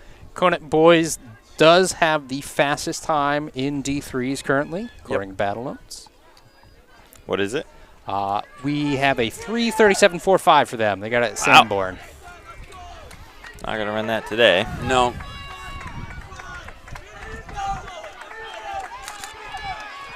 Ah, 3:47 and change. Great race here. Oh, Kingswood over Newmarket, just barely at the end. I knew that was a great race before I could even see it because I could hear the you could hear the fans. Somersworth crossing the line. And with that, we are on to our final event of the day. We have our mixed 4x4s. You should turn some sprinklers on for this. Oh, my Lord. Make it interesting. I remember doing way back when I was out in Oregon. In Oregon in the summer, Portland area, they gets to be 90 degrees every day. Yeah. I was working out on a track, and the sprinklers came on. I would do everything I could on the recovery portion of my lap to, just work my way over to wherever those sprinklers were going. I remember there's a New England's in Maine where they had a nice little sprinkler option out in lanes like 2, 3, 4 that if you wanted to on 2 mile, you could either be in lane 1 or you could slide out. Slide out a little bit, and I thought they should have offered that for spectators because I was just a spectator that day. But I was going to say, I've seen them. You were in the 3200? Yeah. They decided to change it up. Yeah, I've seen that in some road races. Just random people on the course outside the house with a they get their step ladder up with the hose taped to it. That's how you do it. It's pretty nice. I tell you, I ran a race up in Maine. It was a trail race, and they had a misting option as you came through. There's a place where you came through a couple of times that you could get. Yep. And then one of the years down in Boston, they had right there where you turn the corner to hit the beginning of the hills, right there at the Newton Fire Station. They had a misting tent that you could run through. We were spectating. When we spectate, we usually go down and we park near Newton Wellesley Hospital and then run into the Johnny Kelly statue and back. Mm-hmm. And we were happy to be able to partake in that as well. A little bit of excitement on the track right now for our final event, the mixed 4x4. Not every meet you see this. Well, it looks like Oyster River is the one's most pumped, and they're almost missed the event. Well, I tell you who's most pumped right now is the head timer. Yeah. He's pretty excited for this. Considering he's also the guy that invented it. Yeah. It looks like we're going girl, girl, boy, boy. I don't know if that's required. That's one way. If it's just one way to take down the competition. Knock them out before the race starts. Yeah. They're getting abusive here. Getting loose, and maybe a little bit too loose from Kingswood there. Yeah. Greg, do you know if this was required order, or is it? I don't know. Whatever you want. No, guys, was this order required of you, or do you all get to choose it? You can choose it. Cool. All right, you heard it from. We've got some guys here. They said they all got nobody to choose. here wanted to throw down against the ladies. Wow.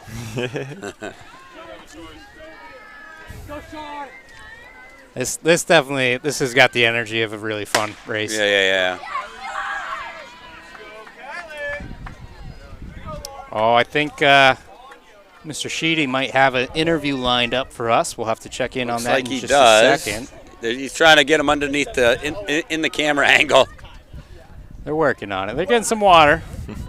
We'll see Conant in just a moment. He's waving over to me, so I'll go ahead and wave over to him. All right, we are live right now with Conant, who won the 4x4.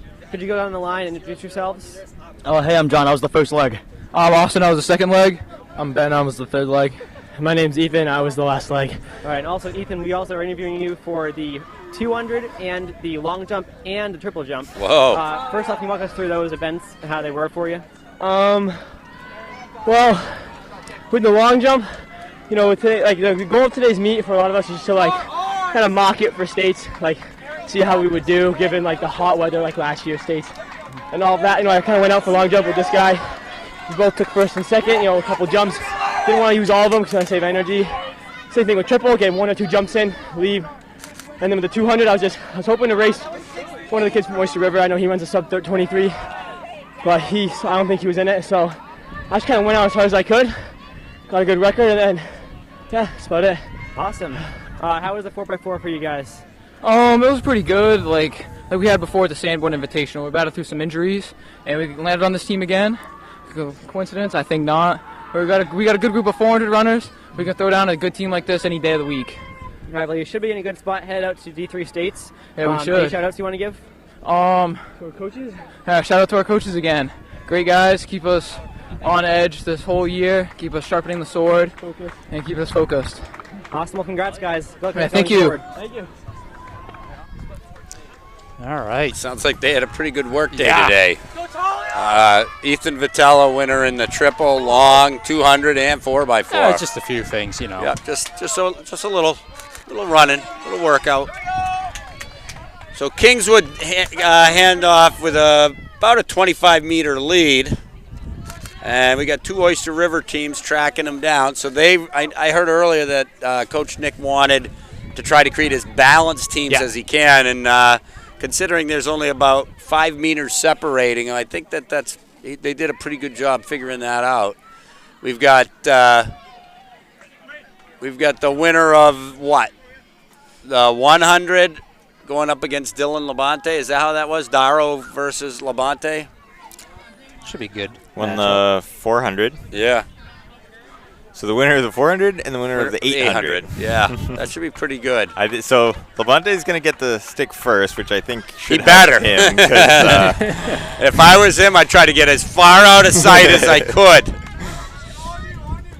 All right, Kingswood in front, 3:05 at the line, 3:07 for Oyster River's first team. Why is this guy standing in lane 1?